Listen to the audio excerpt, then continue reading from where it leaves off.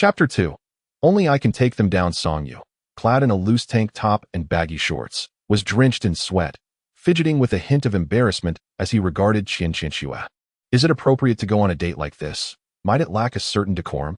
How about this, that you step inside for a moment, and I'll show you the goldfish. Then I can take a shower and change into something more presentable. Qian Qianxue's beautiful visage twitched slightly as she replied coolly, What are you thinking? Who said anything about a date? If someone is causing trouble, I can't intervene, so you should handle those individuals. Upon hearing this, Song Yu felt discontent. It was not a date after all. If you're not here to go out with me, then what brings you here? Besides, if someone is challenging the Cultivation Academy, why should I care? I would rather grab a small stool and enjoy the show. Qian Qianxue regarded him calmly, stating, Didn't you say that you were the only one capable of dealing with the people from the Cultivation Academy? Song Yu scratched his head, acknowledging that he had indeed made such a claim, yet the matter at hand was that others seemed unfazed by those minor opponents. They were from the elite martial arts school. Qian Qianxue's gaze remained fixed on him. What? A spark of interest ignited within Song Yu as he stared at Qian Qianxue in disbelief. Are the people from the elite martial arts school coming to the Cultivation Academy to cause a ruckus? Have they nothing better to do? Have they filled their bellies to the point of idleness? One of them is pursuing your sister. Your sister, however, a thought crossed his mind, and he furrowed his brow, asking, Are you referring to Wenro? Qian Qianxue nodded. Aside from her, do you have any other friends at the Cultivation Academy? It seems you've nearly bested them all. Her words carried a tinge of resentment. For no one wishes to see their fellow classmates bested by outsiders. It sounded as if he were a malevolent overlord. Song Yu looked at her and said, Aren't you my friend? What was that saying? First call you sister, then little sister, and eventually wife. Before you can be called sister, one must at least be a friend. That I am not. Song Yu. That remark stings a bit. Qian Qianxue's starry eyes gazed at him. That group is claiming their ISNT, a single capable fighter in the Cultivation Academy, that I am now a high-level practitioner, and according to the rules, I am not permitted to act against them. I told them that as long as they can defeat Wenro's brother, I will no longer impede them. Song Yu. So I am being called upon as a shield, but why should I? A graceful lady deserves a gentleman. There's nothing wrong with that. Of course, I am not particularly pleased with the idea of pursuing Wenro. Wenro cried. Qian Qianxue delivered her final blow. Song Yu was incensed. If Qian Qianxue was the woman he most desired, then Wenro was truly his only friend in the Cultivation Academy over the past decade. He could not fathom why the others did not seem fond of him. Yet Wenro was different. The young girl, true to her name, often trailed behind him, sweetly imploring, Brother, please don't bully my classmates anymore, okay? They're all afraid of you. She would frequently offer him treats and assist him in locating martial arts manuals, making him feel somewhat reluctant to stir up trouble in recent years. If this situation was something Wenro willingly engaged in, he could not interfere, but upon hearing that she had cried, it was an entirely different matter. Clearly, she was unwilling. Bullying my sister is absolutely unacceptable. Very well, I shall follow you. Song Yu emerged, clad in flip-flops and oversized shorts. Lead the way, he declared nonchalantly at that moment. Qian Qianxue hesitated slightly, gazing at Song Yu with eyes as fluid as water. Is this how you intend to go? Do you need to bring a knife? That seems rather excessive. After all, it's merely a group of young rascals infatuated with a girl. Must we be so ruthless? Song Yu looked at Qian Qianxue in astonishment. Such a beautiful girl, yet her heart was so dark and her demeanor so fierce. Qian Qianxue's exquisite face finally cracked, and she retorted angrily, Who said you should bring a knife? Am I truly that malicious? I am merely asking if you're going in flip-flops. Oh, is that what you meant? Song Yu scratched his head. Wearing flip-flops, is already quite respectful towards them. Qian Qianxue fell silent, shooting him a glare, and said, Then let us proceed. Within the adjacent Cultivation Academy, a large crowd had gathered, divided into two distinct factions. The elite martial arts school's youth strutted about, their faces adorned with the brazen smiles of victors. In stark contrast, the students from the Cultivation Academy appeared disheveled, with several sporting bruises and tear-streaked faces. The young cultivators were mere novices, fragile and delicate, resembling the likes of Lin Deyu. A group of instructors from the Cultivation Academy were tasked with maintaining order, their faces grim. Bound by their status, they could not intervene, for the Academy welcomed challenges. Yet their spirits were at an all-time low, filled with disdain for the wretched rules. It was one thing to be bested by Song Yu, But for the elite martial arts school to seek trouble was a profound humiliation. This was the greatest sorrow of cultivators. Until they achieved a certain level of mastery, they bore little distinction from ordinary folk. Even those who had made substantial progress were not immune to downfall at the hands of commoners. A notorious incident from years past recounted the tale of a mid-level cultivator, rumored to have reached the 6th level of chi nurturing, on the cusp of entering the ranks of high-level practitioners. Capable of unleashing formidable spells with devastating power. However, due to a trivial matter, he engaged in a verbal spat with an ordinary man, which escalated into a physical confrontation. The cultivator, overestimating his abilities and underestimating the towering figure of the nearly 2-meter-tall ordinary man, prepared to unleash his magic. Just as he was about to strike, he was unexpectedly stabbed in the abdomen with a knife. The scene was gruesome. With entrails spilling forth, the cultivator perished on the spot. This incident caused quite a stir at the time, drawing widespread attention. Although Song Yu refrained from mocking the Cultivation Academy over such an event, he couldn't help but feel a twinge of pity for that cultivator deep down. If one sought confrontation, why not strike first? Why put on airs? Knowing well one's close combat skills were lacking and defenses feeble, why grant the opponent the opportunity to close in? If not you, then who would meet their demise? In truth, the overwhelming majority of students within the Cultivation Academy were guilty of this folly, all pretentious braggarts.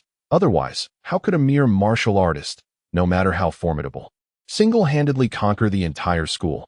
After having suffered a minor setback at her hands, Song Yu ceased to seek her out for sparring. As Song Yu and Qianxinxue entered the Cultivation Academy, they could hear the raucous taunts from the elite martial arts school in the distance. Where are they? Weren't they supposed to gather people? Are they too afraid to show up? I truly wish to see if anyone dares to extend their necks upon hearing the words elite martial arts school. Could it be a delaying tactic? Do they wish to lead us astray? Just a jest. If they fail to provide a clear answer today, we shall remain steadfast. Among the crowd, a young girl with long hair cascading down her shoulders and a face that is undeniably beautiful.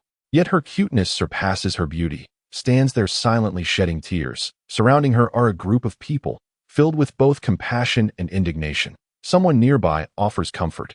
Fear not, gentle one. Soon your brother will arrive and surely bring them to their knees. The individuals from the elite martial arts academy, upon hearing this, scoffed derisively. We shan't question your reliance on outside help. We shall wait right here to see just who this gentle brother truly is. The Cultivation Academy is equally pathetic. Beneath the advanced ranks, they possess not a single capable fighter, yet they have the audacity to mock our martial pursuits.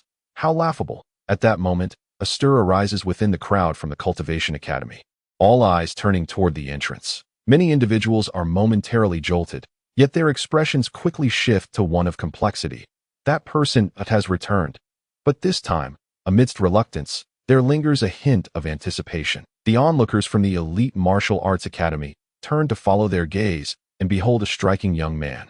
Standing over 6 feet tall, clad in a sleeveless shirt and shorts, casually sliding on flip-flops. His hair is damp, beads of perspiration dot his face, and he is engaged in light-hearted banter with Qianxue, the representative of the Cultivation Academy. As he lazily strolls through the entrance in truth, it is primarily Song Yu who is doing the talking and laughing, while Qianxue listens in silence. This all. The crowd from the elite martial arts academy erupts in laughter, their eyes filled with palpable disdain. After the initial amusement, some grow cold, perceiving this as a personal affront.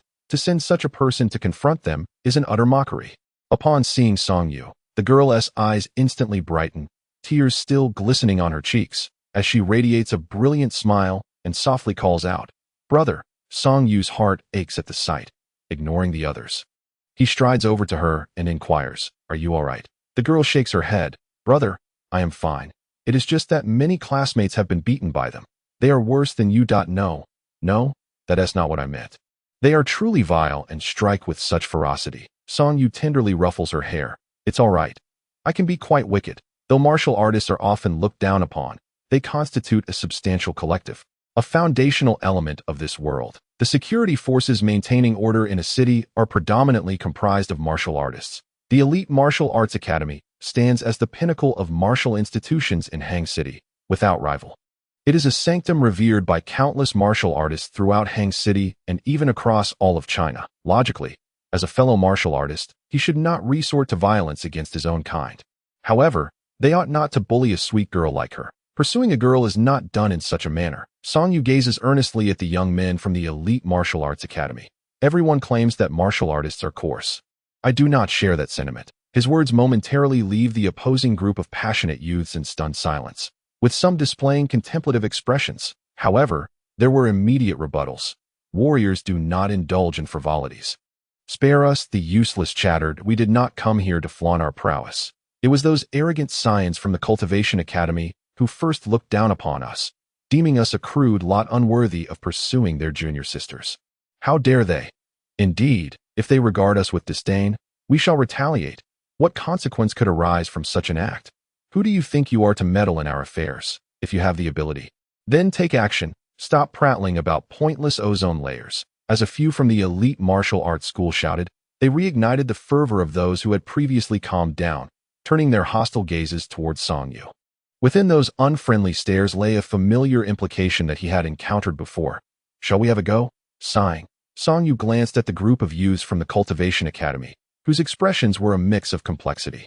To be honest, this bunch from the Cultivation Academy is indeed a bit deserving of a beating, he remarked. Qian Shui's face instantly darkened. I summoned you to provide support, not to stab me in the back. However, Song Yu regarded the group, clicking his tongue. The only one here I can hit is you. The rest of you, not a chance. Chapter 3. A match of wits. The youths from the elite martial arts school were immediately incensed. The individuals from the Cultivation Academy were also displeased. Was this even a conversation? What did he mean by only he could strike? If it weren't for the fact that we cannot defeat you, we would have torn you to shreds long ago. Suddenly, one of them furrowed his brow and turned to Wenro, asking, "What time is it?" Wenro paused for a moment, glanced at her wristwatch, and softly replied, 10:50. His attitude further ignited the fury of the elite martial arts youths. Was this arrogant lad completely disregarding them? Did he not know of the elite martial arts school? One young man stepped forward, sneering, "Dining. Soon, you won't be able to eat it all." Song Yu suddenly slapped his forehead and turned to Wenro again. "Oh right, I forgot to ask, which scoundrel made you cry?" The crowd fell silent. Wenro pursed her lips, at a loss for words. Her gentle nature made it difficult for her to disclose such matters publicly. The young man who had stepped forward scoffed, raising an eyebrow. "Scoundrel? That would be your grandfather. So you are her brother? I just touched her cheek a moment ago, and it smelled delightful." With his head held high, the youth proclaimed defiantly, "If you have the guts, come at me." He then approached Song Yu, striking a combat stance, but before he could utter another word, Song Yu suddenly lifted his leg and delivered a kick straight to the youth's abdomen, sending him crashing to the ground. "I am a person of civility and decorum," he declared. In a flash, he seized one of his slippers and rushed to the fallen youth, swinging it with fervor, landing a barrage of slaps across his face. This all transpired so swiftly that nearly everyone was caught off guard. The youth's cheek rapidly swelled, but Song Yu flipped the slipper over, pressing the sole against the youth's bleeding nose, and bellowed, "Does this smell good? Is it fragrant or not?" The youth was utterly bewildered, his mind blank, unable to comprehend what had just transpired. The others from the elite martial arts school stood frozen in shock. Such a rule-defying individual was a rarity they had never encountered before, until Song Yu, with a look of disdain, put away his slippers. Noticing the blood smeared on them, he disdainfully tossed them onto the boy's face and opted to go barefoot. The boy hunched over like a shrimp, clutching his stomach, his face smeared with blood as he wailed loudly, followed by bouts of coughing and retching. Mucus and tears mingled with fresh blood, creating a gruesome scene. The other elite members of the martial arts academy were utterly incensed. "You little coward, resorting to a sneak attack. Shameless, unprincipled." Song Yu feigned innocence. "Aren't we in a fight? Isn't it a contest of who strikes faster?" More accurately, and with greater ferocity, "Surely, you don't mistake this for a friendly sparring match." The students of the Cultivation Academy, who had initially felt heavy-hearted and conflicted, erupted into uproarious laughter. What a satisfying turn of events. Just moments ago, this boy had been the most arrogant one. Seeing him in such a state was simply delightful. To bring up rules with Song Yu. How naive. They had endured too many of such humiliations in the past. The Song family had always been this shameless. Expecting him to adhere to rules was nothing short of a fantasy. Previously, they had been the ones filled with grievances and rage, but today, the tables had turned. It was a feeling akin to serfs rising up and singing their liberation song. Among the elite martial arts academy, a handsome youth, seemingly around 18 or 19, halted his eager companions who were ready to charge forth. Squinting slightly as he regarded Song Yu. I misjudged you. I didn't realize you had some skills. Song Yu chuckled, modest yet sincere. Oh no, no. I'm just an ordinary person. I can only manage against opponents like you. Anyone stronger would easily best me. The youth, aged 18 or 19, thought to himself, is this supposed to be humility? This fellow is quite intriguing, unlike the straightforward young martial artists who would easily be riled up. He appeared somewhat cunning that he didn't appreciate cunning fighters. Those who resolved issues with sheer physicality had no need for scheming. Matters such as these were his domain. Whether or not you could defeat me was irrelevant to the pursuit of gentleness. Song Yu regarded his counterpart. I am here because you bullied her, causing her to shed tears and feel unhappy. Young man, it's acceptable to pursue a girl, but not in this manner if one believes that the size of their fists grants them the right to take women as they please. Then I must say, I already have a harem. The crowd fell silent. The 18 or 19-year-old youth wore a face of exasperation. Who was he trying to impress with such pretentiousness? He considered himself quite composed. Yet before this frivolous and ostentatious youth, he felt an overwhelming urge to land a punch, painting his face with a blossom of bruises. Come on, restrain your emotions. I am nearing the realm of mastery and can be considered a formidable opponent. Show me just how capable you truly are. Song Yu spoke casually, but internally, he remained cautious, reflecting on the depth of the elite martial arts academy, which rightfully held the title of the top academy in Hangzhou. This little fellow appeared to be of similar age, yet his cultivation that was alarmingly close to his own. Such an adversary, if underestimated, could indeed pose a threat to contend with someone like him. It was paramount to provoke him into a rage. Losing his rationality, thus creating more opportunities, Meng Sudong found himself laughing in exasperation. Even if the opponent saw through his true cultivation level, which was undoubtedly impressive, so what? Just prior, he had claimed the gold medal in the Under-20 World Championship. Among the peers of martial artists, he is yet to encounter a worthy opponent. Even if this young man is not weak, what difference does it make? A martial artist who lacks the audacity to declare himself the best in the world should simply retreat to his training. Meng Sudong similarly adopts a stance, yet unlike the bewildered youth who was just overwhelmed by Song Yu's earlier maneuvers, his posture embodies multiple transformations, leaving no opportunity for a sneak attack.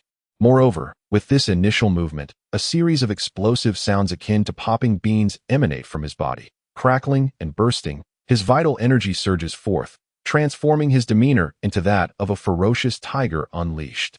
The onlookers from the Martial Arts Academy turned pale, realizing that the earlier opponent had not been taking things seriously. Otherwise, their group would not have been reduced to bruised and tearful figures. How dare they? Meng Sudong's eyes widened as he let out a low growl, his movement swift as a leopard as he lunged towards Song Yu. His fist swung forth, accompanied by a booming sound like thunder. Song Yu raised his hand to meet it with a seemingly ordinary punch, yet at the moment of impact, an incredibly dull thud resonated. Bang! Song Yu staggered slightly, but did not retreat, while Meng Sudong was forced to step back 2 paces. His expression grew more cautious. This individual before him was indeed a concealed master. The power of his opponent was certainly on par with his own, perhaps even surpassing him by a slight margin. However, Meng Sudong did not feel disheartened that he had encountered many individuals of great strength, yet the realm of martial artists is vast and intricate. Mere brute force does not suffice. Only those of higher tiers possess the right to look down upon martial artists. In the next moment, he quickened his pace, darting left and right in search of a weakness in Song Yu's defense. Monkey fist, tiger pounce, whip kick, fierce as a lion, cunning as a fox, treacherous as a serpent. His martial skills were remarkably solid, not solely reliant on brute strength, showcasing him as a prodigy in martial arts. The crucial aspect was the explosive vigor within him, which, upon full eruption, exuded an unstoppable momentum. Bang, bang, bang. The raw power collided fiercely as both sought each other's vulnerabilities. Their figures grew increasingly swift. Initially, the group from the elite martial arts academy could still discern the movements of both sides. But soon they could no longer keep up, their faces reflecting sheer astonishment. In Hang City, how could anyone possibly contend with the senior brother? The senior brother is a champion of the World Championship. Who is this person? Why have they never seen him before? Song Yu had previously sought sparring partners, but he had never experienced such exhilarating combat. Those martial artists who came to train with him. out of respect for his parents, treated the exchanges as mere games, never truly engaging him. He had considered visiting various martial arts schools to challenge them, but his mentor advised him that the time was not yet ripe. He should wait until his temperament had fully stabilized before stepping into the arena, to avoid being overly affected. Victory could lead to arrogance, while defeat could result in despondency. Thus, it was only today, in his encounter with Meng Sudong, that Song Yu finally felt the thrill of facing a true rival. This made his experience immensely gratifying. The people from the elite academy were left in a state of shock and disbelief, while the crowd from the martial arts academy appeared ashen and trembled with a sense of helplessness and vulnerability. It was only then that they comprehended that each time Song Yu sought trouble, it was merely for the sake of causing mischief, to casually bully them. The thought of each encounter resembling the current one was too daunting to entertain, but it pained him greatly. What brought him the utmost shame was the sight of the opponent sporting a pair of slippers. No. Rather, one foot adorned with a slipper while the other remained bare. Meanwhile, he himself was clad in perfectly fitting training shoes. Though an outsider might not grasp the significance, as an individual steeped in martial arts since childhood, a prodigy within the realm of martial prowess, he understood all too well what this implied. Had his adversary donned footwear akin to his own, he might have already faced defeat.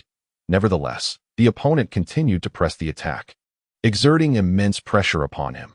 Yet, the benefits of this confrontation were undeniable for both parties, and he believed the other party recognized this truth as well. In the blink of an eye, over 5 minutes had elapsed in their exchange. For the average martial artist, this duration would surpass the limits of endurance. In typical brawls, the initial fervor may sustain a few exchanges, but within a minute, signs of fatigue would become glaringly evident. However, both Song Yu and Meng Sudong, 5 minutes in, still engaged with remarkable speed and considerable force. Both consciously avoided targeting each other's vital points, with Meng Sudong primarily adhering to the rules. For Song Yu, there was no deep-seated animosity.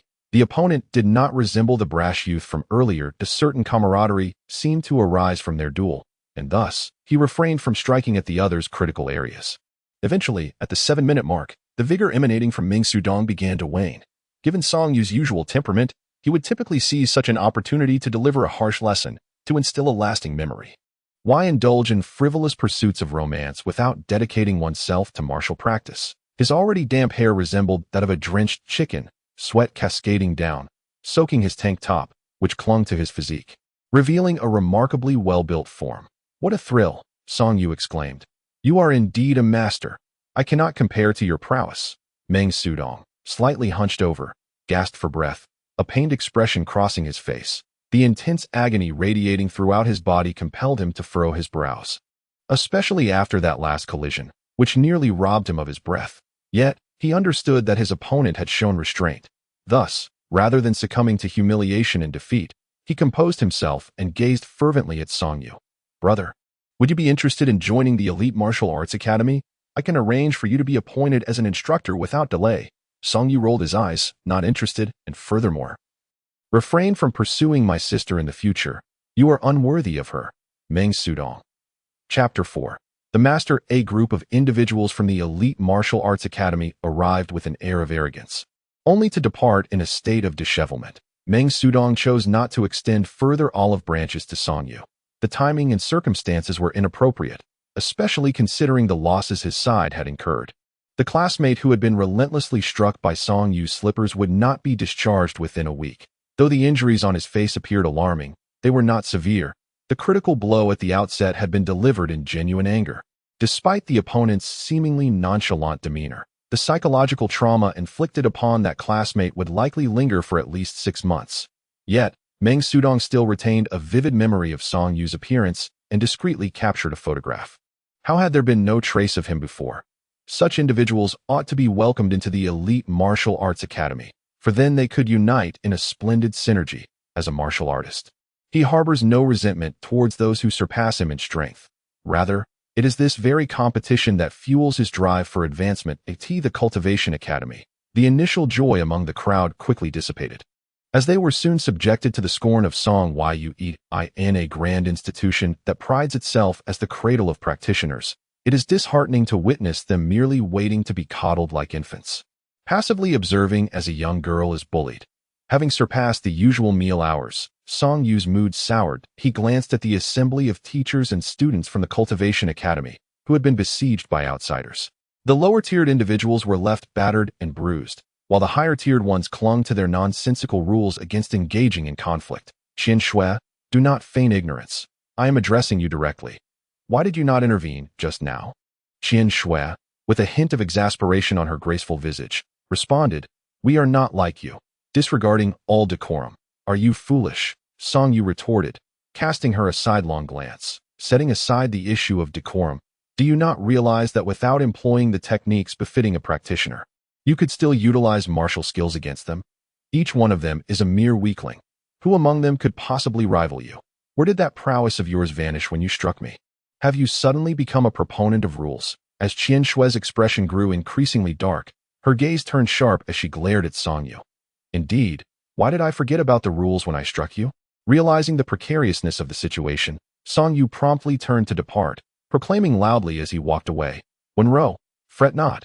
Should those rascals return, do not hesitate to call me. Your seniors may cling to their precious reputations.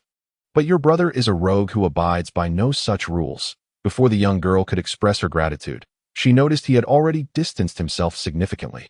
Casting a glance at the disdainful Qian Shui, Wenro mused, in this entire Cultivation Academy, it seems that only Sister Shui could incite any semblance of apprehension in Brother Song. No, it is not apprehension. It must be affection, Qian Shui observed Wenro and the others fading into the distance. Then glanced towards the now empty school gate where Song Yu had vanished. She pursed her lips and muttered softly, You are the foolish one. Wenro is so fond of you, yet you fail to seize such a splendid opportunity. Utterly dim-witted, pathetically incompetent. Then, recalling the moment when Song Yu had struck that young man with his slipper, she couldn't help but chuckle. Although somewhat indelicate, it was undeniably exhilarating. She was not oblivious to the fact that employing martial skills against that group would pose no issue. However, apart from her encounter with Song Yu, she had never truly engaged in combat, and her experience in fighting was quite limited. Even during their sparring session, she understood that he had been somewhat lenient with her. Faced with the kind of ruthless confrontation witnessed today, she might not have been able to prevail. Ultimately, in such situations, she did feel a tad intimidated, yet she could not admit this to anyone, as it would be quite embarrassing. Moreover, since Song Yu had not been around for over 10 days and the one being bullied was Wenro, she resolved to seek out Song Yu. To deal with those unruly martial artists, only someone as cunning as Song Yu possessed the necessary experience. The distance between the Cultivation Academy and Song Yu's residence is less than 1,000 meters. A mere few minutes on foot. However, at this moment, with bare feet upon the scorching pavement, Song Yu finds himself rather uncomfortable and intends to seek a shop to purchase a pair of slippers. The previous pair had been unceremoniously discarded into a trash bin the moment he stepped out of the academy. One slipper, tainted with the blood of a young boy, had become foul and repugnant. The other had followed suit, meeting the same fate, destined to be a pair for eternity. His longtime caretaker, Sister Wang, was well aware of his appetite. Thus she would always prepare an ample meal, taking great satisfaction in watching Song Yu devour his food with fervor. After dining, Song Yu spent the entire afternoon practicing the plum blossom post in a secluded corner of the courtyard. The footwork he was currently learning bore an exceedingly trite name, known as phantom tracery steps, a term frequently found in various martial arts novels and films. This was a technique that he had carelessly acquired from Qian Shui, who had tossed it to him one day, seemingly unbothered. Initially, Song Yu had dismissed it, scoffing at its absurdly cliché name. However, during a bout of ennui, he decided to peruse it, only to immediately regret his decision that it was unclear which eccentric predecessor had assigned such a name to this technique. But its intricacies were undeniably remarkable. The individuals at the Cultivation Academy were not merely novices. Many were adept in physical and sword cultivation, equally devoted to mastering martial arts. After enduring numerous defeats, they too began to devise strategies to counter him. Yet, armed with this footwork, Song Yu found himself nearly invincible against the lesser practitioners at the academy. One could only wonder from where Qian Shui, this aloof swan, had procured such a treasure, for it certainly surpassed the so-called secret manuals his parents had purchased at exorbitant prices. Whether practitioners of esoteric arts or martial warriors, even prodigies must toil diligently.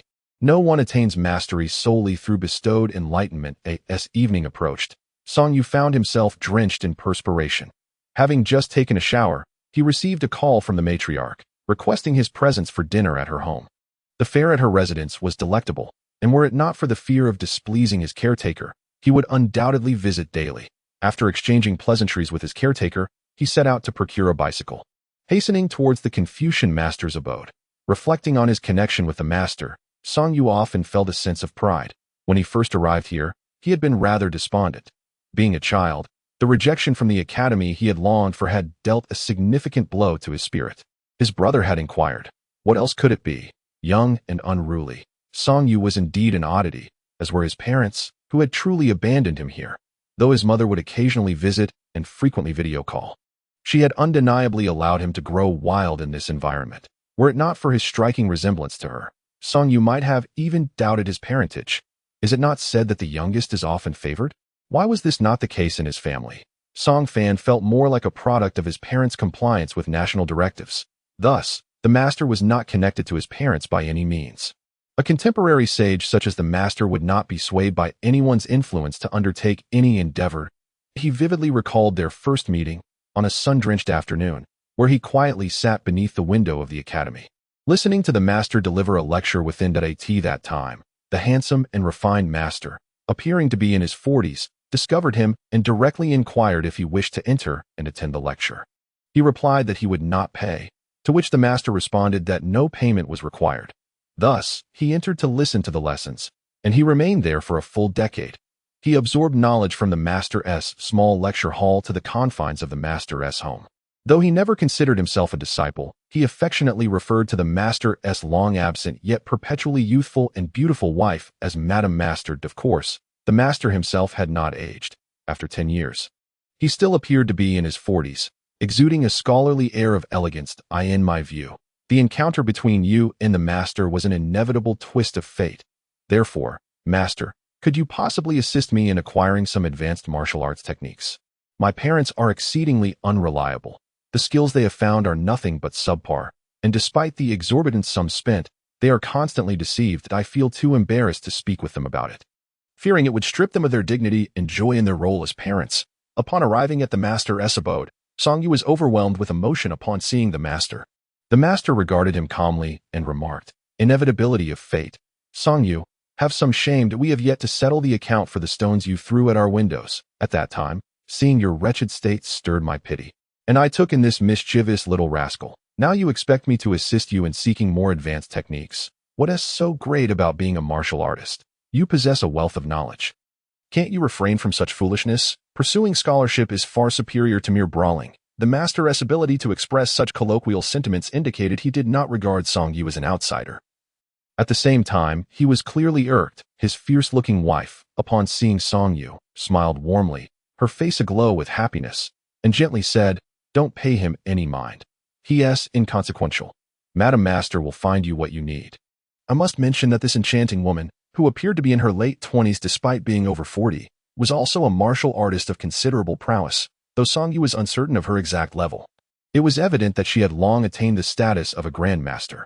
Many of the martial techniques Song Yu had learned were imparted by Madam Master herself. With a playful grin, he exclaimed, Madam Master is the best. To assert that one could argue with Madam Master would be a whimsical exaggeration. Who would ever confide their innermost thoughts in a diary? He then turned back to the old master, saying, at that time, I was just a child, without parental guidance, and perhaps a bit unruly. The old master shot him a glance. A bit unruly, you say? And what do you mean by without parental guidance? Don't portray yourself as an orphan. Back then, I fell for your act. Which orphan resides in a lavish villa of over 700 square meters, with a yard of an entire acre? As he spoke, he couldn't help but chuckle. You little rascal. Even at such a tender age, you knew how to feign poverty and misery, dressed in tattered clothes, running around causing mischief and breaking my windows. Were you also imagining yourself as a poor boy sitting in the corner listening to lectures? No, I did not. Song Yu vehemently denied that moment. Madam Master emerged from the kitchen, carrying a large basin of steaming meat. Its rich aroma wafting through the as a fellow martial artist. She understood the dietary needs of those who train, so she did not fuss over details and simply placed the basin on the table. She then sat down, inquiring about Song Yu's recent studies while watching him devour the meat with great enthusiasm, creating a scene that felt truly familial. The first day came to a close. I extend my heartfelt gratitude to Pia Piao, Miao Miao, Xiao Yu, the esteemed Xin Qitian, the supreme Azuo, the honorable Hao Ming Yixingzuan, and the elegant Kai Timio. I acknowledge the generous support and offerings from both new and old friends upon the release of my new book. It is the first time I have taken such a long hiatus before commencing a new work, and I find myself without any drafts prepared. Nonetheless, I remain true to myself. Chapter 5. The Grand Master of Martial Arts after their meal. The master did not usher Song Yu directly into the study as he usually would. Instead, after a half-hour respite in the living room, he led him to the small training arena in the backyard. The space was modest, yet the towering trees surrounding it formed a dense canopy, effectively shrouding the entire area in privacy. Song Yu was familiar with this place, as it belonged to his master's wife, who occasionally brought him here during their martial arts lessons. The master, however, seldom frequented this spot. As Song Yu pondered this peculiarity, the master, with a serene gaze, inquired, "You are 18 now, are you not?" Song Yu nodded, feeling somewhat perplexed by the inquiry. What could this possibly pertain to? "It has been 10 years, the master mused, a hint of nostalgia in his tone, "when your parents entrusted you to my care. I harbored some reservations. Mischievousness is not inherently troublesome. It is merely a child's nature. However, you were quite young at that time," and the latter part of his words faded into obscurity for Song Yu, who found himself in a daze, his mind buzzing with confusion. Had not the master been someone he had befriended independently? How could it be that his parents had entrusted him to the master? They had never mentioned this to him. Their acquaintance began when he had been hiding in the corner to put it more accurately, when he had thrown stones at the master's windows while feigning poverty and misfortune. The master chuckled lightly at Song Yu's expression. "Otherwise, why would I have suddenly invited you to my lessons? When faced with a troublesome child, the usual course of action is to send them away." Song Yu felt a pang of realization. Was he truly the source of his own embarrassment? Yet, to be fair, one might argue that this was indeed a twist of fate. The master smiled at him. "After your parents entrusted you to me, they promptly sought my assistance in watching over you." Song Yu was taken aback. His unreliable parents had a connection with the master. They had performed such a commendable and heartwarming act? Yet, why had they never mentioned it? How cruel. Your father remarked upon your unruly nature and propensity for fighting, claiming that your strong sense of pride would lead you to disrupt any school you attended, resulting in expulsion. Such judgments. They had misconstrued my character. Their understanding of me was far too superficial. Yet, this was indeed something my father would say thus. Song Yu felt a twinge of discomfort, which he did not attempt to hide as he gazed at the master. "I was initially hesitant, fearing I might not teach you well and inadvertently hinder your progress. Consequently, I did not seek you out immediately. Yet, here you are, inadvertently stumbling into my sight, feigning misfortune. Surely this is fate." The master remarked with a smile. "Does that mean this was merely a connection between us, unrelated to my parents?" Song Yu asked, a hint of dissatisfaction evident in his expression. He was quite invested in this matter. Though he never voiced it, it was indeed a point of pride for him. After all, this was the master. Renowned figures often had to queue for an audience with him. Yet, he could visit the master's home anytime. And he even possessed a key. However, there was also a rather embarrassing aspect to this situation. He has boasted countless times before his parents and siblings about me, Song Yu, a person destined to become a supreme martial arts master in the future. Yet I have formed a deep friendship with the renowned sage, transcending the boundaries of age. I have acquired a wealth of knowledge that nearly overflows. So, I ask you, isn't that impressive? He could be considered my mentor to some extent. His knowledge is commendable, just sufficient for my learning. The master's wife is exceptionally formidable. She has treated me with great kindness, imparting numerous martial skills to me. Brother, are you envious? The sage isn't as stern as one might think. He is quite gentle. Ha! Sister, do you feel envious? The sage speaks to me in a very casual manner.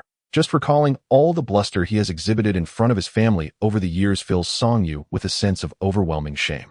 How utterly embarrassing. It cannot be said to be entirely unrelated. While the sage looks at Song Yu, it is indeed something you have earned for yourself. They implored me to watch over you, to take care of you. Yet they did not beseech me to pass on my extensive knowledge and skills to you, for they understand that if you are not cut from the right cloth, no amount of pleading will suffice. Song Yu felt somewhat reassured and immediately grinned at the sage, saying, I am quite exceptional, am I not? The sage smiled warmly. Of course, you are exceptionally talented. Instantly, Song Yu's face brightened. You are a wonderful person. Sage, only your words are a bit too blunt, the sage replied. But this lad, when called fat, becomes breathless. Give him a ray of sunshine, and he blossoms. Indeed, it is amusing to think that such a small child could harbor so many cunning thoughts. His parents were too busy to care for him, and their understanding of him extended only as far as his astonishing martial talent, often lingering on his mischievous side. In reality, this child is a genius, not merely in martial arts, but in every aspect. This also encompasses cultivation. The path of cultivation is not limited to one route. There are myriad avenues. The dogmatic individuals at the neighboring cultivation academy are incapable. They fail to recognize this unpolished gem. Had the cultivation academy truly accepted Song Yu back in the day, the bond between him and me might have remained only in the shadows of care. I did not summon you today merely to discuss these matters. It is more of a reflection. You have matured, learned to stand up for those around you, and today you refrained from excessive force, demonstrating a newfound restraint, more composed than before, the sage remarked. Song Yu was somewhat astonished. Did the events of midday reach the sage's ears so swiftly? The sage chuckled softly, stating nonchalantly, given our proximity, it would be difficult not to hear about any happenings over there. Did they mention that I was quite imposing? Song Yu asked eagerly. The sage disregarded his inquiry and, with a serious expression, instructed him, go and spar. Exert yourself to the fullest, leaving no reservations. Huh? Song Yu was taken aback, feeling that today was filled with the unexpected. The sage actually wanted to watch him spar. If this request had come from the master's wife, he would have had no objections, for she was indeed formidable, exceptionally fierce. This was no trifling matter.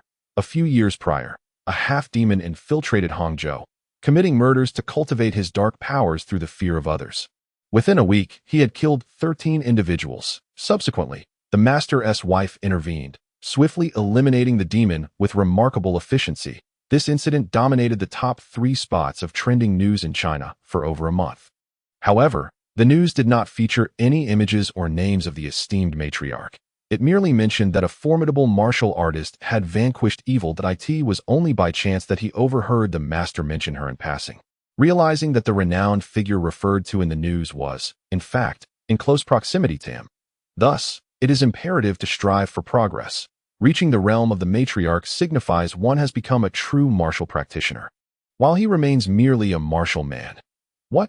Do you think I lack understanding? The master gazed at him with a tranquil expression. Yet, Song Yu sensed a hint of displeasure in the master's demeanor at being underestimated. Very well, who could deny that he is, after all, half a teacher to me?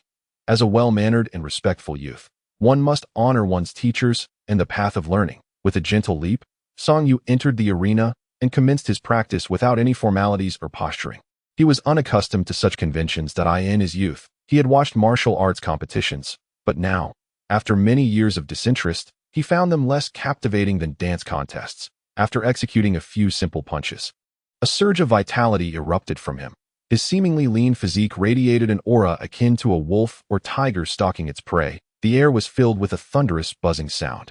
Having consumed a modest amount of wine, Song Yu felt a heightened sense of exhilaration. Swiftly entering a state of oblivion, he soon forgot that he was showcasing his skills for the master. Immersing himself entirely in the moment, his movements were as fluid as a nimble ape, and the sound of his punches roared like a tiger's roar. The ground trembled slightly beneath his feet. The young master-level martial artist, akin to the rising sun, shone brilliantly. The master's formidable wife, a strikingly youthful and beautiful woman, had arrived at some point, standing beside the master with eyes full of admiration and a touch of pride. She softly remarked to the master, "This child is truly a prodigy in martial arts. Perhaps he truly has the chance to shatter that constraint and integrate martial prowess with the path." The master gazed deeply at Song Yu, whose form was gradually transforming into a fleeting shadow, and said, "Alas, top-quality resources are both exceedingly expensive and rare. Even with wealth, acquiring them is a challenge. Otherwise, the chances of awakening the thunderous energy within him would be significantly greater." The lady frowned slightly. "Isn't it a bit premature?" The master gently shook his head. "It is not too early. He is already 18, and his body is nearly fully developed, after years of honing.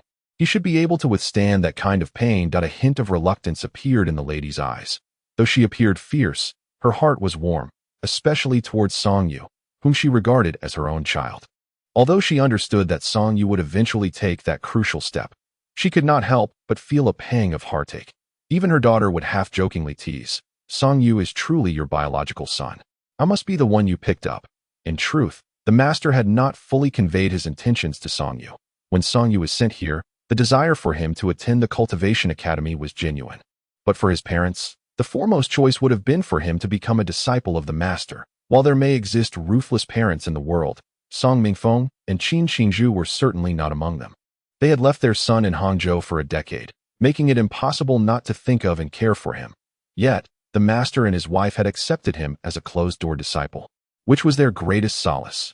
Indeed, Song Yu lacked the spiritual roots for cultivation and could not absorb the spiritual energy of heaven and earth, but his martial roots were unparalleled among millions.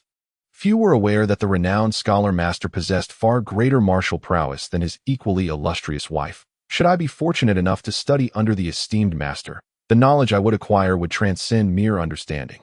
At this moment, Song Yu had just completed a set of punches, his exertion causing beads of sweat to cascade down his once dry body, while a faint flush adorned his fair and handsome visage.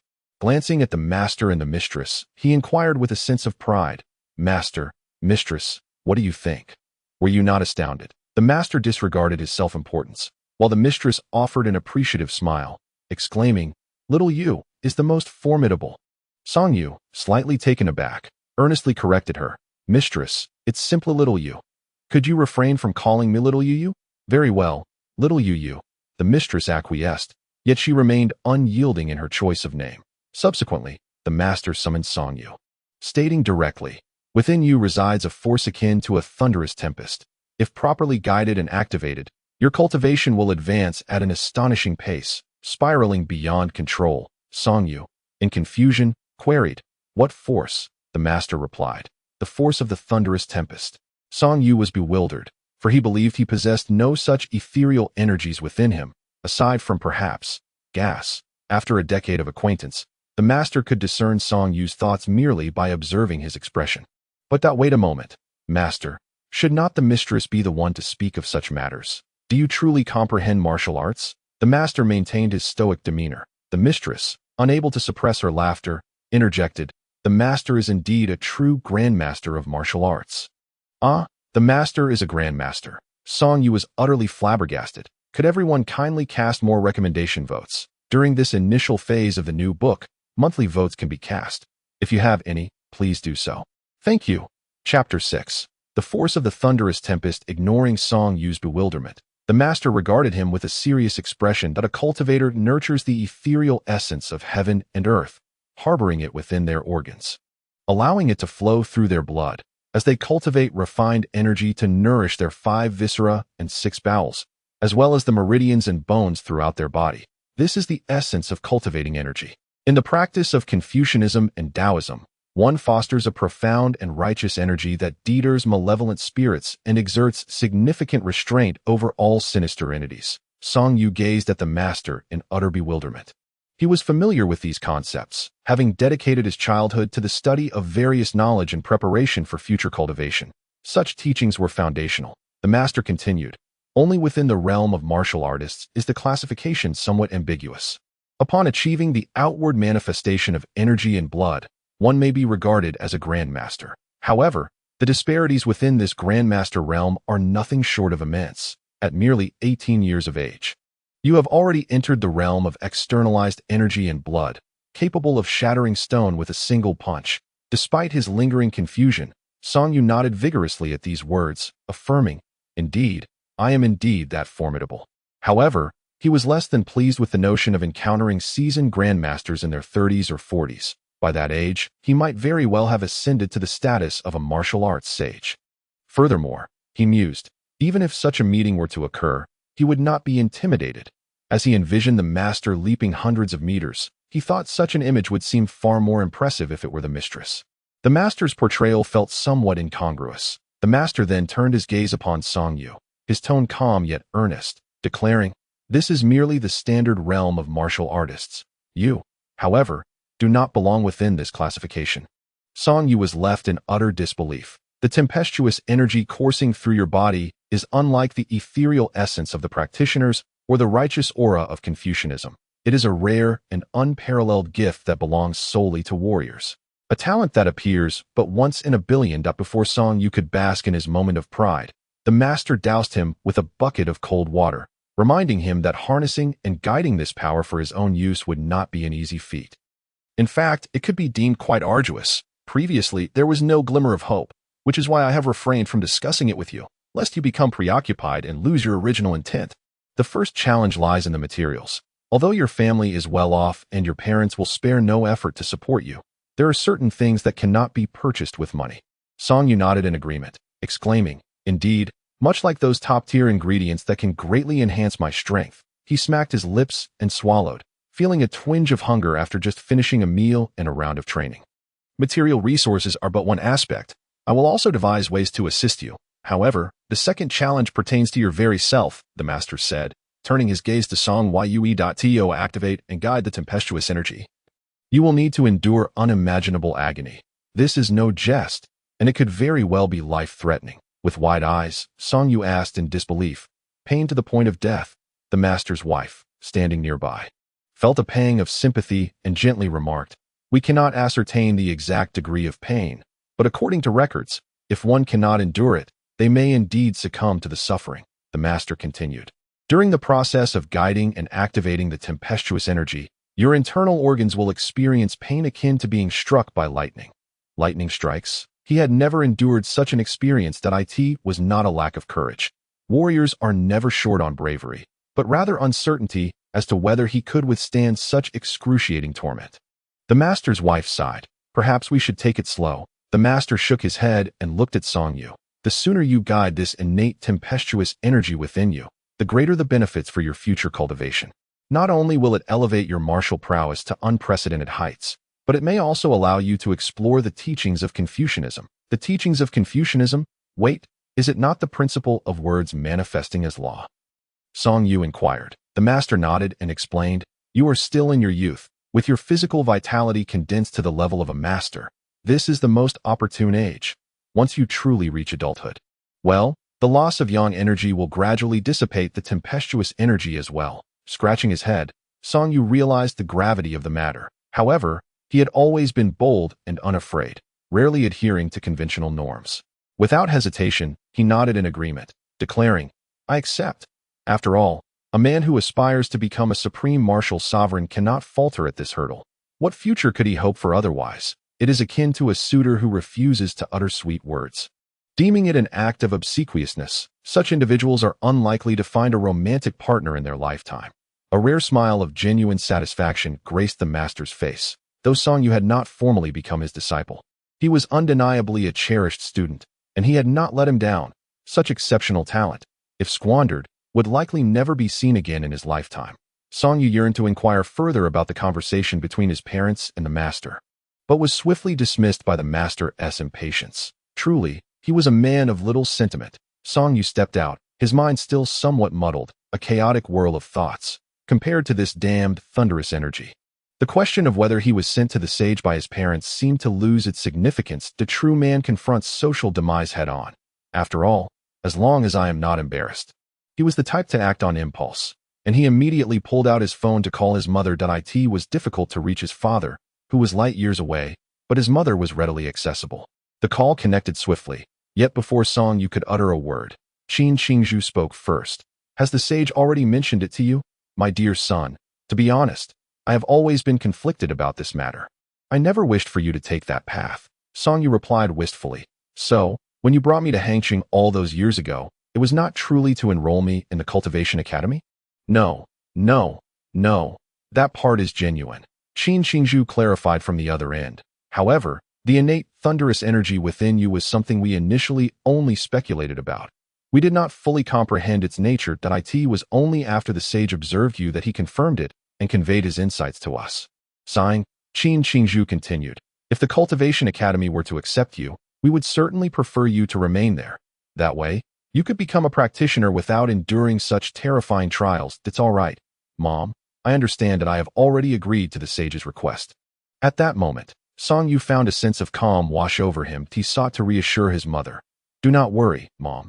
I am already 18, an adult. If this is a trial on my martial path, then I must confront it rather than evade it. Son, you have grown up. Qin Qingju's tone carried a hint of nostalgia and sadness from the other end. How could a mother not yearn for her child, who had not been by her side since infancy? Indeed, now you're tall, handsome, and incredibly charming. Song Yu chuckled and chatted a bit more with his mother, diverting her attention before ending the call, his expression turning more serious. He was well aware of the sage's character. He never spoke lightly. If he claimed that this matter posed a life-threatening risk, then it undoubtedly did. There was no chance it was merely a scare tactic. Yet the most genuine emotion surging within Song Yu was not fear, but rather anticipation. As long as he could endure that trial, it would be as if he had kicked open the door between life and death. Having faced death itself, what else was there to fear? On his way home, Song Yu glanced at his phone and noticed a rare new message on the sparsely populated social media platform. Upon opening it, he couldn't help but smile with delight. Good sister, your brother's affection for you was not in vain. Chapter 7. Refusal. Thinking about the imminent dinner with Qian Mimi and Wenra Mimi, Song Yu's spirits lifted considerably as he strolled leisurely through the tranquil villa district towards home. This area boasted over 60% greenery, with pavilions and water features, ancient trees casting ample shade. While the environment was splendid, it also ensured the privacy of each household. Around 8 in the evening, the neighborhood was nearly deserted, save for a few elderly ladies walking their dogs. Just as he approached his home, Song Yu suddenly spotted several individuals standing there. The nanny, Wang Jia, stood at the entrance with her hands on her hips, fiercely confronting them. Was the community security so lax? When did they start allowing strangers to roam freely? Song Yu furrowed his brow slightly and strode forward, only to discover a familiar face among the group. Meng Sudong, the very individual he had sparred with earlier that day. Upon noticing Song Yu, the others visibly relaxed. Missy? Song Yu glanced at Meng Sudong's expression and couldn't help but chuckled. It seemed this fellow had suffered a minor setback at the hands of Wang Jia. Sure enough, Meng Sudong, looking somewhat embarrassed, quietly inquired, how is this Missy so formidable? What is her relation to you? Song Yu's lips twitched. Are we that close? Moreover, you were just attempting to pursue my sister earlier today, and now you have your sights set on my housekeeper? And Missy? Wang Jia is already 47 and has 3 children. With that thought, he regarded Meng Sudong with a hint of sympathy that I believe martial arts would suit you better. Meng Sudong. He merely found the attractive sister impressive and wished to make her acquaintance. A martial artist. It was rare not to be infatuated with martial prowess. Encountering a master would excite anyone, regardless of gender. What brings you to me? Do you have something to discuss? Song Yu did not warm up to him simply because Meng Sudong mentioned they were neighbors. The crux of the matter was that this lad bore a resemblance to him. Both were cunning martial artists.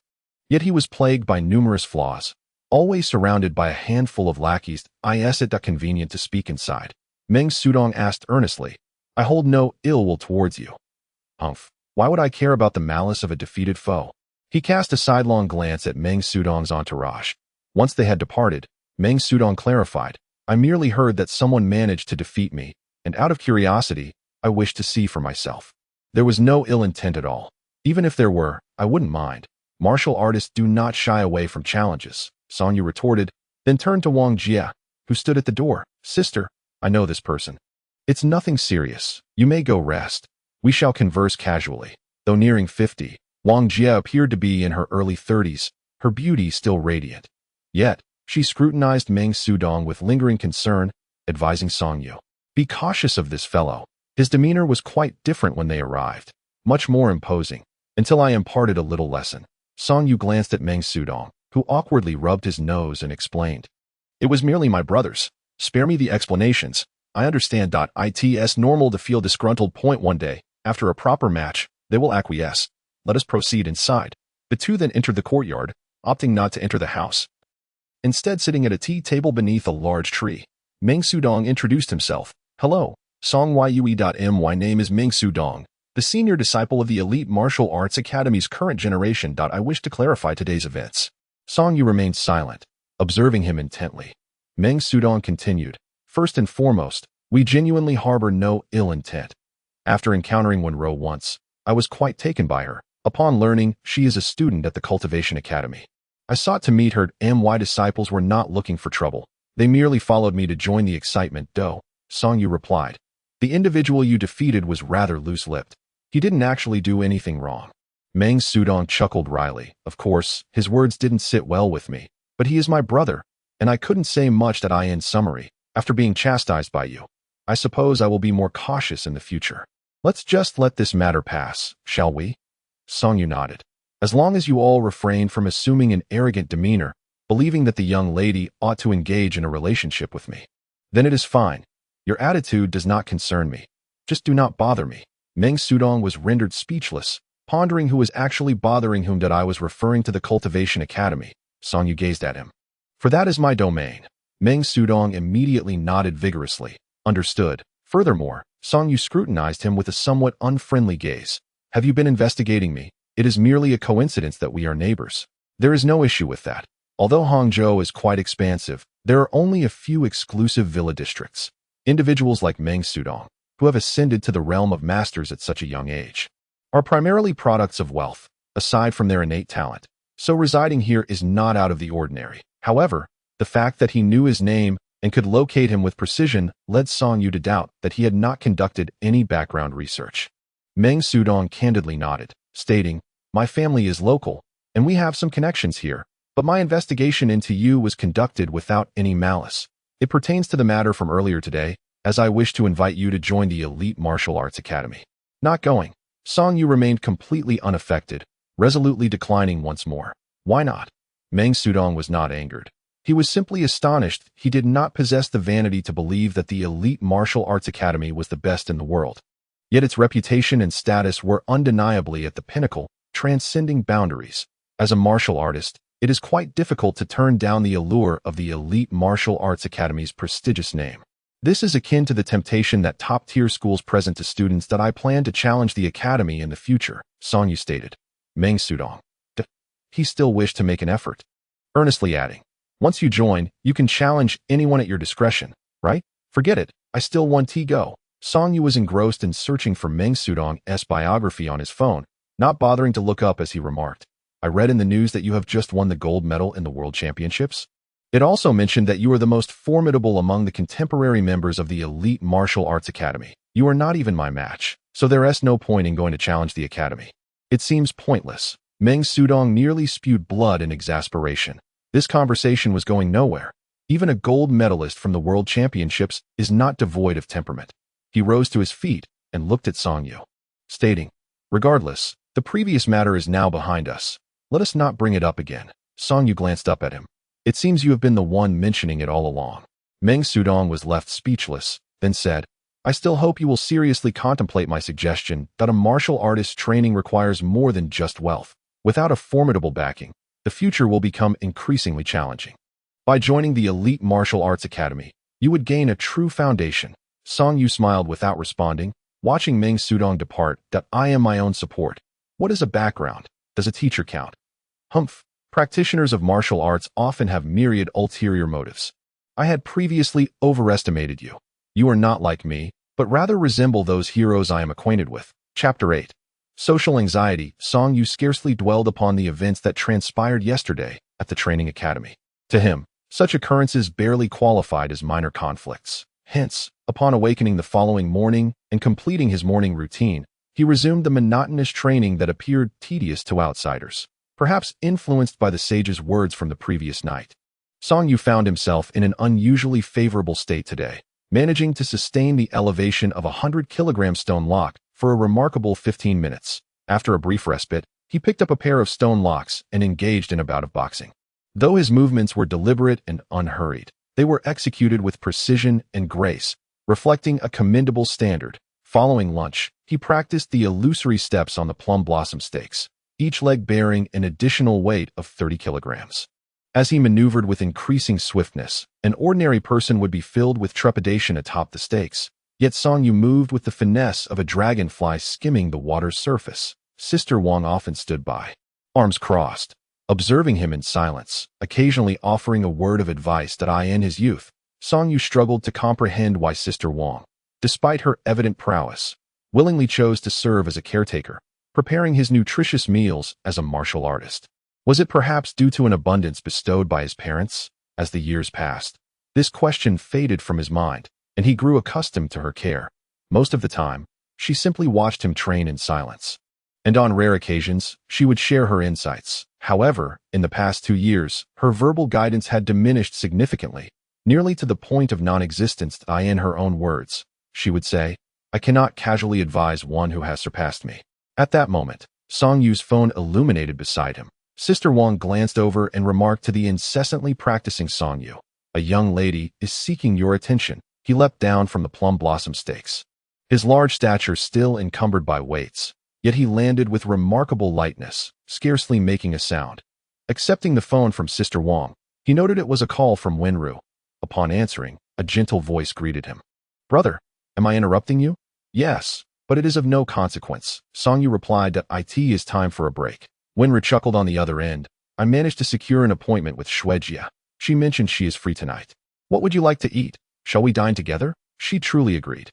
Song Yu expressed his surprise that he had long harbored thoughts of inviting her, but had never taken the initiative. "Let us have meat. Find a place that serves good meat, but nothing too extravagant."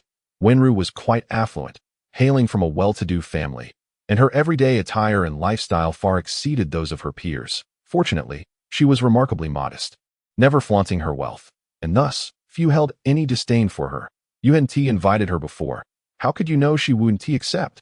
Wenru stated, then continued, "All right then, I'll reserve the place shortly and send you the details."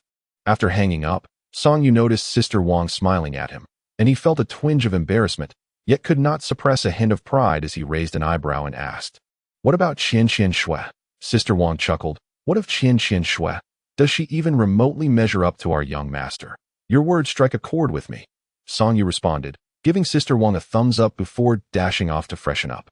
Changing into a crisp and clean athletic ensemble, casting aside his previous nonchalance, he stood before the mirror, meticulously arranging his hairstyle while murmuring, "I truly envy you. You get to behold such a handsome figure every day."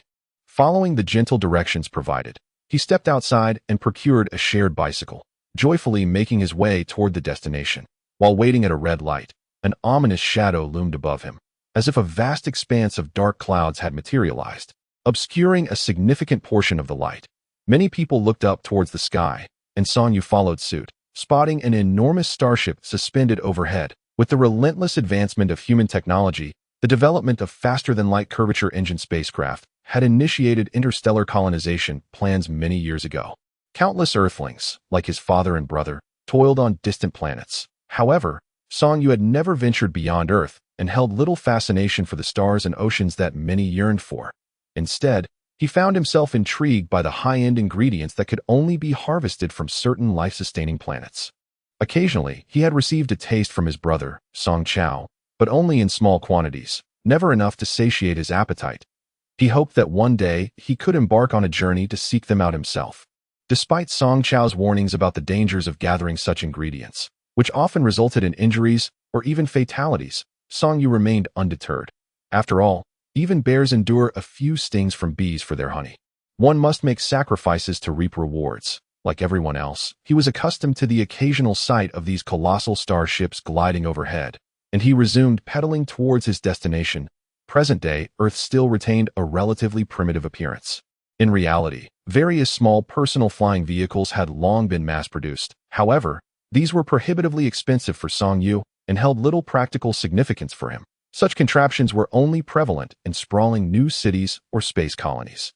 In places like Hangzhou, they existed, but in limited numbers. People preferred to maintain a more traditional way of life. When Ro sought out a barbecue restaurant, upon his arrival, he found that when Ro and Qian Qianxue had already arrived ahead of him. Although many young women enjoyed barbecue, the presence of two radiant and attractive young ladies in such an establishment inevitably drew attention. Numerous patrons cast furtive glances in their direction. Interestingly, when Ro appeared remarkably composed, seemingly unfazed by the environment, while the elegant Qian Qianxue displayed signs of discomfort. Before arriving, Song Yu had quietly complained to Wenro, "Why did you choose such a place? We could have had a private room." Wenro explained, "Barbecue is best enjoyed in an open-air setting. It adds to the experience. Shuejia, you tend to stay indoors too much. You should venture out more often." Eating in front of others always felt uncomfortable for her. Qian Xinxue was not being overly sensitive. She simply felt a bit shy. In truth, she struggled with mild social anxiety. Though no one was aware of this, it's all right. You'll get used to it. I'll take you out more often. Wenro assured her, patting her chest confidently. Qian Xinxue cast a curious glance at Wenro, thinking to herself, you weren't this close to me before. After Songyu arrived, he took a seat opposite the two girls, greeted them, and inquired, have you ordered yet? Wenro nodded. Yes, we ordered 100 lamb skewers to start, along with a few other dishes. If that's not enough, we can always order more. She couldn't help but chuckle, recalling the waiter's incredulous question about their substantial order. What did you say? Songyu grinned. Qian Xinxue, with an expressionless demeanor, remarked, I mentioned that a whole pig would arrive shortly. 100 skewers are merely appetizers. Songyu was rendered speechless, and then earnestly inquired, does this qualify as flirtation? Qian Xinxue replied, while Wenru nearly succumbed to laughter at the side, that I in the realm of banter. Qian Xinxue seemed perpetually at a disadvantage against Songyu, appearing rather inept. However, having known Songyu for quite some time, Qian Xinxue had grown accustomed to his flowery tongue and paid him no mind. She then stated, firstly, I am here to express my gratitude for standing up for Wenru. Songyu waved his hand dismissively. Let us not dwell on that. You high-ranking cultivators are all so proud, afraid of soiling your garments and tarnishing your image. Have you ever considered the purpose of your cultivation? Is it merely for longevity? Wenru interjected, that's not quite right, my friend. Once high-ranking cultivators take action, not only do they violate regulations, but the power of their techniques is immense. At best, it leads to severe injuries. At worst, it can result in permanent disability. Sister Shui truly cannot act carelessly towards civilians. Songyu grinned, revealing his teeth, and looked at Wenru. Are you implying that martial artists are all civilians, just ordinary folk? Qian Xinxue blinked her starry eyes. Isn't that the case? There is simply no common language with you bunch of novice cultivators. Wenru chuckled. Of course, you're not one of them. But what about those individuals? Aren't they quite ordinary? Songyu burst into laughter. My sister is indeed clever. He then turned to Qian Xinxue. You mentioned firstly, what comes next? Secondly, our academy will soon conduct a trial, and I would like to invite you to join. Qian Xinxue stated while looking at Songyu. Seemingly concerned about potential misunderstandings, she earnestly clarified, this is not a date. Wenru, don't get any strange ideas. Wenru replied, did you just mix up the names? Sister? Qian Xinxue felt she might have misspoken and quickly remedied. This trial location has high-grade ingredients required by martial artists. Haven't you always sought after such ingredients? Had she not made that statement, Songyu would have certainly declined the invitation. While the prospect of being invited by a goddess delighted him, he still preferred to train at home over participating in a trial that I have already spoken with the supervising teacher for this trial. And he has agreed, stating that having you along would ensure everyone's safety. Qian Xinxue continued, so, essentially, you are using this opportunity in exchange for my protection, making me akin to a self-sufficient, free bodyguard. Correct? Songyu regarded Qian Xinxue. Do you still want payment? She asked him. Observing the adorably naive Qian Xinxue, Songyu hesitated, finally conceding, forget it. We know each other well enough. That footwork manual you gifted me was quite good. So let us forego the payment, Songyu added. Then feel free to ask. Wenru, unable to stifle her exasperation, thought to herself that the two were completely on different wavelengths, engaging in a conversation that was utterly nonsensical. After all these years, Sister Shui still hadn't adapted to Brother Yu's manner of speaking. Did he truly mean to ask for money? How could she take him seriously? Fortunately, at that moment, the skewers arrived, and Songyu promptly demonstrated what it meant to devour with reckless abandon, consuming nearly all 100 skewers in the blink of an eye. The two girls merely sampled a few, which, in Songyu's eyes, served as further proof that cultivators were indeed rather inept when it came to appetite. Without a full stomach, how could one muster the energy for anything else? Until the dinner gathering came to a close, Wenru found it challenging to create an opportunity for Yu Ge and Shui Jie to connect on the same wavelength. She could sense that Qian Shui was somewhat anxious, not due to her interaction with Songyu, but rather a sensitivity to public settings. It struck her as peculiar that even someone as gentle as herself felt indifferent, yet the formidable Shui Jie appeared to be on edge. Before they even reached the community, a luxurious car abruptly halted beside them. A robust young man, seemingly in his late 20s and exuding an explosive energy, emerged from the vehicle. The young man approached Songyu with purpose. scrutinizing him before inquiring, "Are you Song Yu?" Taken aback for a moment, Song Yu nodded. "That would be me. I am Zhang Zixing, the brother of the person you sent to the hospital." His words were straightforward. "Oh, and so?" Song Yu regarded him, pondering whether the brother had come seeking retribution for his siblings' defeat. As the fourth chapter arrived, everyone eagerly cast their votes. The delicate new book was not easy to produce, and support was greatly appreciated. Chapter 9. Xing Wuguan. Zhang Zixing regarded Song Yu with a faint smile and admitted, "I acknowledge that you injured my brother. My mother was devastated, crying for an entire day at home.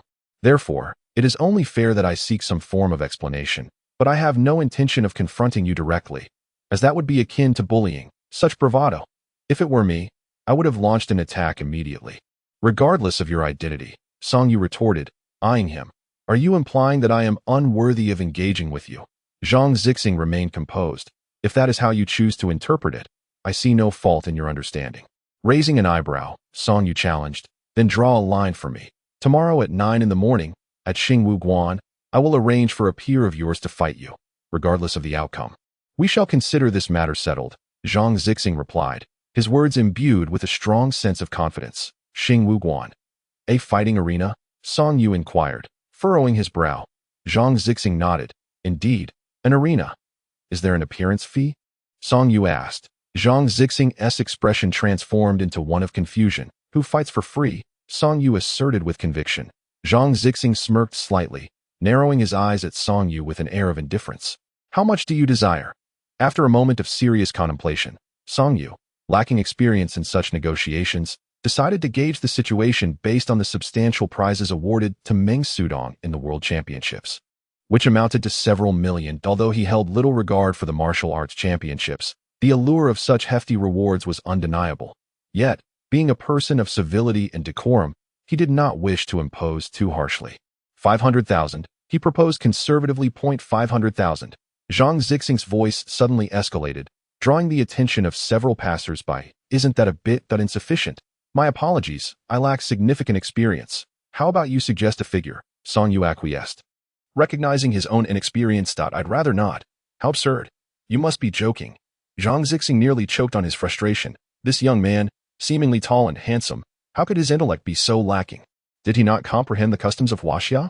"I am here to seek retribution for my brother, adhering to the martial code of challenge, and you dare discuss money with me." After a moment of struggling to articulate his thoughts, Zhang Zixing pointed to his own head and exclaimed, "Is there something amiss with your reasoning?" Song Yu nodded, acknowledging, Indeed. Since childhood, my exceptional brilliance has rendered me out of sync with you ordinary folks. Let me be frank, is 500,000 acceptable?" This was quite the audacious statement. Zhang Zixing regarded Song Yu with an icy gaze and replied, "Very well, 500,000 it is. Such wealth." Song Yu felt a pang of reflection, pondering whether he had underestimated himself. Simultaneously, he sensed something amiss with the other party. This was a challenge, not a friendly match. He merely intended to provoke his opponent. Yet unexpectedly, Zhang Zixing acquiesced. Song Yu found it hard to believe that matters would unfold so simply. He looked at Zhang Zixing and questioned, "If Meng Sudong is no match for me, are you certain you wish for your junior from Xing Wuguan to face me?" Although Xing Wuguan may not boast the illustrious reputation of elite Wuguan, it nonetheless ranks among the upper echelons in Hangzhou. However, with Meng Sudong, the so-called invincible before the age of 20, in the picture, it appeared that none of the young talents from Xing Wuguan particularly stood out. Having learned about Meng Sudong, Song Yu conducted a brief inquiry into the local martial arts schools and promising young martial artists in Hangzhou, discovering that Meng Sudong's renown was indeed the greatest. He could not believe that Zhang Zixing was unaware that Meng Sudong was no match for him. As I previously stated, would you not dare to accept a match with my junior of the same age? Zhang Zixing inquired calmly. "I accept." Song Yu responded without hesitation. There was nothing to fear. According to the teachings of his mentor, he was now ready to confront any challenger if he was bold enough to challenge a school. Why should he be picky about opponents? Let it begin with Xing Wuguan. Zhang Zixing regarded Song Yu intently, stating, "Tomorrow at 9 in the morning, I will be waiting for you at Xing Wuguan." With that, he wasted no time and departed in his car. "Remember to prepare the money," Song Yu called out, watching as the luxurious vehicle vanished into the night's traffic, before striding homeward to the break of dawn the next day. Song Yu rose early to commence his training. He dined promptly at 7, and after freshening up, he bid farewell to Sister Wang before heading out to Xing Wuguan. This time, he opted for a taxi rather than riding his bike. Although he felt a surge of confidence, there lingered an unease that under Zhang Zixing's calm exterior lay something sinister.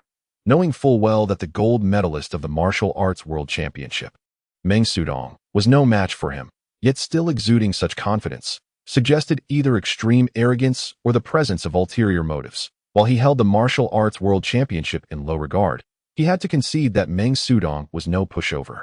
Thus, he refrained from cycling, as that would inevitably deplete some of his stamina. When facing an opponent, one must disdain them strategically yet regard them with utmost seriousness tactically.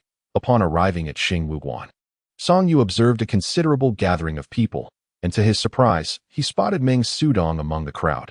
Their eyes met, and Meng Sudong nodded in acknowledgement, perhaps due to the crowd or the fact that this was Xing Wuguan's territory. He refrained from engaging in further conversation. Song Yu noted that Meng Sudong's expression was somewhat grim, perhaps feeling a sense of embarrassment. It was indeed somewhat humiliating for the elite martial artist to seek a venue from Xing Wuguan. However, the one seeking the challenge was the defeated elder brother, leaving others with little to say. The individuals from Xing Wuguan were visibly excited upon seeing Song Yu arrive punctually for the appointment. When the news first emerged that someone could potentially defeat Meng Sudong, the group found it hard to believe that such a claim held any truth. After all, Meng Sudong's prowess was widely acknowledged, and they could scarcely conceive of anyone in Hangzhou who could best him, especially someone reported to be wearing flip-flops. That seemed rather alarming. The individuals at Xingwu Pavilion were equally perplexed by the master's decision. After all, Meng Sudong was no match for Song Yu, yet he had the audacity to send Chun He into the fray. Chun He, being the face of the younger generation at Xingwu Pavilion following Zhang Zixing, was not capable of overcoming Meng Sudong. Although the disparity in skill was not insurmountable, a loss remained a loss, that moment. Chun He sat in the resting area beneath the arena, his expression devoid of emotion as he conserved his energy. Given his age and high level of cultivation, should he choose to intervene, it would surely invite ridicule for employing his advantage over a younger opponent. Allowing Chun He to compete, on the other hand, would appear more equitable. Moreover, it presented a rare opportunity for him to gain practical combat experience, did it not? Chun He found himself persuaded by Zhang Zixing's words. Deep within the bones of a martial artist lies an inherent pride. While one may find themselves outmatched, they must never falter before the battle begins. He was indeed eager for this confrontation. Upon his arrival, Song Yu could distinctly sense that the curiosity directed towards him outweighed any animosity. After all, Zhang Zixing's younger brother was affiliated with an elite martial arts academy, not Xingwu Pavilion. Thus, despite Zhang Zixing being their senior brother, the number of individuals who could empathize with him and share a mutual disdain for Song Yu was rather few. Yet, the more relaxed and amicable the environment seemed, the more a sense of wariness burgeoned within Song Yu. Although he had not engaged in many fights in recent years, the countless brawls of his youth reminded him that for the weaker party to triumph over a stronger one, they must either feign weakness to lull the opponent into complacency before striking unexpectedly, or resort to cunning schemes. For instance, one could propose a fair duel, only to summon dozens of allies to pummel the opponent into a state of disarray. He had faith that Zhang Zixing, as a mature adult, would not stoop so low as to engage him in a tag team battle, especially since it had been made clear the previous night that it would be a singular contest. Thus, he could only anticipate other devious tactics as the moment to enter the arena approached. Song Yu crouched to tie the laces of his training shoes, while discreetly observing those surrounding Zhang Zixing. There were both men and women among them, including several young individuals with an air of arrogance that suggested they were not martial artists. However, he could glean little from them, and he could only remind himself internally to remain vigilant and not act recklessly. Although it felt somewhat hasty, this would mark his inaugural challenge. Just before ascending the stage, an idea struck him. He retrieved his phone, activated the payment barcode, and approached Zhang Zixing and his entourage, holding the screen with the payment code up to Zhang Zixing's face. The crowd responded with confusion. Zhang Zixing paused momentarily, then, with a scowl, wordlessly produced his phone and transferred 500,000 to him. Quite wealthy indeed. He mused that his own transfer limits were only a few thousand. Well, he had never made such transfers before, so he could not be certain. It appeared that there was financial reward involved in this challenge, and a portion of the strength he had gained was attributable to Zhang Zixing's contributions. Those gains would surely express their gratitude to Zhang Zixing. When he had just requested money from Zhang Zixing, Song Yu had taken careful note of the haughty young individuals surrounding him. Apart from their indifference, he did not sense any hostility. This provided him with a slight sense of relief, though he remained cautious, in the arena. Chun He clasped his fists towards Song Yu, declaring, "I am Chun He." Hailing from the Xingwu Academy, Song Yu nodded slightly, retorting, "Enough with the pleasantries, let us commence. This individual is remarkably rude." This was Chun He's most immediate impression of Song Yu, even though he was aware that this person had previously vanquished Meng Sudong. A surge of indignation welled up within him, igniting his blood to a boil. With the initiation of their confrontation, a wave of vitality erupted from his being. Another young master. Chun He did not bother with a preliminary assessment. He launched a powerful punch directly at Song Yu. Song Yu, focused and alert, instantly entered the fray, raising his arm to block, intercepting Chun He's fierce blow, while his other hand coiled into a fist, delivering a hefty strike towards Chun He's chest. Chun He raised his arm to defend. With two resounding thuds, the spectators below, drawn into the excitement, became fervent that it was clear. One either possessed skill or did not. Meanwhile, the onlookers from the Xingwu Academy felt their blood run hot, yet a tinge of concern crept in. Their senior brother might very well falter this time. Had he not just wagered 500,000? Was he not risking both his assets and his dignity? They could only wish that this ruthless, unorthodox youth on stage would adhere to some semblance of martial decorum, avoiding excessive force in this bout devoid of enmity. Indeed, Song Yu did not exert his full strength. He recognized from their initial clash that his opponent was lacking, not a weakling, but certainly not his match. Thus, he devoted more of his focus to the unfolding scenario outside. Still, he held fast to his belief that Zhang Zixing would not recklessly spend 500,000 to arrange a match for his brother without a sound rationale, in the blink of an eye. 3 minutes had elapsed. Opposite him, Chun He's hair was already damp, his complexion pale, and the vigor within him evidently waning. Yet he would not concede defeat. That he discerned that his opponent was not fighting with full power. What appeared to be formidable strikes were, in truth, somewhat perfunctory. This realization kindled a sense of indignation within him.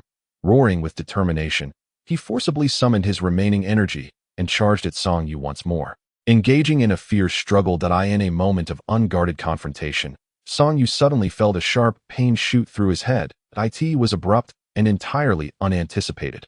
Much like a migraine, it struck him unexpectedly. Yet far more intensely. Despite his vigilance, his movements momentarily faltered.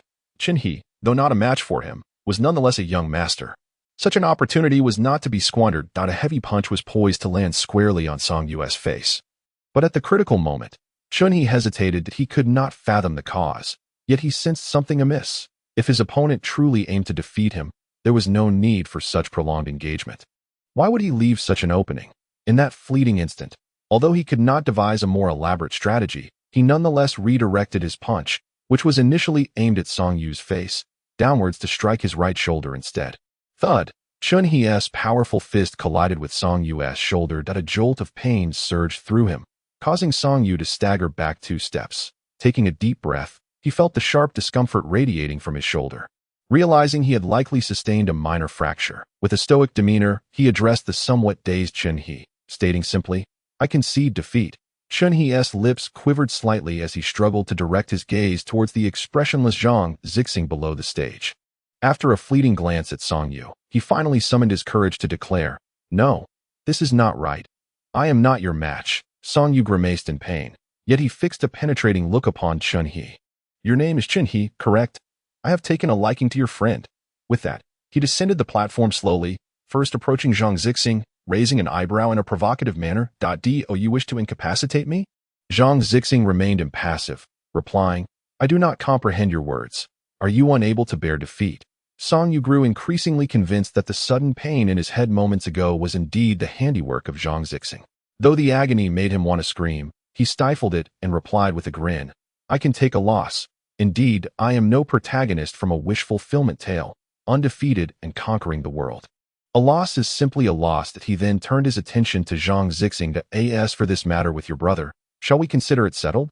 Zhang Zixing coldly uttered a single word, "Settled." Song Yu chuckled, "Then what transpires between us is only just beginning." Zhang Zixing narrowed his eyes. "I await your challenge at any moment." Song Yu smiled that I appreciate your generous offer of 500,000 for medical expenses. This unforgettable duel, I shall remember. With that, he dismissed the visibly displeased Zhang Zixing and approached Meng Sudong. Grinning, Xiao Meng, you are quite impressive.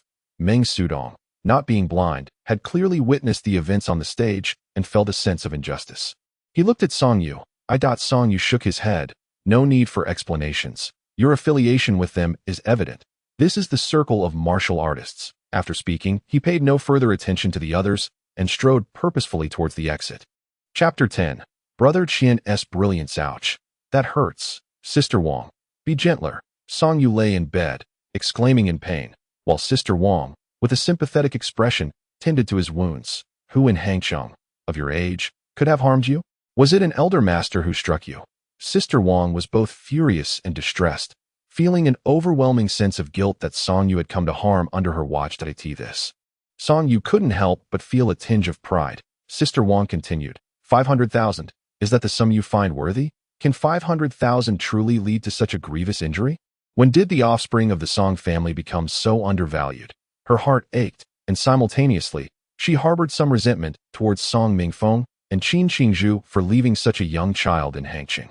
Although he lacked for nothing in terms of food and clothing, it was indeed true that Song Yu had always been short on funds. She was well aware of the few thousand he had secretly stashed away, money that even she deemed insignificant. Yet, she remained oblivious to the identity of the assailant. At that moment, the doorbell rang. Sister Wang answered it, and, upon seeing the young man from before on the video doorbell, furrowed her brow and contemplated sending him away. However, after a moment's thought, she decided to inform Song Yu of the visitor's identity. Let him in, Song Yu instructed after a brief pause. That Meng Sudong entered. Escorted by the unwelcoming gaze of Sister Wang, he cast an awkward glance at the feeble Song Yu lying on the bed. Sister Wang then turned and departed. Meng Sudong gazed at Song Yu and said, Brother, I sincerely apologize. I truly had no foreknowledge of their underhanded tactics. Zhang Zixing, once the gold medalist of the Martial Arts World Championship, is a man of profound cunning, although I am acquainted with him. We cannot be deemed familiar, nor do we belong to the same circle. Song Yu replied in a weary tone, What good does it do to speak of this now? I am on the brink of being rendered incapable. Alas, it is truly distressing. Meng Sudong retrieved a card from his pocket and placed it on the bedside table, his expression earnest as he remarked, Though this matter is not of my doing. I do not wish for you to harbor resentment towards me that I may not be particularly straightforward, but I am a man of martial spirit. Upon noticing the card on the bedside table, Song Yu ceased his complaints, opened his eyes, and looked at Meng Sudong, asking, What do you mean by this? With a slight furrow of his brow, Song Yu scrutinized Meng Sudong, clicking his tongue as he inquired. Speak plainly. Do you have any further demands? Little Meng, one ought to be more candid. Curse it, little Meng. I am not your junior. Meng Sudong replied, exasperation evident as he looked at Song Yu. I wish to request an audience with the master. Hiss, that dogged investigator is quite thorough. Although I have never deliberately concealed my relationship with the master, few are aware of it, especially since the master has never publicly acknowledged me as his disciple. Meng Sudong's offering of 300,000 seemed like a gesture of goodwill, but in truth, it was a means to forge a connection with the master through Song Yu. Despite his impoverished circumstances, Song Yu was financially astute and had no need for such funds that if he truly sought wealth, he could easily amass it through underground fighting or competing in the Martial Arts World Championship. However, such endeavors were not sanctioned by the master, nor did he wish to pursue them. Meng Sudong appeared to anticipate rejection, his visage betraying little disappointment as he smiled and said, You may have misunderstood. This money is merely a token of my concern for your well-being, unrelated to any ulterior motive. If there is nothing else, I shall take my leave. We have ample time ahead, Song Yu scoffed. As if I am an easy mark, and furthermore, my perception is not so shallow. Meng Sudong said nothing further and exited. Once he departed, Sister Wang entered, frowning at the card on the bedside table. A smile of satisfaction graced Sister Wang's face as she nodded in approval. In the afternoon, when Ro called, expressing her desire to visit upon hearing of Song Yu's injury. Shortly thereafter, when Ro and Qian Shui arrived together, Sister Wang cheerfully welcomed the two young ladies and invited them to stay for dinner, her heart brimming with joy that a prized opportunity had presented itself, far more pleasing than the duplicitous Meng Sudong.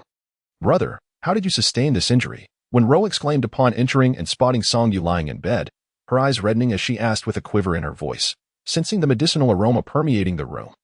Qian Shui frowned slightly and inquired, "Is the injury severe?" "Indeed, I am nearly at death's door," Songyu replied weakly. "But please, continue to provide comfort with your lovely presence." Hearing this, Qian Shui nudged Wenro forward, saying, "You go and console him." Wenro responded. Then, Songyu, in a sudden burst of energy, sat up, startling the two girls to the brink of exclamation. "Quickly, lie back down. Do not strain your wounds," Wenro urged anxiously. "All right, I was just teasing you all. How could I, the illustrious martial arts sage, be troubled by a mere minor injury?" Songyu glanced at the two individuals and continued, "While sparring with someone, I inadvertently fell into a trap." As he spoke, a thought crossed his mind, and he turned to Qian Shui, inquiring, "Sister Qian Shui, may I ask you something? Do practitioners possess the ability to inflict sudden headaches upon others?" Qian Shui paused momentarily before replying. "Are you referring to mental attacks?" "Mental attacks? Is there any means of defense against them?" Songyu, though aware of the formidable prowess of high-level practitioners, had little experience in dealing with such individuals. The only encounter he had was during a spar with Qian Shui, where both had employed martial techniques that time he had intentionally held back, resulting in a slight disadvantage, finding it rather unsatisfactory. He had refrained from sparring with her again. In terms of defense, one could either wear artifacts designed to thwart mental probing and assaults, or one must possess sufficiently potent strength. For practitioners, there are relevant methods. But as for martial artists, I am not very knowledgeable, Qian Shui stated earnestly at that moment. When Ro removed a jade pendant from around her neck, blushing as she handed it to Songyu. "Brother, this is the safety pendant I have worn since childhood. It is an artifact that can block mental attacks." Songyu waved his hand. No, I cannot accept your belongings." Qian Shui nodded in agreement. Indeed, the timing of an opponent's attack relies entirely on their mood. Without a protective artifact, should such a situation arise again, you could easily suffer significant losses. Songyu declined. "I cannot take a young lady's personal possession." "Wenro, please keep it safe for now. I won't require it immediately. If the need arises, I shall borrow it from you." Wenro regarded him thoughtfully and gently nodded. Then, "Brother, do inform me when you need it." Songyu smiled and nodded in acknowledgement. By the way, Songyu, I spoke to the instructor leading the trial. Initially, he was reluctant, but after I presented my reasoning, he agreed to meet with you to discuss this matter. Qian Shui observed Songyu intently. "What matter?" Songyu asked, momentarily taken aback, then recalled and exclaimed, "Oh, you truly spoke to your instructor?" "Indeed. I believe that since we invited you to protect us, it is only natural to offer compensation," Qian Shui stated matter-of-factly. Songyu was left speechless and gave Qian Shui a thumbs up. "Sister Qian, you are amazing." "Sister Qian?" Qian Shui's eyes widened, her smooth forehead gradually adorned with a frown. Just then, Sister Wang entered, smiling as she announced, "Dinner is ready. Let us eat. Everyone, please cast some recommendation votes." Chapter 11. Protective Qi. Within the opulent confines of the Dreamland nightclub in Hang City, Zhang Zixing was enjoying drinks with a group of young men and women. He laughed amiably, showing great respect and courtesy, even exhibiting a somewhat humble demeanor. The others, in turn, displayed none of the arrogance and aloofness from the day, engaging merrily with Zhang Zixing, appearing to revel in their libations. Zhang Zixing, with a radiant smile, introduced a few individuals to the fine wines of earth.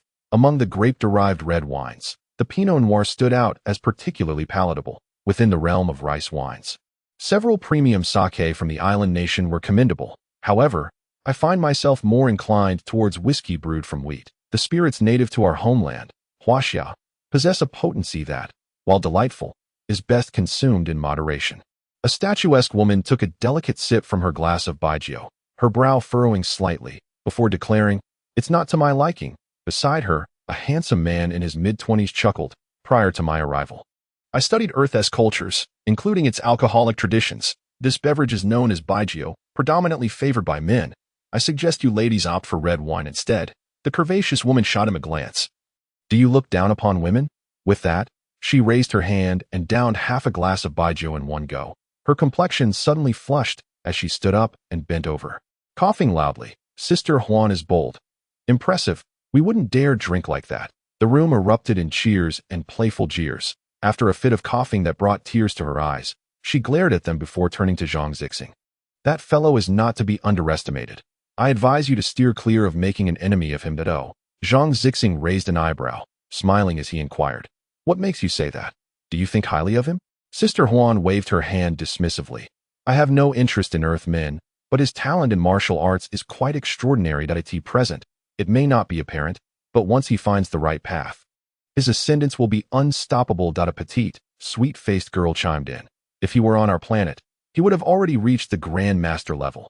Wait, which side are you two on? Just because he is handsome doesn't mean you should defend him. We are allies with Zixing, protested a fair-skinned young man with golden hair. Sister Huan glanced at him and replied coolly, you must have exerted all your strength when you confronted him earlier. Yet your impact seems minimal. I imagine that was rather unexpected for you. The golden-haired youth scoffed, sneering. He is merely a martial artist. I didn't use my full power, nor did I intend to kill him.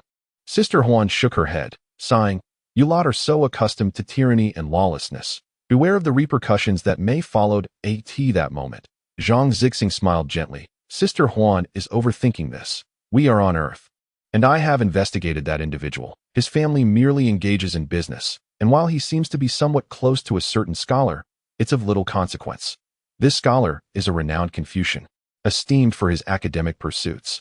But beyond that, he did not elaborate further, yet his tone betrayed a hint of disdain. In truth, from a young age, he had heard of the scholar from his parents, and the reverence with which elders spoke of him had always struck him as exaggerated. In this age of interstellar travel, what could a mere scholar from Earth possibly accomplish? The saying a scholar's rebellion lasts 3 years without success encapsulated this sentiment perfectly. Could a man of such stature, aside from his scholarly pursuits, engage in combat or wield powers akin to those of a practitioner, soaring through the skies or traversing realms? Or could he even create a spaceship capable of traversing the stars? Clearly, he could do none of these. Never mind them. However, should the day come when someone truly seeks me out, I implore you to elucidate that this matter bears no relation to me or Xiaoma. It appears that Sister Huan has developed a penchant for white liquor, as she seized the porcelain bottle on the table and poured herself another half glass, ardently encouraging the sweet young girl, Xiaoma, to join her in this indulgence. The young girl, unable to resist the temptation, took a sip, only to immediately spit it out, tears streaming down her face as she lamented its unpleasant taste. The atmosphere in the private room gradually grew more vibrant. Zhang Zixing and the golden-haired youth, along with a few others, began to huddle together, discussing some matter. As for Song Yu, Zhang Zixing truly did not regard him as a threat. A youthful master? Who isn't one? Were it not for the consideration of their status, he was confident that he could easily suppress him. Therefore, this merely the beginning of an unresolved situation. He would wait and see. If they chose not to come, that would be well and good. Yet, should they dare to seek confrontation, he would ensure they understood how fearsome impulsiveness can be. In Confucius's household, the master's wife was decidedly displeased. Song Yu had actually been injured? While the master's face revealed little emotion, it was clear that he, too, was not in high spirits. Master, madam, please do not fret that I merely had someone pull a trick on him. He couldn't best me, so I resorted to cunning. Song Yu reassured his elders. However, he feared such occurrences would only increase in frequency. So, Master, could you devise a solution for me? Perhaps procure a talisman or something? The delicate peace charm was utterly out of the question. Even with his thick skin, he could not accept it, no matter how good their friendship. There must be boundaries. Yet, with the master, he felt he could afford to overlook such issues, as the master was already accustomed to his tenacious demeanor. A talisman? The master glanced at him. There is none. Oh dear, please do not be so heartless. Master, Song Yu turned to the master's wife. He ignores me. After pondering for a moment, she replied, I do have a talisman on hand. Enough, enough. Song Yu hastily waved his hands. He could not accept the master's wife's talisman either. The master regarded him seriously and said, relying on external objects is ultimately a lesser path, especially since your pursuit is martial. If you become dependent on external aids, what will you do when faced with someone more formidable? Song Yu wore a pained expression. Then what do you suggest? He was momentarily taken aback. Is there truly a solution? The master rose and retrieved a handwritten manuscript from his study, a mere handful of thin pages, which he tossed to Song Yu, saying, this is a protective energy technique I have derived from the experiences of my predecessors. Song Yu accepted it, opening the manuscript to find the master's calligraphy within, and began to study the text and admire the exquisite illustrations. The master was a master of both calligraphy and painting, regarded as a contemporary luminary. Without even mentioning anything else, this illustrated manuscript alone would fetch no less than several tens of millions at an auction, especially while the master was still alive. No, no, no. The master interjected. This protective energy technique requires the transformation of your vital energy. Once manifested, it forms an invisible barrier around your body to in the initial stages. It can fend off mental attacks from those of equal or slightly superior realms. At advanced levels, it can withstand assaults, whether from blades or axes, without letting them come near. Its drawback, however, is that this technique demands a significant consumption of your vital energy and is challenging to maintain over an extended period. Even so, Song Yu felt an overwhelming sense of exhilaration, silently criticizing the master for his stinginess. With such an excellent technique at his disposal, why had he not revealed it sooner? Had he already cultivated this protective aura? Would he have suffered such setbacks today? The master's wife, who was less than fond of her husband's lectures, interjected, suggesting that during these few days of recuperation, he could practice this protective aura. However, the master was indeed correct. It demanded considerable energy from his body, a fact he would soon understand through experience. The master, it seemed, was rather lazy, failing to bestow upon such a technique a name of formidable grandeur, such as mystic tortoise golden armor technique or earth-shaking immovable golden body divine skill. Names should be longer to resonate with power. Of course, there are instances where brevity holds its own might. As exemplified by the word emperor, just one character suffices. Song Yu's shoulder injury was not severe. After applying Sister Wang's medicinal poultice and undergoing the master's acupuncture, he was gradually able to move. Given his current metabolic rate, he anticipated full recovery within 3 days at most. Practicing the protective aura required no movement, yet it did necessitate the mobilization of his vital energy, thus affecting his shoulder injury to a slight extent. Primarily in the form of pain, piercing, excruciating pain. The master had not even cautioned him, and the master's wife had encouraged him to take advantage of his recovery period to practice. Song Yu understood this was the master and his wife laying the groundwork for the subsequent activation of the thunderous energy within him. If he could not endure such pain, he had no business discussing thunderous energy. Thus, despite the sweat pouring down his back from the agony, he remained silently devoted to his studies within the confines of his room. The master's teachings were never abstruse. Rather, they were profoundly accessible, and no matter how complex a concept, he had a way of simplifying it, a quality that had long earned Song Yu's utmost respect for him. Unlike some, who relished in complicating the simplest of matters, especially for martial practitioners, the essence of knowledge is often encapsulated in a single profound statement. The master had synthesized the experiences of predecessors, combined with his own enhancements, to create this protective aura technique, tailored exquisitely for Song Yu. He learned swiftly. Gritting his teeth against the pain, he executed the technique and could distinctly feel his vital energy swiftly dissipating. Nevertheless, he also sensed an invisible layer of energy forming around him, one he could perceive with clarity. Was this not akin to a magical shield from a game? This was remarkable, Song Yu rejoiced. Chapter 12. The Kunlun Secret Realm. In the dead of night, while Song Yu was still engrossed in cultivating the protective aura, Zhang Zixing and his companions had concluded their jubilant escapade, emerging from the nightclub in a state of inebriation. A phone call interrupted them. Zhang Zixing glanced at the screen, half awake. The caller was his father. Though he projected an air of bravado among his friends, he was exceedingly obedient in front of his father, never daring to act with insolence. "Dad, why are you calling me so late? Is there something wrong?" Zhang Zixing answered the phone, his tone respectful. "What trouble have you stirred with the master's people?" The voice on the other end was stern and reproachful. "Let me warn you. Do not think that joining extraterrestrial forces grants you the liberty to act recklessly. This is Earth." The reprimand began without preamble. Despite wearing headphones, Zhang Zixing couldn't help but feel embarrassed. He replied softly, "I understand, Dad. I'm currently accompanying guests from outer space." The implication was clear. Show a little consideration. Little did Zhang's father know that he would not tolerate such behavior. He issued a stern warning, stating, "Remember my words. The master is not someone you can provoke." He had just personally called your grandfather, conveying that while minor conflicts among the younger generation are acceptable, Resorting to underhanded tactics is utterly disgraceful. Zhang's father, visibly irate, bellowed, "Throughout your upbringing, I have instilled in you the importance of integrity. Especially given your innate talent in martial arts, you must not squander your efforts on trivial matters. As for your brother's situation, refrain from meddling.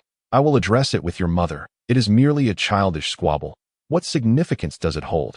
If he gets beaten for his reckless words, he deserves it. Ultimately, this incident bears no detriment to Zhang Zichen. Heed my words, this matter ends here." Without waiting for his son's response, Zhang's father abruptly terminated the call. Zhang Zichen, chastised, felt a surge of discontent, secretly lamenting that his father must have been alone when he made that call. Meanwhile, Zhang Zichen, whining and teary-eyed, questioned, "Brother, didn't you say you would put that scoundrel out of commission? Why have I heard he only sustained minor injuries? Father just berated me, declaring I had it coming." Zhang Zichen responded, "If it were someone else, they would also deem it deserved. After all, you brought it upon yourself with your loose tongue. Yet, this is his own brother. He has been entirely reliant on him since childhood." Despite any disdain he might feel, his brother remains steadfast. "Rest assured, this matter is far from over. In Hangqing, I cannot act against him, but should an opportunity arise elsewhere, I will certainly ensure he pays the price." Zhang Zichen vowed, "That's good to hear. I have never endured such humiliation in my life. Meng Sudong, that despicable wretch, thinks I am unaware of his intentions to curry favor with that scoundrel. Damn it, I was merely standing up for him." Zhang Zichen proclaimed, his teeth clenched. "Brother, I have made up my mind. Once I recover, I will no longer remain at the elite martial arts academy. I shall transfer to the Xing Martial Arts Academy.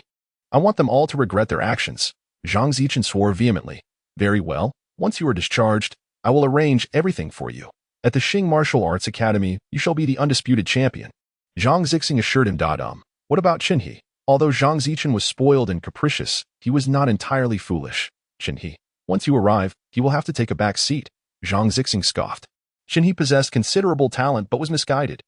The events of the day had left him feeling quite displeased, partly due to Qinhe's involvement. He had audaciously claimed in the arena that he was inferior to Song Yu, which exacerbated Zhang Zixing's discomfort. "You have already triumphed over your opponent, yet you proclaim your inferiority.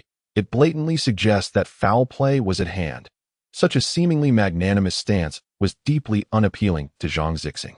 It was fortuitous that his brother was also unwilling to remain at the elite martial arts academy. Seizing this opportunity, he needed to demonstrate to them who the true master of the Xing Martial Arts Academy was. Meanwhile, Song Yu arrived at the Cultivation Academy, preparing to negotiate with the lead instructor regarding the trials. After completing his morning regimen of refining his protective inner energy, Qian Xinxue called, inquiring if he had time to visit. Uncertain if it is merely an illusion, Song Yu feels that ever since he cultivated the protective aura, the wound on his shoulder has healed more swiftly. It no longer pains him. Thus, he readily agrees and saunters off to the Cultivation Academy. Upon his arrival, the junior monks within the academy display a myriad of complex expressions upon seeing him.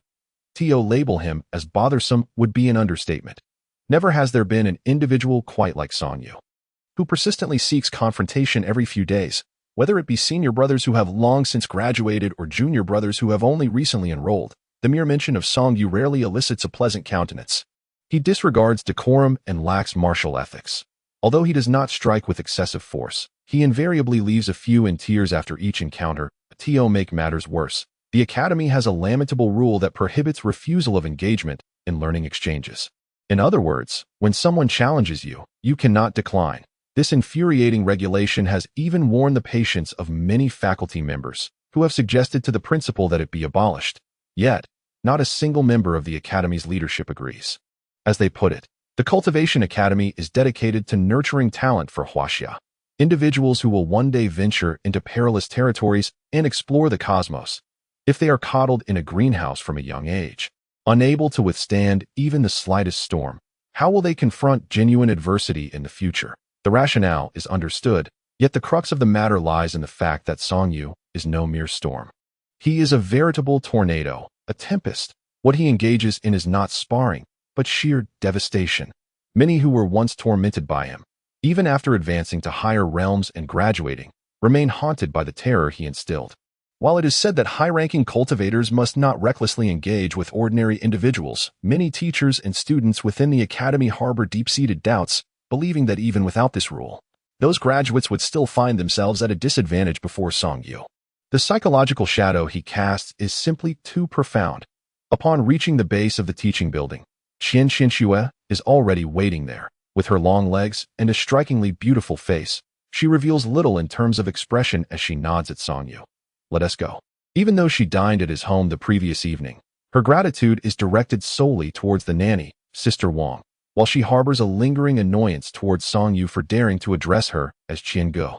Thankfully, Wenru is not one to gossip, or else this nickname would undoubtedly spread throughout the entire Cultivation Academy by today.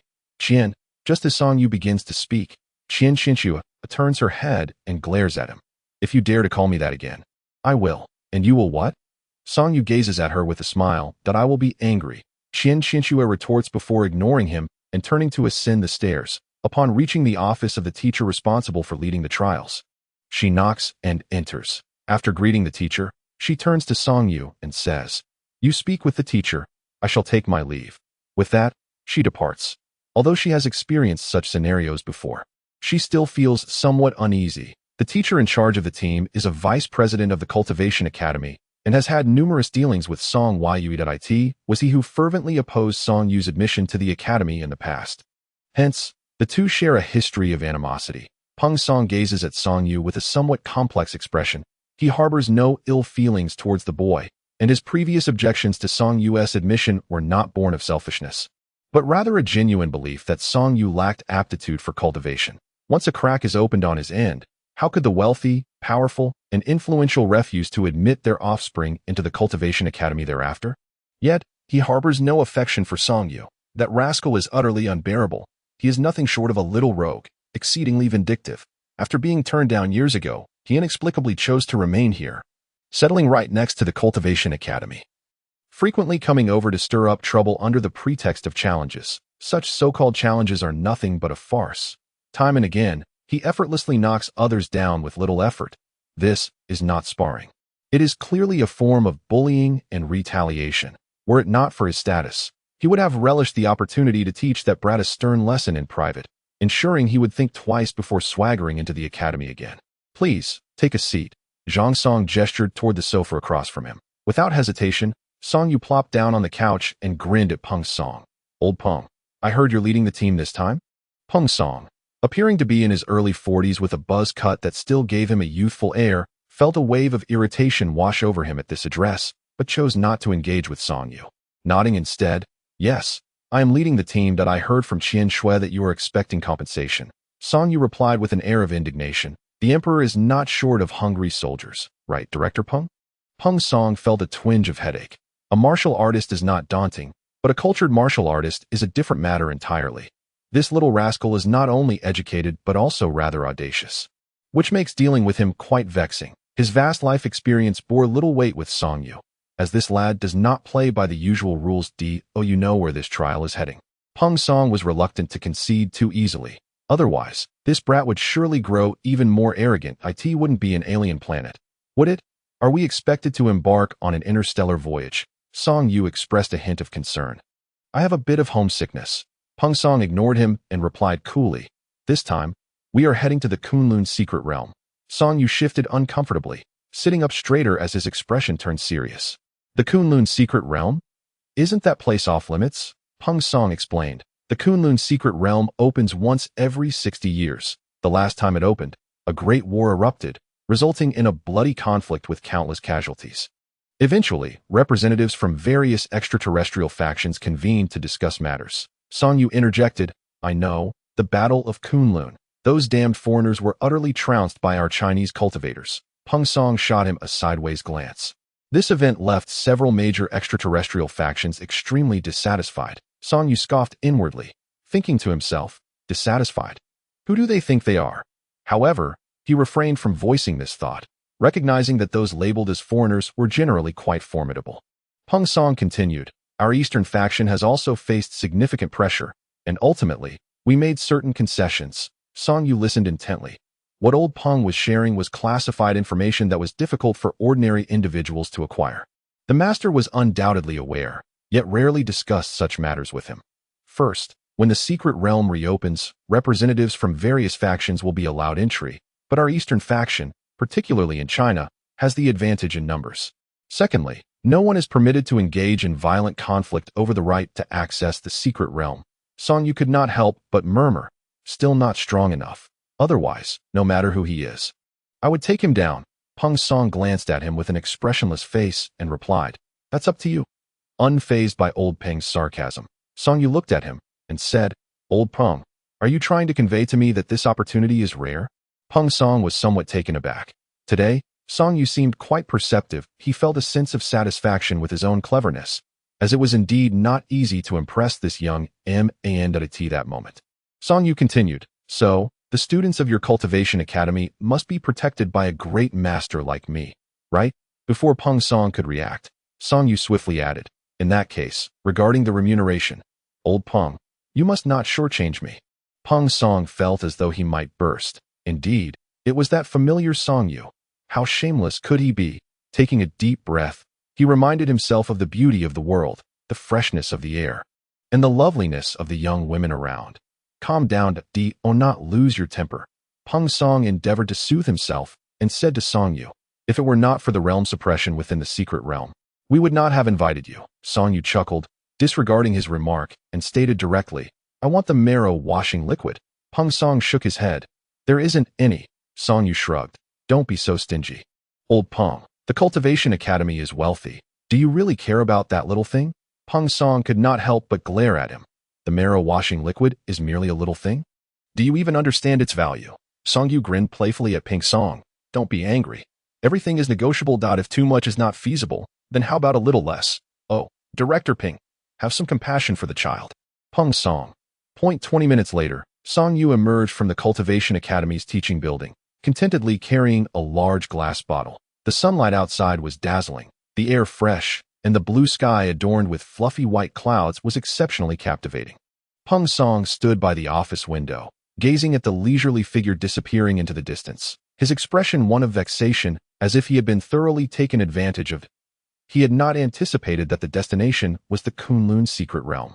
The greatest flaw of these academic types like old Peng was their excessive concern for reputation. They adhered strictly to rules, yet he had forcibly extorted a full liter of marrow washing liquid.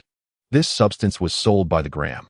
Such a large bottle would be sufficient to elevate his physical strength by a level that in fact, upon hearing that they were heading to the Kunlun secret realm, Song Yu had nearly lost his composure and agreed on the spot. That place was a true treasure trove, rich in various cultivation resources. Even though he had never been there, he had heard far too much about it. Resources were one aspect. Additionally, it was said that many who entered the secret realm experienced a significant boost in strength. Some even successfully crossed realms within, stepping into the foundational realm of earthly immortals. That was foundational cultivation, a true practitioner beyond grades. The number of foundational cultivators throughout Huaxia could hardly be substantial. Above the foundational realm, there existed beings akin to immortals, of whom Song Yu had never even heard. Why did the Kunlun War erupt 60 years ago? Was it not for this very reason? Chapter 13. Marrow washing. Upon arriving at Master Fu's residence, Song Yu directly conveyed this matter to him. Master Fu appeared somewhat surprised and, after a moment of contemplation, addressed Song Yu. "Indeed, this is quite a good opportunity. Originally, I had not intended for you to go." Song Yu gazed at his esteemed teacher and inquired, "So, does that mean you possess a quota as well?" With a humble demeanor, he continued, "Please, Master, enlighten me on how I should conduct myself once we enter." The teacher replied, "Within the secret realm, there lies an abundance of heavenly materials and earthly treasures.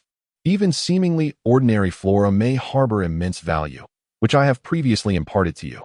Song Yu nodded in acknowledgement, reflecting on the diverse and eclectic knowledge he had acquired from his teacher since childhood, including even the esoteric arts of divination and geomancy. The teacher regarded Song Yu with a serious expression, stating, "However, the most invaluable assets within the secret realm are not merely resources for cultivation, but rather written words. Whether inscribed on jade tablets or carved in stone, anything bearing script is a priceless treasure. I have taught you the characters from various eras. Do you still remember them?" Song Yu replied affirmatively, "Indeed, I do." The teacher, with utmost sincerity, reiterated, "Yes, I remember." While verbally affirming, Song Yu's mind wandered, pondering whether his teacher's scholarly tendencies had resurfaced. For a man of such profound learning, It was evident that written words in the secret realm were deemed more significant than resources for cultivation. Nevertheless, if his teacher required it, he would comply, for he was acutely aware of the debts he owed to both his teacher and his mentor's wife over the years. Furthermore, the reason the Cultivation Academy sought him was not solely due to his formidable combat abilities, but also because of his disregard for conventions and his relatively rich life experiences. The teacher elaborated. Song Yu feigned innocence, retorting, "Your understanding of me is overly simplistic. I am not that kind of person." The teacher paid him no mind and continued. "This time, not only will there be young individuals from various factions of the East and West, but also some prodigious youths from other planets. Therefore, once we enter, remember one crucial point. Avoid conflicts whenever possible." As he spoke, the teacher turned to Song Yu, calmly asserting, "If conflict does arise, do not hold back in such a place." Song Yu was momentarily taken aback. Struggling to believe that such words came from his teacher, the teacher looked at him intently, adding, "That individual named Zhang Zixing, along with his companions from the stars, will also be entering the Kunlun secret realm this time." Song Yu's expression grew somber. He was not one to openly harbor hatred. However, the enmity between him and Zhang Zixing was indeed profound. Initially, it had been a trivial matter, merely a slight disagreement with Zhang Zixing, a minor figure. He had been careful in his approach, ensuring that his actions would cause discomfort without leading to severe consequences. Yet, a subsequent battle at the Star Martial Arts Academy transformed that minor conflict into a deep-seated vendetta. Zhang Zixing's actions had clearly intended to incapacitate him completely, rather than merely teach a lesson or seek revenge. Had Chun He not intervened and redirected his punch, the outcome could have been disastrous. At the time, Song Yu refrained from reacting violently. Fully aware that Zhang Zixing was more powerful and on his home ground, he surmised that Zhang Zixing was likely waiting for him to lose his composure and act irrationally. Thus, he had simply uttered a parting remark before departing. However, this did not signify that he would forget the incident. He firmly believed that Zhang Zixing would not easily let it go, for the seeds of animosity had been sown, and unraveling them would not be a simple task. Song Yu had indeed not anticipated that they would venture into the Kunlun secret realm this time, but in such a secluded place, far removed from the mundane world. Even those who typically adhered to rules might find their thoughts straying. Moreover, considering the existing enmity, it was hardly surprising. You need not worry excessively. After cultivating the protective vital energy, your strength will significantly increase, the sage remarked, regarding Song Yu. Furthermore, once you enter the secret realm, you will be surrounded by a group of high-ranking practitioners from the Cultivation Academy. Should anyone wish to act against you, it will not be so easy. Song Yu nodded, assuring, "Rest assured, I will exercise caution." The sage cast a glance at the vial of marrow-cleansing liquid that Song Yu had ostentatiously placed upon the table. The audacity displayed by this little rascal was not something that could be easily acquired. The crafting of marrow-cleansing liquid is a complex process, involving numerous top-tier spiritual herbs, and is exceedingly expensive. It can alter a person's constitution. Even an ordinary individual, after indulging in a bath infused with the concocted liquid, would find their physique considerably strengthened. However, such a luxury is rarely accessible to the common folk, as it is prohibitively costly. Even those of moderate wealth would feel a pang of discomfort at the thought of utilizing marrow-cleansing liquid. Yet, for Song Yu to extract such a substantial amount from those miserly practitioners at the academy was indeed no small feat. "Once dinner is finished, I shall prepare a mixture for you. Just so happens that I have recently acquired a few spiritual herbs. Your luck is quite remarkable," the sage observed Song Yu, and continued, "Previously, I harbored some concern that your body might not withstand the activation of the thunderous energy within you. With this marrow-cleansing liquid, along with several spiritual herbs I possess, your physical strength will elevate to a level approaching that of a grandmaster, rendering you nearly impervious to common blades and swords." Song Yu's face instantly brightened, and he sincerely expressed, "Thank you, master, and thank you, old Peng." The sage shot him a glance. "Mind your manners. Little Peng is quite a decent fellow. Had he not resolutely turned you away in the past, where would I find such an excellent student?" After dining at the sage's abode, Song Yu made his way to the guest room's bathroom. Upon opening the door, he was met with a wave of steam, and an incredibly rich medicinal fragrance enveloped him, invigorating his senses. However, he soon stood there, staring at the vial containing the marrow-cleansing liquid. It had once been full. Now it was empty. Go ahead and soak. The sage instructed. Do not emerge until morning. Had he truly used all the marrow-cleansing liquid at once? Song Yu felt a pang of regret, beginning to empathize with old Peng's sentiments from that time.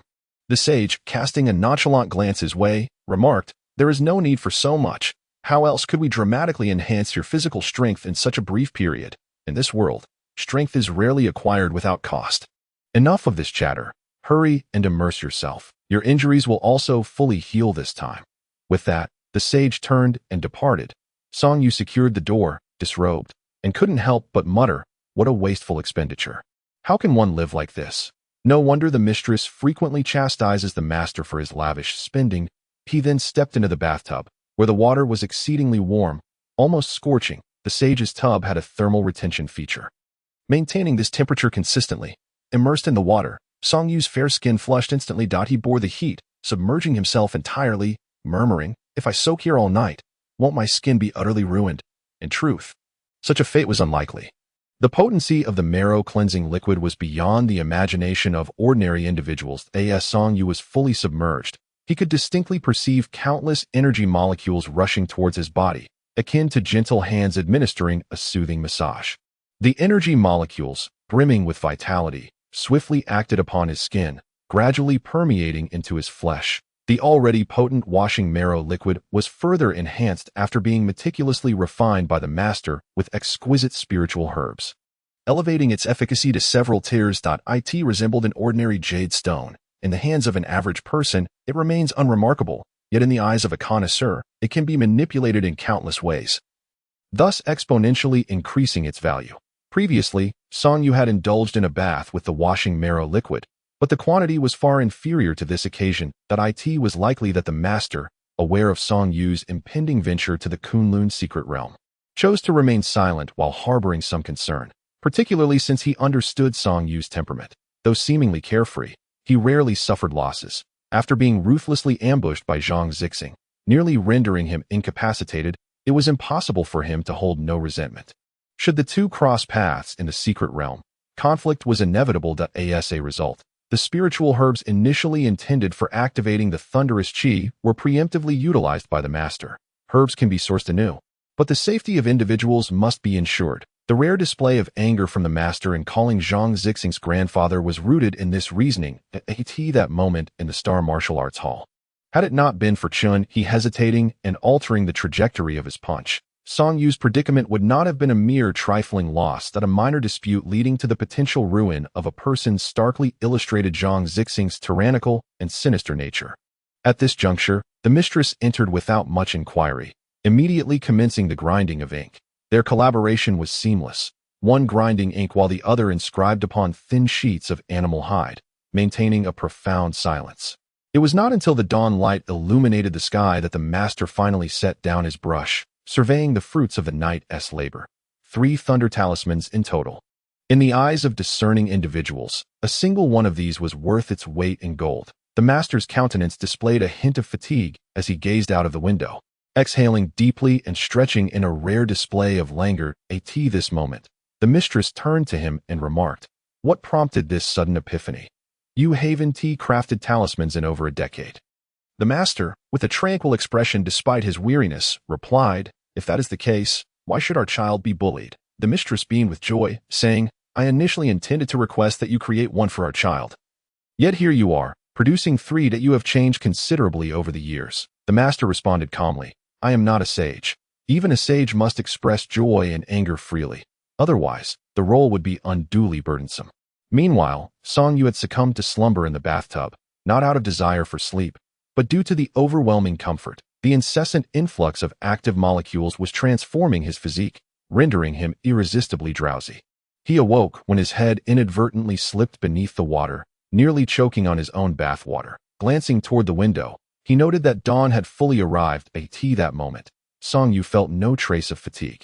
His vitality was so invigorated that even he found it hard to believe. Rising to his feet, he noticed a layer of dark residue floating on the water's surface. These were likely the bodily impurities expelled during the washing marrow process. With a face of disdain, he exited the bathtub, stood under the shower to cleanse himself, and after drying off, changed his attire before stepping out. Confucius and his wife have been awaiting at the restaurant. The Confucius household does not employ a maid. It is invariably his wife who prepares the meals, and her culinary skills are simply exquisite. The most significant distinction between a martial artist's family and an ordinary one lies in the fact that within a martial artist's home, every meal must feature meat, plentiful meat. While ordinary martial artists may consume beef and lamb, those like Songyu, who are fortunate enough to be in a well-off family, indulge in an array of exotic meats. The prices of such delicacies are enough to make one's heart quail at a mere glance. As for top-tier ingredients, they are beyond reach, no matter how affluent one may be. Upon spotting the familiar basin and the succulent meats protruding from it, Songyu felt an overwhelming sense of nostalgia. After exchanging greetings with Confucius and his wife, he plopped down onto a chair, eagerly awaiting Confucius to pick up his chopsticks, at which point he began to feast with great enthusiasm. Once satiated, his wife inquired, "How do you feel?" Songyu patted his chest and exclaimed, "Unprecedentedly splendid. Not only have my injuries healed, but I also feel as though I could spar with a grandmaster." His wife's eyes sparkled with intrigue. Songyu hastily added, "Of course, it's merely a feeling that perhaps just an illusion." Confucius interjected, "Enough of your banter, follow me to the study." Upon reaching the study, Confucius retrieved the 3 thunder talismans and, without further ado, explained to Songyu how to activate and utilize them. He concluded with a stern warning. Once activated, this talisman renders you invincible against anyone below the foundational stage. Those struck will either perish or be gravely injured. Thus, unless absolutely necessary, refrain from using it. However, in times of dire urgency, do not hesitate. Your life is more precious than anything else. Songyu, uncharacteristically solemn, gazed at Confucius and remarked, "Did you not say you would cease drawing?" Confucius replied nonchalantly, "I changed my mind." Songyu quietly tucked the 3 talismans away and suddenly inquired, "The herbs I soaked in last night, they must have cost more than the marrow-cleansing liquid." "Correct," Confucius responded. "I am unaware. They were a gift from others." Songyu, taken aback, mused, "You think anyone can simply come to me for mentorship?" Feeling somewhat flustered at being teased by Confucius, Songyu stood momentarily speechless. His emotions nearly unraveling, that he nodded, deflated, and made his way outside. "All right then," he cheerfully called out to his wife as he departed, prompting a smile to grace Confucius's face as he sat in the study. He chuckled softly to himself. "That rascal, it took a decade for you to utter those words. It truly hasn't been easy. Everyone, please cast your votes enthusiastically and share your thoughts. Otherwise, from where shall I gather book reviews?" Chapter 14. Old Peng is amazing. In the ensuing days, Songyu remained home, diligently honing his protective aura. Following the marrow cleansing, his physical strength had doubled, and his internal organs had similarly been fortified. As he continued to cultivate his protective aura, he experienced remarkable progress. Should he encounter a situation akin to that at the Xingwu Academy now, any attempts to scheme against him would be nearly futile. As the date approached for the impending reopening of the Kunlun secret realm, news of its return spread like wildfire. In this realm of cultivation, it became an instant sensation, garnering widespread discussion among both the knowledgeable and the uninitiated. The trending topics across major social media platforms were largely dominated by discussions related to the Kunlun secret realm. Countless internet celebrities scrambled to latch onto this fervor, igniting a plethora of diverse topics. The Battle of Kunlun, which transpired 60 years ago, has once again resurfaced in discussions. The era in which it occurred is not so distant, and many eyewitnesses from that time are still alive. Some of these witnesses have taken to live streaming to recount events that, while no longer sensitive, have remained buried for 6 decades. This sudden resurgence has led to an explosion of viewership, drawing a multitude of spectators. After decades of obscurity, these individuals have quickly risen to fame overnight. One eyewitness expressed a poignant reflection. Had the environment at that time mirrored the present, such a dreadful conflict might have been averted. Although it appeared that we emerged victorious, in truth, the losses sustained by Huaxia in that battle were quite severe, with numerous formidable practitioners spilling their blood in the secret realms, perishing there. The cultivation community of Huaxia suffered a significant decline in vitality following that catastrophic clash. Otherwise, they would not have acquiesced to subsequent negotiations, nor made various concessions. One witness remarked during a live stream that particularly those foreign dignitaries emerged from the post-war discussions with overwhelming advantages, becoming the greatest beneficiaries. It is said that Earth is the common mother planet of all human races. The myriad human factions now scattered throughout the universe all originated from this singular world. The sage once imparted to him that in the exceedingly ancient times, the galaxy to which this planet belonged was known as the Milky Way, and we now dwell in the era of the Andromeda Galaxy. The Earth itself is a diminutive sphere, now further depleted of resources, with spiritual energy exceedingly scarce, rendering cultivation a formidable challenge. The foundation that supports universal cultivation lies within those secret realms, within several of the larger secret realms. Countless coveted and scarce resources can be found, coveted by practitioners. According to the sage's deductions, these realms are likely the remnants of caves or sanctuaries left by ancient immortals, now devoid of their presence, leaving behind these secret realms that have fostered countless descendants. However, the secret realms are not without peril.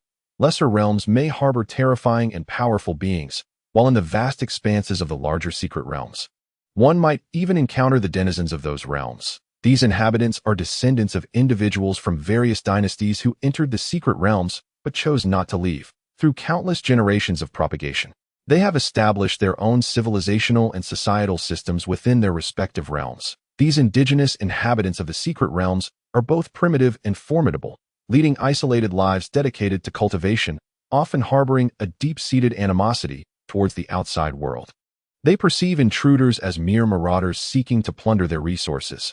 This perspective is subjective. Everyone desires cultivation resources, and conflicts and skirmishes are thus inevitable. Therefore, each time a secret realm is opened, strife does not exist solely among the outsiders, but also between them and the indigenous inhabitants of the various secret realms, where irreconcilable contradictions persist. Fundamentally, entering a secret realm is an endeavor fraught with both opportunity and peril. Long ago, Earth's technological civilization was not particularly advanced. Unable even to venture beyond the solar system. It was those who had departed from Earth and become extraterrestrial beings, observing the civilization on Earth for many years according to their respective races, who began to impart knowledge and nurture it.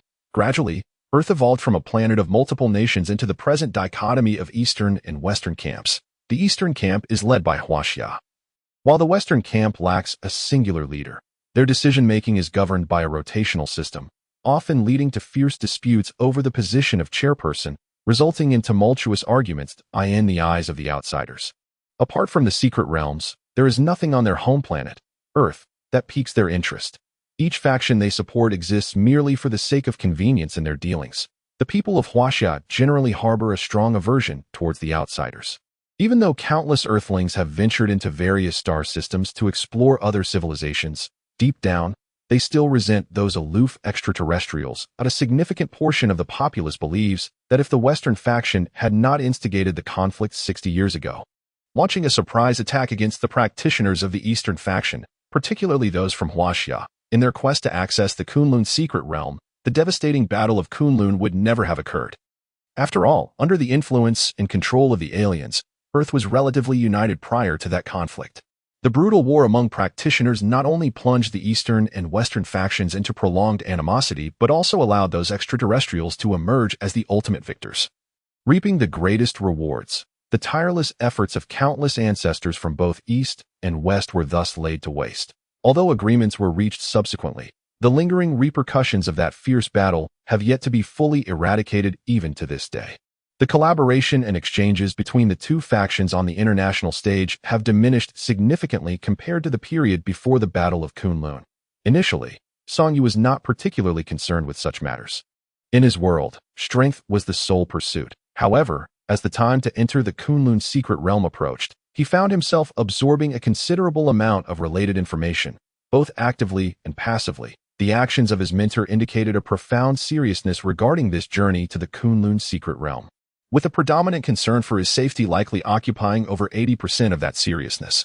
Otherwise, it would be inconceivable for his mentor to craft 3 thunder talismans after more than a decade of silence.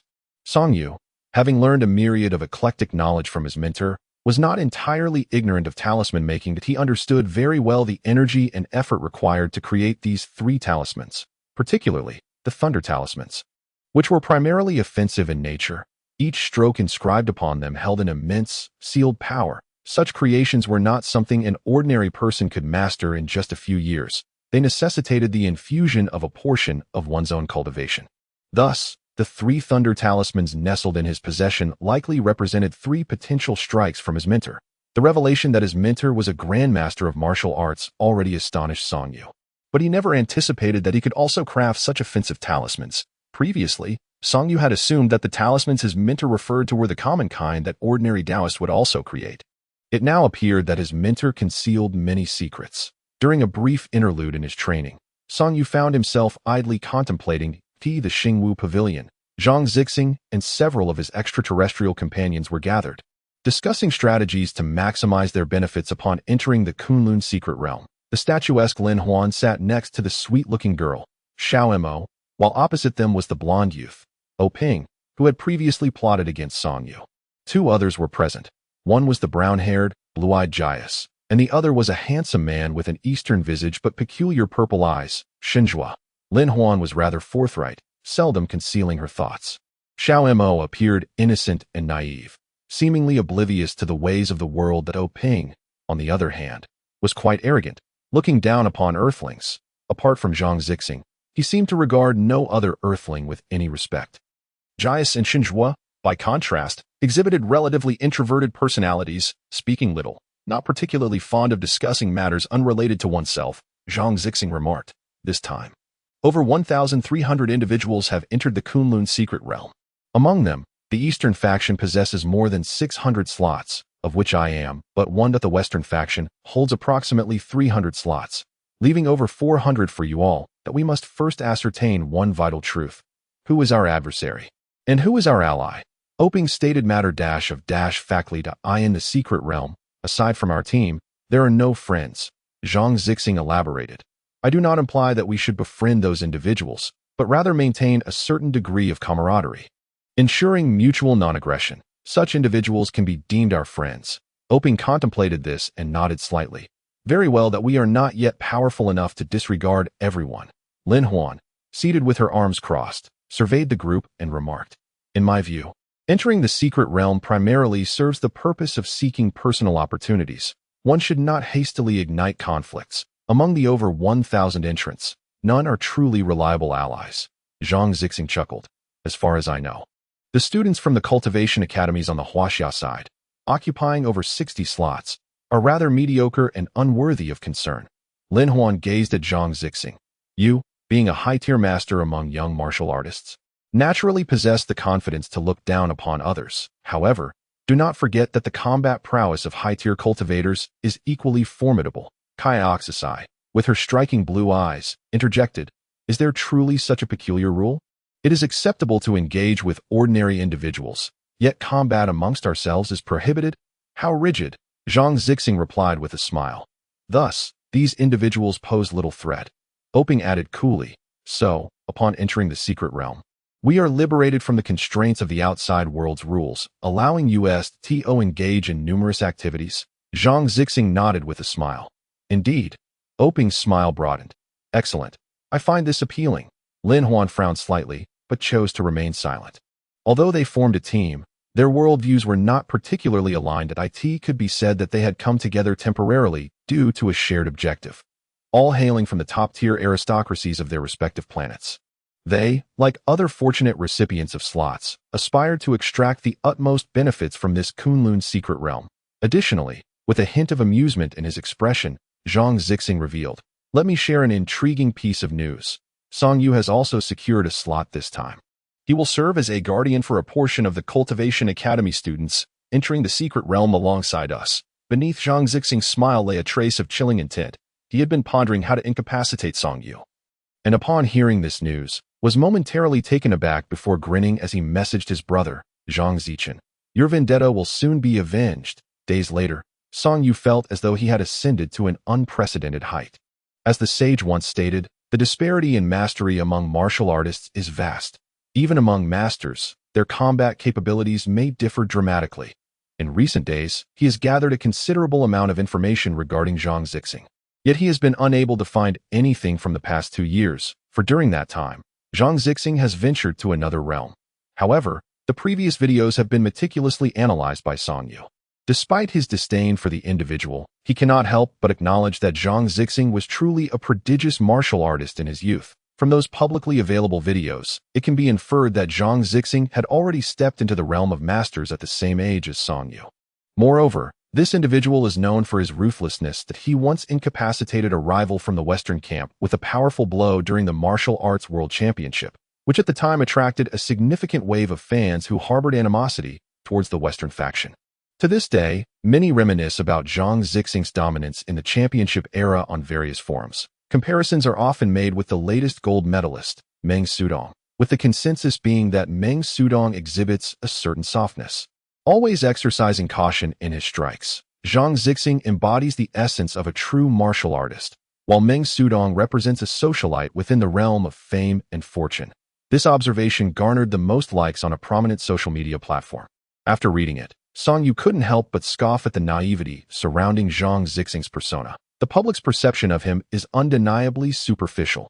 Nevertheless, it must be said that Zhang Zixing has expertly crafted his public image. Unless one has had a negative encounter with him, it is exceedingly difficult for outsiders to truly comprehend his nature. Song Yu also stumbled upon a surprising piece of information. The Xingwu Academy is actually owned by the Zhang family.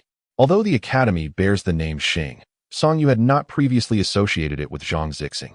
This revelation suggests that the Zhang family wields considerable influence in Hangqing and potentially throughout all of Huaxia. It is no wonder that Zhang Zixing appears calm on the surface, yet possesses an underlying arrogance. His propensity to eliminate individuals over trivial matters stems from a profound background. Thus, should they cross paths in the secret realm and conflict ensue, one must employ strategy to lure him to a desolate place where he could be dealt with discreetly, preferably in a manner that allows for complete dissociation from the incident. Song Yu never entertained the notion that the animosity between him and Zhang Zixing could be resolved. From the moment the latter resorted to underhanded tactics to eliminate him, their relationship had become one of deep-seated hatred. It is certain that Zhang Zixing would not let him off easily.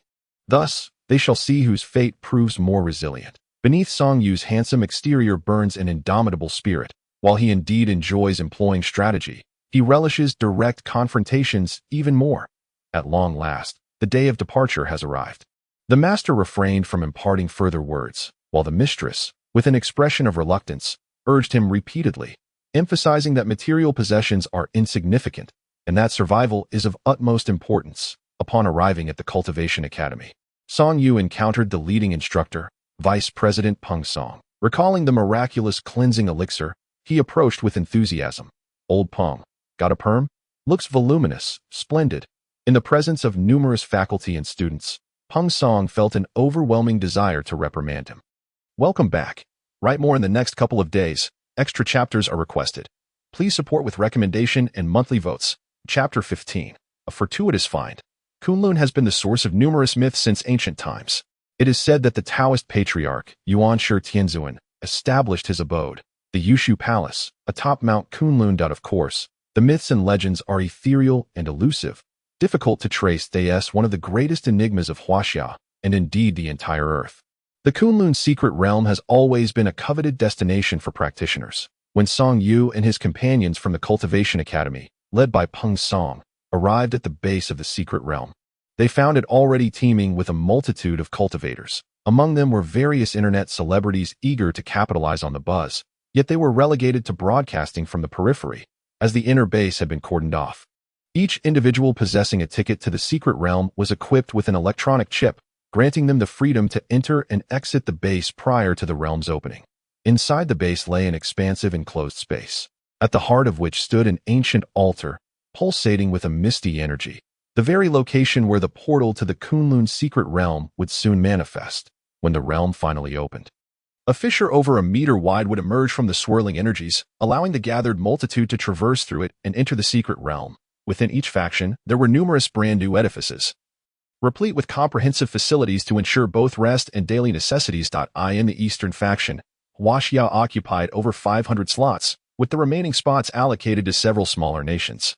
These smaller countries expressed no discontent, for they were well aware of the advantages of sheltering under the vast canopy of Huaxia. Even if some harbored ulterior motives, deep down, they all understood who their true benefactor was. Thus, when Song Yu and his group entered the base and approached the Eastern faction, the demeanor of the crowd appeared relatively amicable, including Song Yu and the accompanying Vice Dean Peng Song. A total of 63 individuals from the Cultivation Academy had arrived. They, alongside other cultivators from Hangqing, were accommodated in a single building. The rooms resembled high-end hotel suites, furnished with modern amenities, a clear indication of the official efforts invested in creating a pleasant guise for this secret realm expedition. Yes, including Song Yu. Everyone was acutely aware that among the multitude gathered in this vast enclosed space, potential adversaries lurked at every corner, perhaps even among those closest to them. The human heart's capacity for greed can be magnified to unimaginable proportions at certain moments. Zhang Zixing was also present in this building. Just as Song Yu and Qian Qianxue were preparing to descend to the dining hall, they unexpectedly crossed paths. Upon seeing Song Yu, Zhang Zixing displayed no discernible emotion, merely casting a fleeting glance in his direction before walking past. Both seemed remarkably composed. Qian Qianxue, however, felt a tinge of concern. During their meal, she quietly inquired of Song Yu, "Will he trouble you once we enter?" Song Yu, with a mouthful of meat, looked up at her and smiled, asking, "If he does come after me, will you lend a hand?" Qian Qianxue's starry eyes twinkled as she replied, "Of course, then I shall rely on you."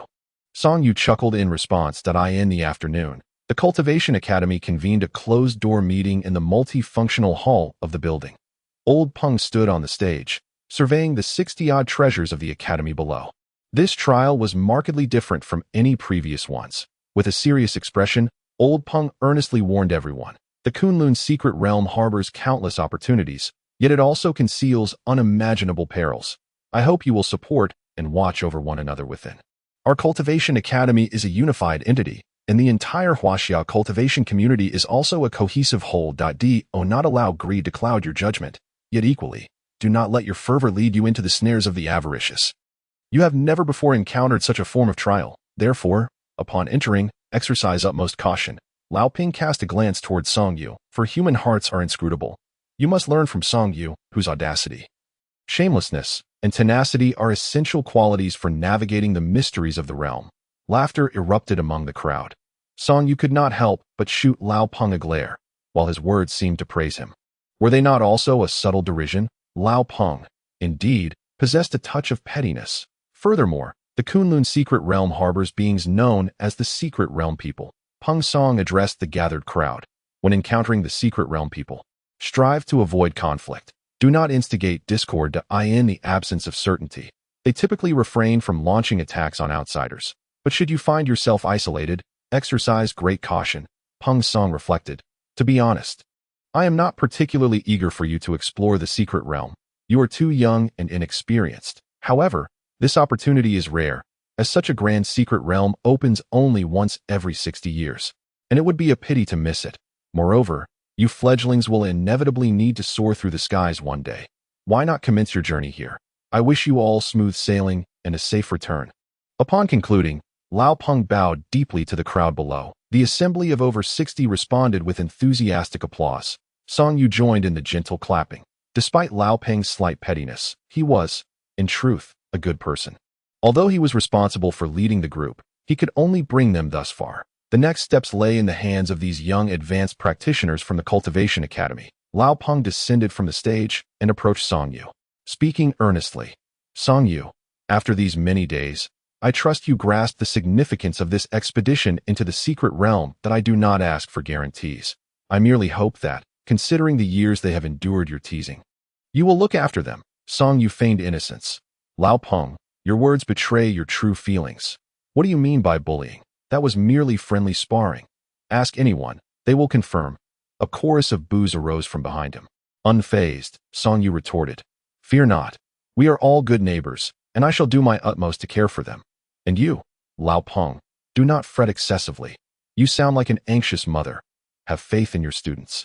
They are all advanced practitioners now. What they lack is merely practical experience. Thus, you need only impart one thing to them. Peng Song regarded Song Yu expectantly. Song Yu turned to the crowd and declared, If one does not offend me, I shall not offend them. But if one offends me, then damn them. This proclamation ignited the previously subdued atmosphere of the multifunctional conference hall, causing a wave of cheers to erupt from the male students of the Cultivation Academy. Now that was invigorating. In their youthful exuberance, armed with formidable skills, who among them did not yearn to conquer all, bound by rules in their daily lives? Once they stepped into the 7th layer of Qi cultivation and became advanced practitioners, they could no longer act recklessly. As for ordinary people, they must not be bullied at all. This was no trifling matter. Should such behavior be discovered, severe punishment would ensue. Thus, a group of advanced students from the Cultivation Academy had long been bullied by Song Yu, harboring a pent-up frustration within. Even without Song Yu's provocations, they were already eager to showcase their prowess once they entered the secret realm, that if no one came to provoke them, that would suffice. However, if someone did, they must make it clear that cultivators that are not to be trifled with. Old Peng glanced at Song Yu and whispered, "Take it easy. Don't mislead these youngsters too much." Song Yu chuckled. "Rest assured, among these 60-odd individuals, not a single one is a pushover." Old Peng was taken aback, pondering how this little rascal had become so humble. Song Yu continued, "Of course, I am the most formidable one." The crowd erupted in playful jeers. The final mobilization meeting before their departure concluded with an enthusiastic atmosphere. The young advanced cultivators were filled with dreams of what awaited them, their faces radiating confidence. Finally, Old Peng dismissed the assembly and called Song Yu aside. That a hint of concern lingered on his face as he addressed Song Yu. "I've heard there is some friction between you and Zhang Zixing from the Xingwu Academy?" Song Yu nodded. This matter was hardly a secret, and its origins were somewhat tied to the Cultivation Academy. Peng Song advised, "Don't mind my nagging. We live in a modern society where we adhere to certain basic rules. But once in the secret realm, you must swiftly adapt to an entirely different set of principles." Song Yu replied, "The law of the jungle." Peng Song nodded. "Indeed, it is wise to have someone who understands to remind them." As he spoke, he magically produced another glass vial similar to the last one, handing it to Song Yu. "Here is an additional liter of marrow-cleansing liquid. Song Yu, you are far more mature than your peers. So I will speak plainly. Take this. You know it's worth well enough. Protect my students." Song Yu gazed at the vial of cleansing liquid, suddenly realizing that Old Peng's generosity was not so easily taken for granted. Nonetheless, he accepted it, saying, "I will do my utmost to bring them back unscathed. But Old Peng, had you given this to me a few days earlier, perhaps I would have grown even stronger." Peng Song looked at him speechlessly. "Do you think the marrow-cleansing liquid is like mineral water, available in unlimited supply? I had to plead with the Academy's apothecary to produce these." Song Yu grinned. "Old Peng, do you still have storage space?" Peng Song turned and left. No. The base was bustling with activity. The communal area resembled a miniature marketplace. Each time the secret realm opened, it was a grand event for cultivators, allowing for interaction and trade. In such a market exclusive to cultivators, one could occasionally stumble upon some rather remarkable treasures, which tested one's discernment and breadth of knowledge. Song Yu had always excelled in this regard, having been tutored by his master, amassing a wealth of eclectic knowledge. After dinner, Song Yu forcibly dragged the reluctant Qian Shui out with him to explore the market. "As a girl, how can you not enjoy shopping?" He chided her as they walked. "In cultivation, one must learn to balance work and leisure. I do not enjoy shopping." Qian Shui, with an expression of helplessness, followed closely behind Song Yu and said, "You must learn to open your heart and embrace the world." Song Yu replied, "Although you possess a generous heart." Qian Shui responded. Song Yu chuckled, "I speak earnestly. You cannot resemble those bookworms who spend their days buried in dusty tomes. You must endeavor to engage with the world beyond, or else you shall forever remain a flower confined within a greenhouse." As their conversation unfolded, they had already entered the bustling marketplace, though Qian Shui was reluctant to visit such a crowded public space. She soon found herself captivated by the myriad of items on display. Come and see. An energy beam gun, charged for 10 minutes, can be used 3 times. It effortlessly penetrates steel plates 3 centimeters thick. An essential weapon for home defense or travel, priced at only 3 million huaxia coins. Cash only in huaxia coins. Behold my alloy gun, capable of piercing 5 centimeters of steel with ease, far superior to the energy beam gun. Moreover, it is disassemblable, conveniently compact for carrying, priced at 5 million huaxia coins. Cash only in huaxia coins. A member of the Western faction couldn't help but complain, why only accept huaxia coins? The individuals from the Western faction felt a sense of humiliation, yet were intrigued by the alloy gun and energy beam gun. Suppressing their anger as they began to haggle with the vendor, Song Yu found these items quite interesting, but upon hearing the prices, he quickly lost interest. Too exorbitant. On the other hand, Qian Shui, glancing at him, quietly inquired, "Do you want one? I can buy it for you." Qian Shui thought to herself that the disassemblable alloy gun would suit Song Yu well, although she had never witnessed him wielding a weapon. A competent martial artist is usually well-versed in a multitude of arms. After wandering for a while longer, they finally paused in front of a stall run by a Huaxia youth. The wares displayed were unlike those of other vendors. Spread across a cloth were various objects exuding an aura of decay. Or so they appeared that a crowd had gathered around the youth's stall as well. Magical artifacts, priced at 100,000 each, non-negotiable, no returns or exchanges, the youth stated calmly as he observed the gathering crowd. Practitioners, whether from the east or west, or even extraterrestrial beings, have an inherent fondness for magical artifacts. However, the crowd appeared somewhat hesitant, unwilling to be subjected to attacks on their intelligence. One person scrutinized the youth and asked, "Whose magical artifacts cost 100,000 each?" The youth replied with unflappable composure, "Mine." The crowd fell silent. The youth continued, "These items were excavated from the ground and, upon authentication, have all been utilized by practitioners." He picked up a palm-sized seal with a corner missing and addressed the crowd. "Do you see this?" The inscription below reads, "Taoist Master Mountain Man." A gasp arose from the crowd. "I know Taoist Master Mountain Man. He was a great practitioner from ancient times. Is this truly a seal he once used?" The youth affirmed, "Indeed, 100,000, correct?" The individual rushed forward eagerly, exclaiming, "I'll take it." He swiftly retrieved his phone, scanned the QR code at the stall, made the payment, and walked away with the seal. This must be a scam, the onlookers thought, each wearing an expression of disbelief. What is this Taoist Master Mountain Man? I've never even heard of him. However, observing the youth's indecisive demeanor, many could not help but feel compelled, crouching before the stall to select their desired items. Chinchua glanced at Song Yu beside her, noticing him entranced by a piece of jade tablet still caked in dirt. She contemplated inquiring, but the throng around them was too dense at that moment. Song Yu stepped forward, swiftly scanning the QR code and transferring 100,000 yuan. The young vendor was taken aback, looking at Song Yu and asking, "What would you like to purchase?" Song Yu replied, "Isn't it all priced at 100,000 each?" The young vendor pondered for a moment and nodded. Song Yu chuckled. "Then it should be fine for me to choose any of them, right?" The vendor nodded once more. Song Yu reached for the dirt-encrusted jade tablet, which had a rather poor appearance, declaring, "This one will do." From within the crowd, someone mocked, "A mere brawler is still just a brawler," truly believing that any jade tablet is a treasure, let alone if this piece is merely a forgery. Even if it were genuinely excavated from the depths of the earth, it bears not a single character. How much value could it possibly hold? Song Yu glanced towards the source of the voice and recognized the golden-haired youth he had encountered at the Xingwu Academy earlier that day. Annoyed, he retorted, "I am quite willing. I am willing to spend 100,000 yuan on a piece of jade. What business is it of yours?" Without further regard for the golden-haired youth, he took Chinchua by the hand and departed. The golden-haired youth, Oping, stood among the crowd, watching Song Yu's retreating figure with a smirk. Turning to his companion Zhang Zixing, he remarked, "That girl does seem quite appealing, with bright eyes and a radiant smile. She is truly enchanting." The golden-haired youth replied, "That sounds rather troublesome." He chuckled, departing alongside Zhang Zixing. "Truly, calling you Qiangu is not without merit." Song Yu took the jade tablet and made his way to the restroom.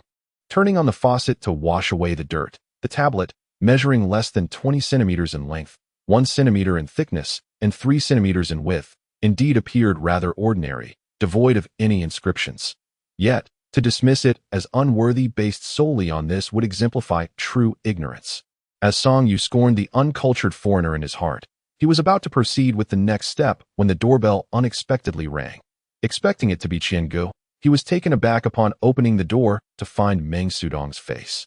"Oh, what brings you here?" Song Yu exclaimed, surprised, as he regarded Meng Sudong. "Little Meng, what business do you have at such a gathering of cultivators?" Chapter 16. The Jade Tablet. Meng Sudong appeared utterly speechless, perplexed as to how Song Yu could brazenly utter such shameless words. As the current elder brother of the elite martial arts academy and a gold medalist in the martial arts world championship, did he not qualify even for a ticket to the Kunlun secret realm, which opens once every 60 years? However, such words were difficult for Meng Sudong to voice, as he had his pride. "Of course, I am here to participate in the journey to the secret realm," Meng Sudong said, casting a resigned glance at Song Yu. "I must ask, little Song, could you perhaps refrain from treating me as if I were a thief? It was merely a momentary lapse in judgment that made me take an interest in your sister. Besides, she is not even your biological sister," given that he was likely younger than Song Yu. He chose to retaliate by calling him Little Song in return. Song Yu looked at him and replied, "My retorts towards you have nothing to do with others. It's purely a personal preference." Meng Sudong, with a furrowed brow, had gleaned some understanding of Song Yu's character through their numerous encounters. Ignoring him entirely, he pushed his way in, walking with purpose as he remarked, "I heard you purchased a piece of aged jade at the market?" Song Yu was taken aback, staring at him in disbelief. "Who said that? Who is spreading such slander against me? That was not aged jade. It was a spiritual treasure, and certainly not a counterfeit." Finally seizing an opportunity, Meng Sudong continued, "Oh Ping, the young man with the golden hair who is often seen with Zhang Zixing. He grabbed a bottle of mineral water, plopped down on the sofa, twisted off the cap, and gulped down several mouthfuls. I was concerned they might pose a threat to you, so I came to warn you." Song Yu glanced at the mineral water in Meng Sudong's hand, thinking it rather inconsiderate that he had come to drink from his limited supply instead of using his own. "What a scoundrel! I am not joking when I say that the person who ambushed you that day is likely him," Meng Sudong said earnestly. "Moreover, Zhang Zichen, the one you sent to the hospital, has withdrawn from the elite martial arts academy." "You mean the one who ambushed me that day? Was that little golden-haired boy?" Song Yu paid little attention to Zhang Zichen's departure from the academy. He was merely a minor nuisance, not worthy of concern. Meng Sudong nodded. "Indeed, in my recent discreet investigations, I found that among those accompanying Zhang Zixing, only O Ping specializes in mental strength. His approach is rather reckless. Within just a few days of arriving in Hangqing, he has already caused trouble for several young women." Song Yu regarded him intently. "Do elaborate?" Meng Sudong's expression soured as he replied, "What is there to elaborate? It cannot be termed as causing trouble. Those young women approached him willingly, treating him like a long-lost father upon seeing an alien, utterly lacking in self-respect. Are you suggesting that they should have pursued you instead?" Meng Sudong retorted, "That little golden-haired boy." Song Yu settled onto the sofa, pondering for a moment before turning to Meng Sudong. "I am rather curious about one thing." "Speak," Meng Sudong replied, meeting his gaze. "Why have you repeatedly extended goodwill towards me?" Song Yu scrutinized Meng Sudong, dismissing any notion of wanting to meet a mentor. "Although the mentor is busy, your family is a prominent one in Hangqing. It should not be difficult for you to arrange a meeting. Given your status, there is no need for you to demean yourself before me." After a moment of contemplation, Meng Sudong looked at Song Yu and said, "You have a point. I am not merely a martial artist." "But you are. What did I say that was incorrect?" Song Yu shot him a sidelong glance. "Are you attempting to flatter me?" "Of course," Meng Sudong affirmed with certainty. "While I possess considerable talent, my mind is preoccupied with various other matters. If given the choice, I would prefer to pursue different endeavors. You, however, have a remarkably pure focus, dedicated solely to the path of martial arts. And so," Song Yu inquired, "if possible, I hope you will join the elite martial arts academy. Initially as a coach, and I will gradually promote you to a prominent figure within the academy." Meng Sudong spoke earnestly. "I hold a portion of the shares in the elite martial arts school. Therefore, everything I say has been carefully considered and discussed with my family. It is not uttered lightly. What can you offer me?" Song Yu gazed at Meng Sudong. "Honor, status, reputation, position." Meng Sudong shook his head. "These are not what you value. What I can provide you with is the entirety of resources for martial cultivation. If you join the elite martial arts school, I can assure you that resources will be promptly allocated to you." "What do I need to contribute?" Song Yu did not immediately refuse this time, but inquired of Meng Sudong. "You need not contribute anything," Meng Sudong replied, shaking his head. "You simply need to focus on cultivating your martial arts. The elite martial arts school will not compel you to undertake anything you do not wish to do as long as you are with us. You will be the most resplendent symbol of our institution. I will utilize your presence to attract more prodigies, transforming the elite martial arts school into the largest and most prestigious martial arts academy in all of Huaxia. It shall become the true sanctum for martial artists worldwide." Meng Sudong's voice was not particularly fervent, yet it carried a certain persuasive power. "Oh, you truly hold me in such high regard." Song Yu, unconvinced, regarded him with skepticism. Meng Sudong chuckled and replied, "I have never encountered anyone who could be so close to the master, especially a martial artist." "Just based on that?" "Precisely that," Meng Sudong asserted with confidence, looking at Song Yu. "You must surely recognize the master's prowess, do you not?" Meng Sudong studied him intently before shifting the subject. He continued, "In any case, I am serious about inviting you. I would even go so far as to sever ties with the Zhang family for this. They will undoubtedly act against you in the secret realm." Rest assured, I will staunchly stand by your side.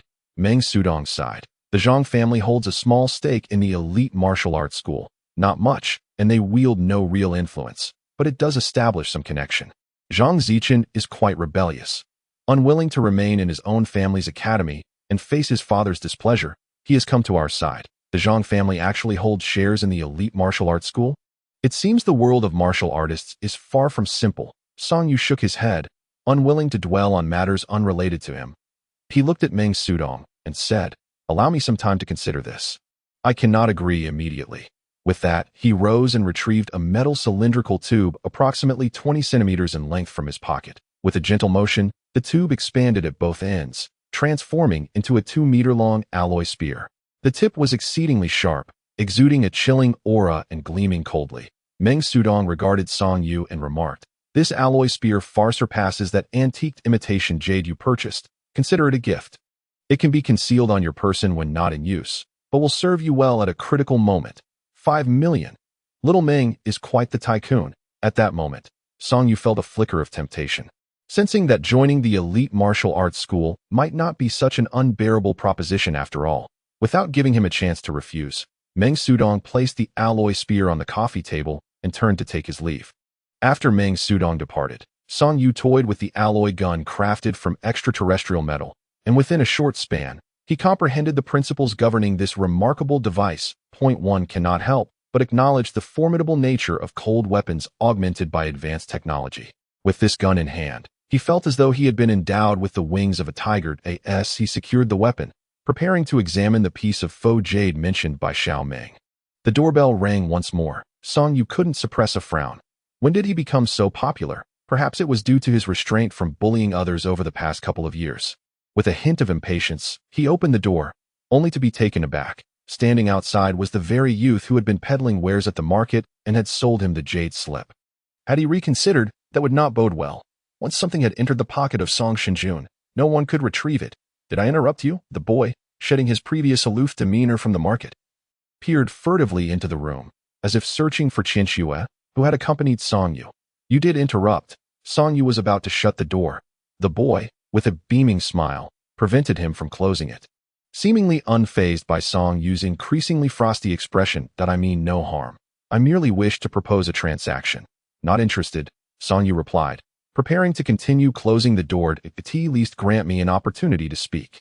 The boy stubbornly pressed against the door, his audacity clearly surpassing that of Song Yu. 1 minute. Song Yu stood firm at the threshold, showing no intention of allowing him entry. The boy glanced down the corridor and whispered, "I have a complete set of jade slips like the one you possess." Song Yu cast him a sidelong glance and replied, "I can't afford it, and I don't want money." The boy insisted, striving to appear more sincere. Unfortunately, to Song Yu, he only appeared furtive and untrustworthy. "I can refund you the previous payment," the boy offered. "Come in then." Song Yu stepped aside. The boy found himself somewhat speechless. This person was exceedingly pragmatic.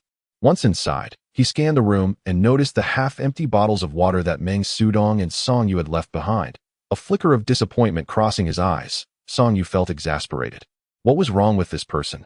Coming to someone else's room just to drink their water? Was it holy water or something? "Stop looking. There are only 2 bottles," Song Yu remarked. The boy plopped down in the spot where Meng Sudong had recently sat, and, addressing Song Yu bluntly, stated, "I know that jade slip is valuable, yet I've tried numerous methods to decipher it without success. Everything else I sell is counterfeit, but that jade slip is genuine." The boy was aware, especially of the actors involved. Their performances were excessively theatrical, and even those who appeared to be captivated and were selecting items at the time were all actors. Unfazed, the boy continued, "What I wish to propose is this. I will refund you the 100,000. And in return, you will share the remaining jade slips with me for joint interpretation. As long as you share the findings, I will offer you an additional 1 million. Furthermore, if I come across anything like this again, you will be the first person I contact." "That's insufficient." Song Yu replied coolly that he had already discerned that the jade slip was merely a piece from a set and recognized that the dirt on it had been applied afterward. Though it emanated a decayed, subterranean aura, it was wholly incongruous with the essence radiating from the jade slip itself. That in simpler terms, the soil on the jade tablet does not originate from the same place as the tablet itself. The young man gazed at Song Yu and inquired, "How much do you desire?" Song Yu scrutinized the youth intently for a moment and asked, "Are you a grave robber?" The boy immediately shook his head in denial. "How could that be? I lack the capability. You exude an aura of darkness," Song Yu asserted with certainty. "You have undoubtedly recently ventured into a grand tomb." The youth was somewhat taken aback. In their line of work, it is quite taboo to have one's identity discerned. The reason he felt emboldened to brazenly sell goods at the marketplace was his belief that his true identity would remain concealed. Selling mere fakes was acceptable, as it was a matter of willing participants. Genuine underground antiques, however, were treasures he would never part with. Even if he did, there were specialized channels for such transactions, and they would never surface in a place like this. He had presented that jade tablet merely as bait. His ancestors had warned him not to underestimate the world, especially during grand events like the opening of the Kunlun secret realm, where one might encounter seemingly youthful yet profoundly astute individuals. He merely wished to test the waters. His family elders had instantly recognized the jade tablet as a valuable item, a true treasure, yet none of his experienced relatives could decipher the secrets inscribed upon it. They had mentioned a scholar, claiming he was a true Confucian sage. Unfortunately, they did not know him and dared not exhibit such items casually. This time, the youth had dismantled the jade tablet and displayed one piece. Harboring the intention of fishing for interest, yet he did not believe anyone could discern its worth, he was more inclined to deceive a few friends into making some easy money from this opportunity. To his astonishment, shortly after setting up his stall, the jade tablet was sold. The moment Song Yu acquired it, the boy nearly regretted his decision on the spot, but he ultimately restrained himself, having spent a considerable sum to bribe the staff below and learn of Song Yu's room. He sought him out directly. "Let us not dwell on that." The youth relented, looking at Song Yu. "How much do you want?" Song Yu relished such inquiries and smiled at the young man. "What do you reckon this jade tablet, taken from a grand tomb, is worth?" The boy was momentarily stumped, taking a while to respond, inwardly cursing himself for almost falling into a trap despite his self-proclaimed cleverness. That he replied, "Its worth is all mine. Yours, perhaps, but in your possession, these items are utterly valueless." Song Yu calmly regarded the youth. He was in no rush, for the jade tablet was in his hands now. As for it being merely one of many, he cared little. He knew not what the tablet contained. He only recalled the scholar mentioning that the value of such items often exceeded that of easily discernible cultivation resources. That was sufficient. He had faith the scholar would surely appreciate it. The youth took a deep breath, pondering for a long while before stating, 5 million. Song Yu casually retrieved an alloy gun from his person and placed it gently on the coffee table. With no visible effort, the gun extended at both ends, instantly transforming into a sharp long spear. "Am I in need of money?" Song Yu scoffed disdainfully. The young man was immediately intimidated. Then, looking at Song Yu with a gaze of utter incredulity, he remarked, "This trinket is worth no more than 150,000 in extraterrestrial markets, and you actually spent 5 million to acquire it." Song Yu chuckled, inwardly amused, for it was none other than the foolish Xiao Meng who had made the purchase. He turned to the young man and replied nonchalantly, "How superficial. Have you not considered the deeper implications?" "Deeper implications?" The youth, being perceptive, quickly grasped that Song Yu was merely posturing, attempting to convey his affluence. With a dejected expression, he lamented, "Brother, to be frank, while my family is quite wealthy, I am not so well off myself. I merely have about 10 million in pocket money, and with your considerable wealth, you surely do not need this little sum." 10 million pocket money. Song Yu felt a surge of irritation, suddenly finding his own private stash of a few tens of thousands to be rather insignificant. How disappointing, he succinctly expressed. The youth wore a sorrowful countenance and continued, "Brother, to be candid, I actually smuggled this jade slip out from home. My family is completely unaware." Song Yu scrutinized him. "So, you mean to say you have nothing else on you?" The youth nodded. "Correct, the rest is at home." Song Yu's expression shifted abruptly. "Then be on your way. I shan't see you off. What is the point of discussing matters regarding items you have not even brought?" 20 minutes later, as Song Yu gazed at the additional 10 million in his account, he felt a newfound sense of confidence and pride. In contrast, the youth resembled a defeated rooster, feathers drooping in dismay. Yet, he too felt a sense of relief, grateful he had not revealed that he actually possessed 30 million in his account. Otherwise, this rascal would have extorted him. Song Yu was a man of principles. Having accepted the young man's funds, he felt compelled to reciprocate with sincerity. He promptly directed the youth to procure several materials. all of which were well known to practitioners and readily available in the market. Initially, he had intended to make the purchases himself, but with the advent of free labor, why not take advantage? The youth, without complaint, eagerly dashed off to buy the items and soon returned with everything in hand. Subsequently, Song-yu entered the restroom and began his preparations. This method had been imparted to him by his esteemed mentor many years prior, who had remarked that ancient practitioners were often pretentious and reticent, favoring the recording of certain texts in a cryptic manner on jade slips. Should these slips fall into the hands of the uninitiated, no amount of effort would suffice to decipher them. However, for those in the know, the meanings were quite straightforward. This represented a unique form of cross-temporal dialogue. Once deciphered, one would find a kindred spirit. As everything was set, Song-yu submerged the jade slip in the basin of the restroom. The youth, with a bold demeanor, squeezed in to witness the ordinary materials he had just procured being consumed in abundance.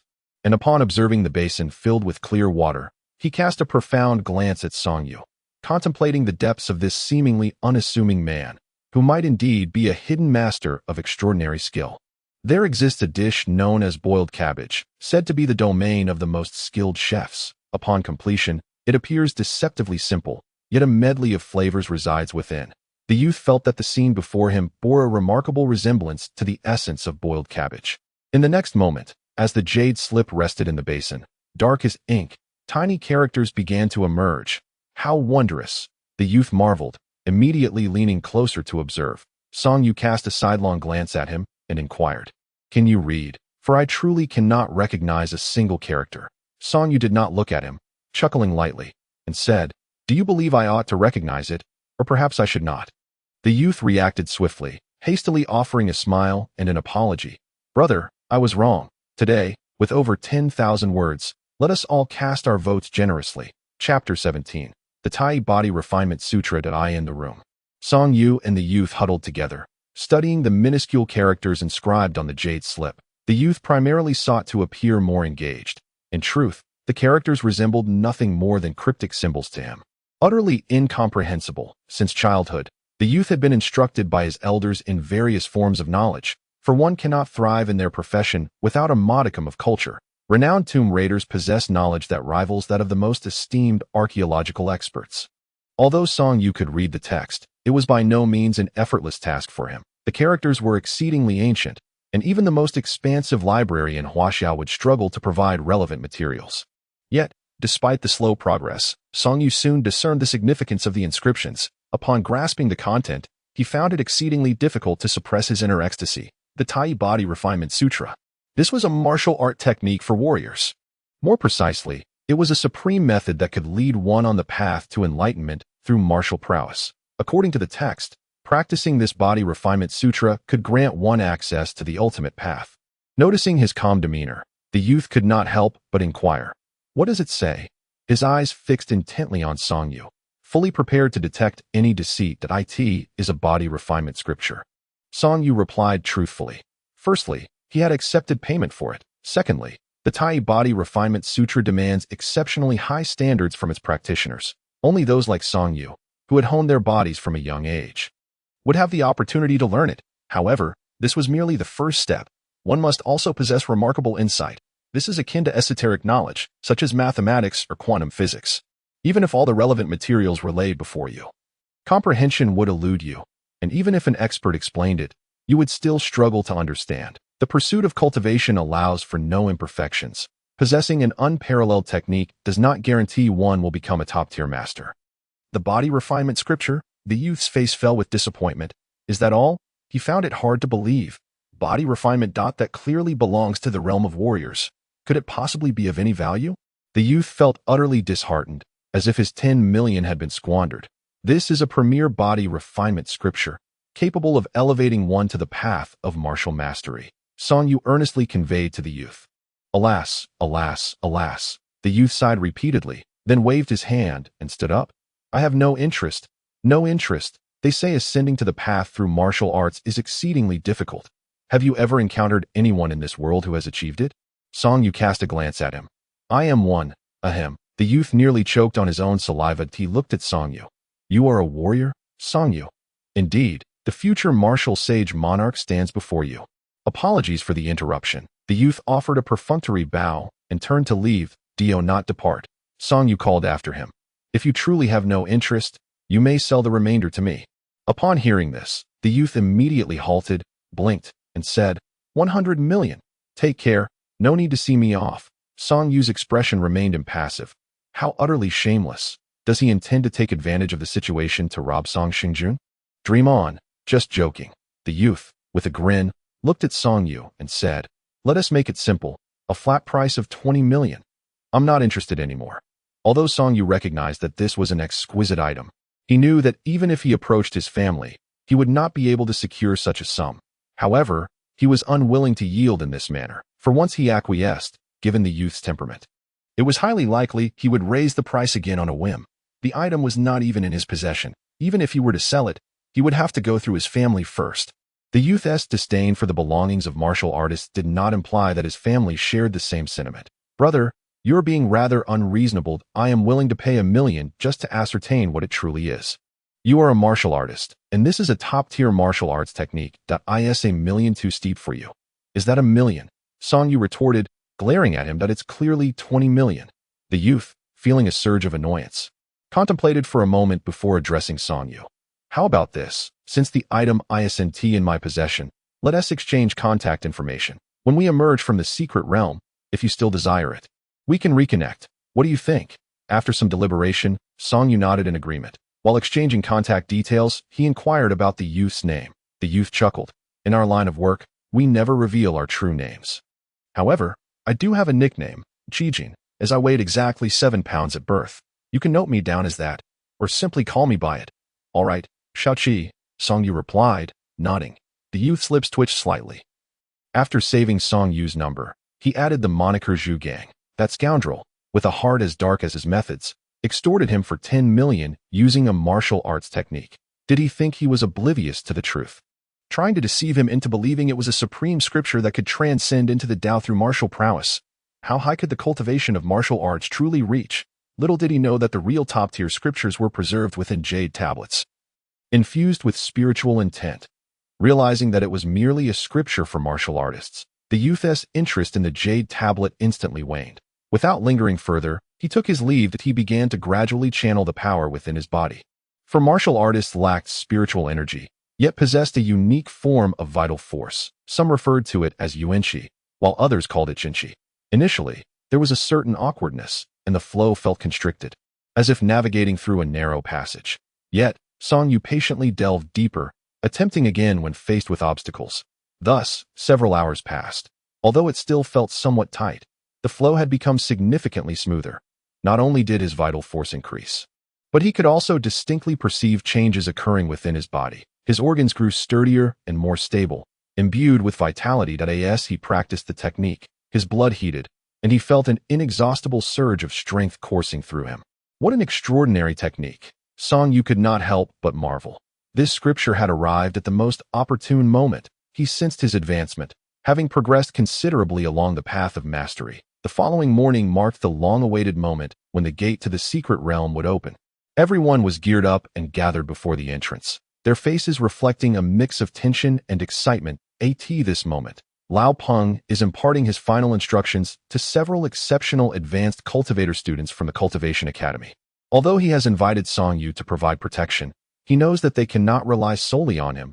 He hopes that those gifted and outstanding students will rise to the occasion. Among the crowd, Zhang Zixing and O Ping are engaged in light-hearted conversation, occasionally glancing towards the Cultivation Academy with calm expressions, revealing nothing of their thoughts. However, Song Yu is acutely aware that once they enter the secret realm, peaceful coexistence will be impossible. 9 o'clock in the morning, the ethereal energy emanating from the ancient altar suddenly begins to fluctuate, prompting exclamations of awe from the crowd. It's opening. It's about to open. We can enter. Ha ha ha. Rare treasures of heaven and earth. Here we come. Subsequently, the gateway to the secret realm swings open. Chapter 18. Fierce as the portal to the secret realm opens, some hesitate, unwilling to be the first to step inside, uncertain of the dangers that may lurk within. Yet, others disregard their trepidation, eagerly rushing through the crackling energy gateway. The others follow suit, streaming in one after another. Song Yu and a group of students from the Cultivation Academy find themselves in the midst of this throng. Once they enter, they are all struck with awe at the sight before them. They find themselves on another ancient altar, one that spans an immense area of several thousand square feet. This altar is situated atop a lofty mountain, and from a distance, the surrounding peaks exude a magnificent grandeur. An unimaginable torrent of spiritual energy floods towards them, invigorating all the cultivators in an instant. Wow, this is truly a sanctum for cultivation, they exclaim. Now I understand how simple cultivation can be. The richness of the spiritual energy here is astounding.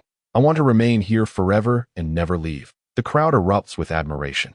Although Song Yu cannot harness the spiritual energy, he can likewise perceive the stark contrast between this place and the outside world. At that moment, some of the earlier arrivals have already exited the altar, shouting in exhilaration, "My heavens, is this heavenly leaf grass?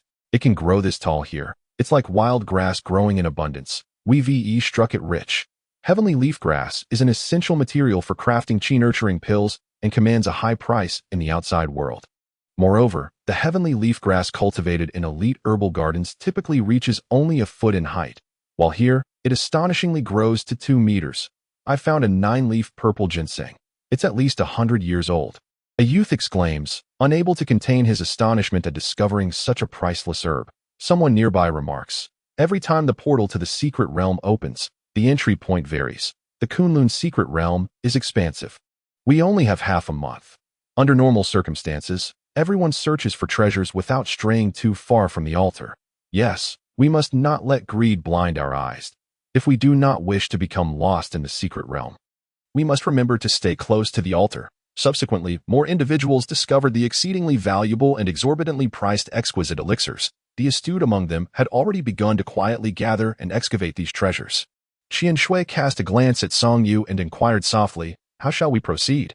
Song Yu remained stationary, thoughtfully surveying the terrain before gesturing towards a range of mountains to the west, stating, "Let us head in that direction." The majority expressed their agreement, yet a few hesitated, reluctant to venture so far due to concerns about potential dangers ahead. Song Yu did not press the matter.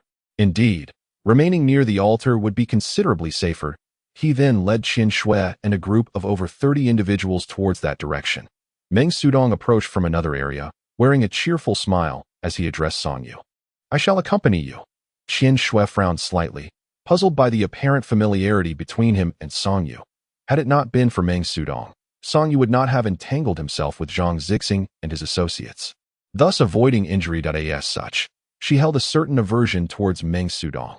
The other students from various cultivation academies shared her sentiments, their brows furrowing in disapproval.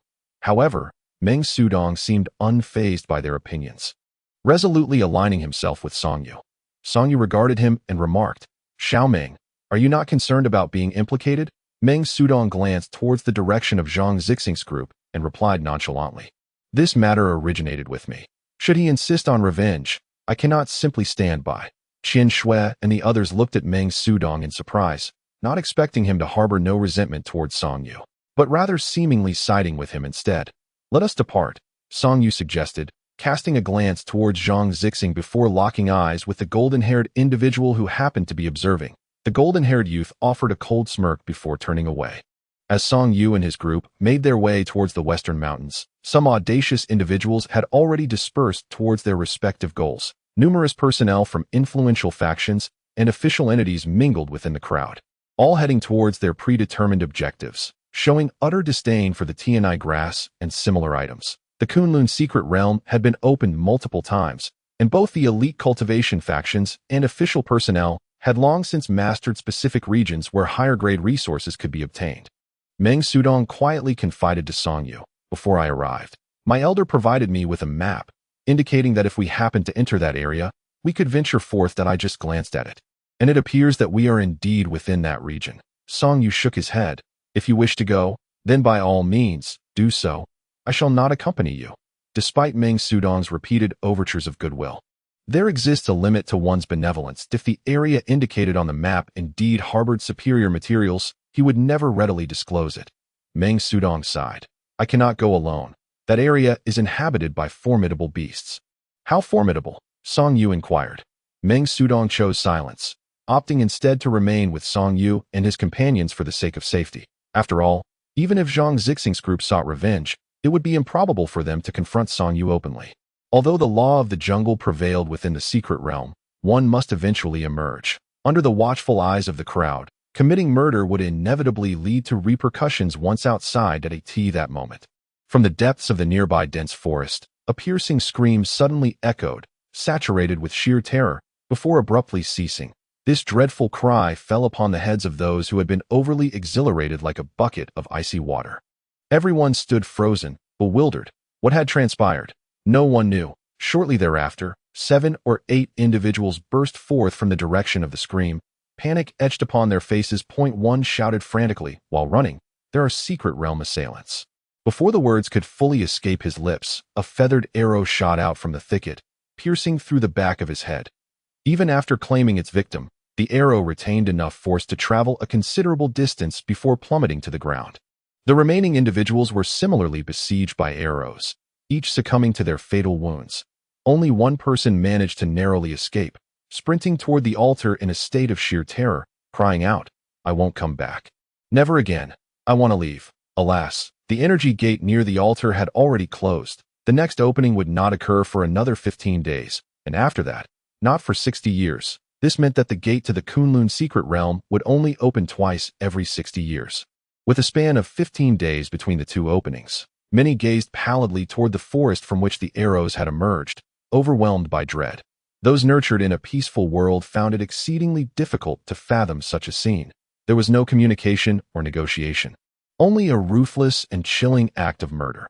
Almost everyone ceased their current activities, staring blankly at the direction of the arrows. Then, a voice as cold as ice emanated from that direction, commanding, "Get lost. Those who wish to live should make their way to the altar. Leave on your own accord in 15 days. Those who disobey shall be killed." The words were unmistakably human. Everyone understood them, standard Huaxia Mandarin, but they bore no warmth or emotion. Merely an overwhelming intent to kill. Qian Qianxue's complexion paled slightly. In that instant, she nearly forgot her status as a high-level cultivator. The others exhibited similar reactions, their eyes wide as they witnessed the vibrant and exhilarated individuals around them fall lifelessly before their eyes.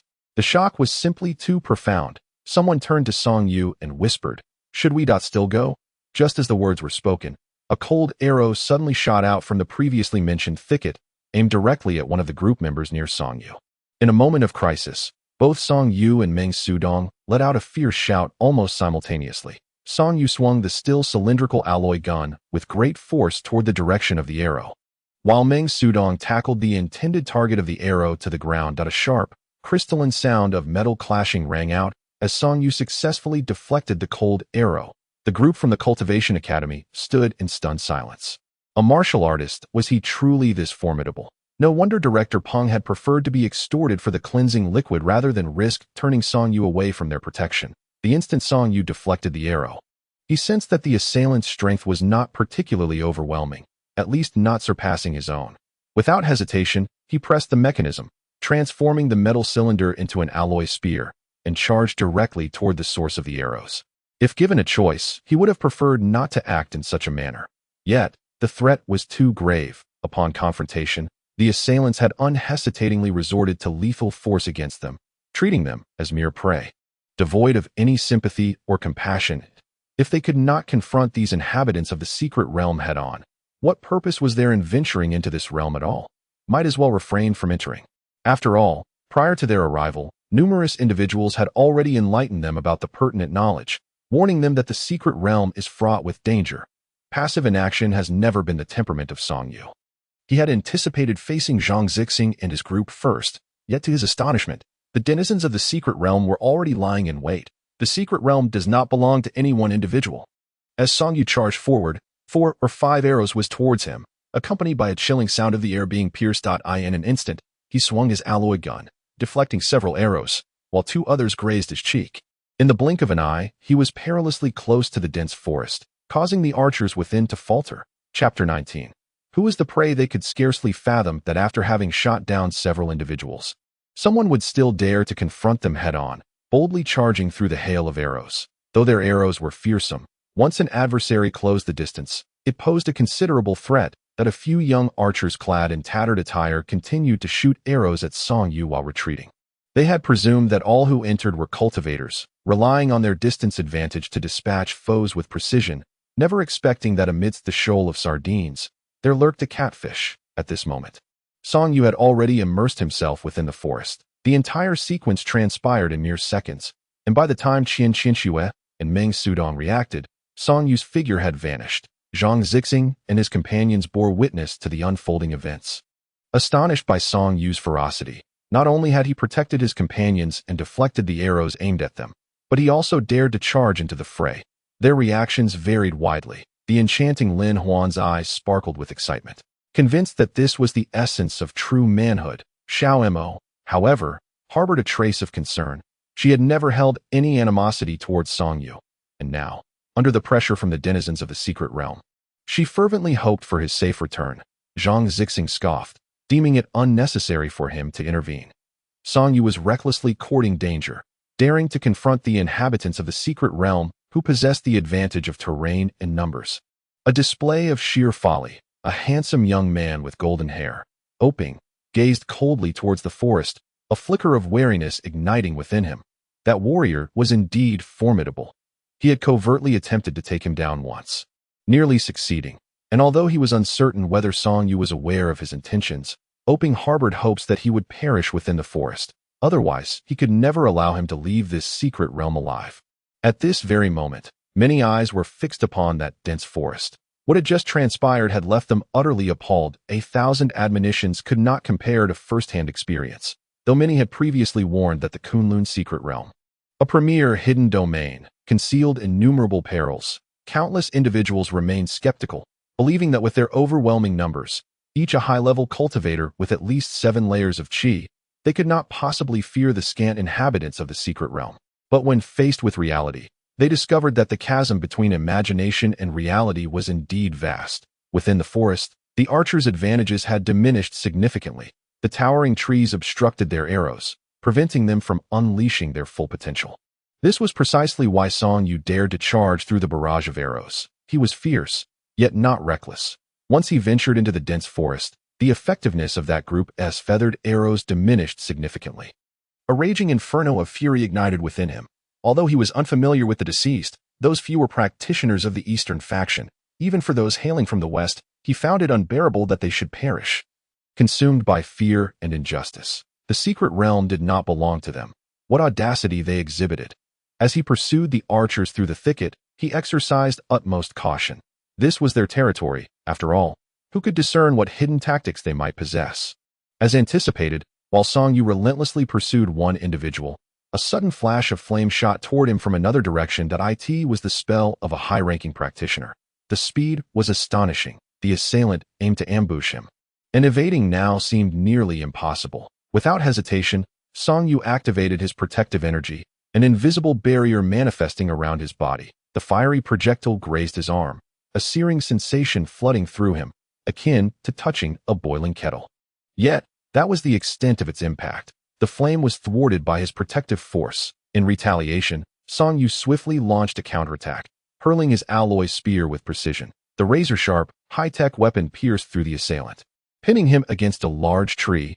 Blood gushed from the wound in torrents, accompanied by a heart-wrenching wail, no less haunting than the cries of the young practitioner he had just slain. With a flick of his wrist, he retrieved the spear, deflecting an incoming arrow, and directed a cold smile toward the barely visible figure in the distance. "You think you can hunt us? Let us see who the true prey is." After the initial clash, Song Yu gained a clearer understanding of the secret realm's inhabitants' capabilities. They were of similar ages, and their realms were not vastly different. Indeed, the secret realm was conducive to cultivation. Yet, as the saying goes, without innate talent, even the finest educational institutions could not transform a poor student into a scholar that a voice from the shadows coldly threatened. "Dare to slay our comrade, and none among the secret realm will spare you."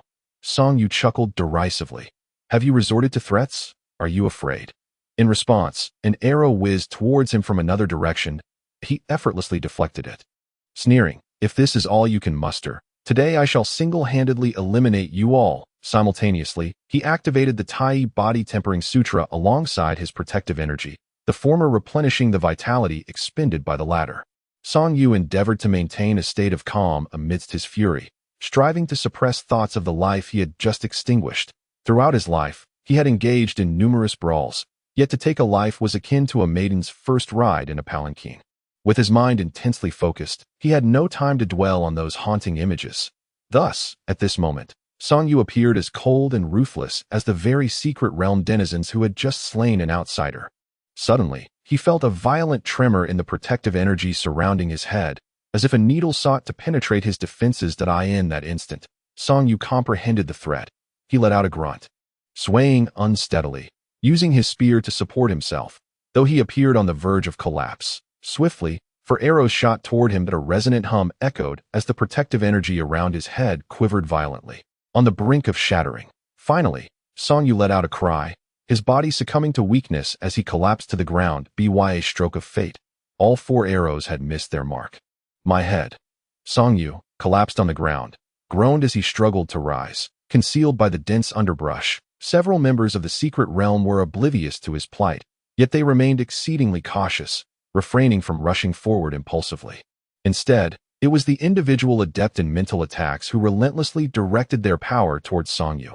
Soon, the person's mental energy began to wane, prompting them to cease their efforts. Hearing the pained groans of Song Yu, muffled by the grass, the secret realm practitioners exchanged gestures among themselves. One by one, they raised their bows, preparing to knock another arrow. Still unconvinced and wary of a ruse, they contemplated shooting blindly, intent on eliminating Song Yu once and for all.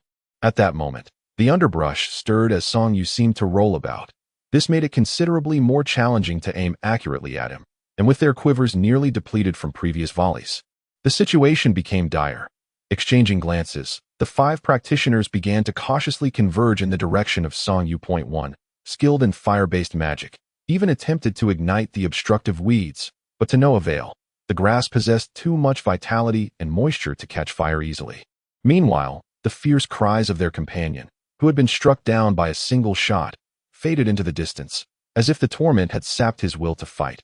Nevertheless, the group loosed a few more arrows in that direction, and upon observing no response, they finally felt a sense of relief. Among the secret realm practitioners, aside from the one recently dispatched by Song Yu, there remained 5 others. 1 was proficient in mental attacks, while the other 4 excelled in various disciplines. Collectively, their shared strength lay in archery.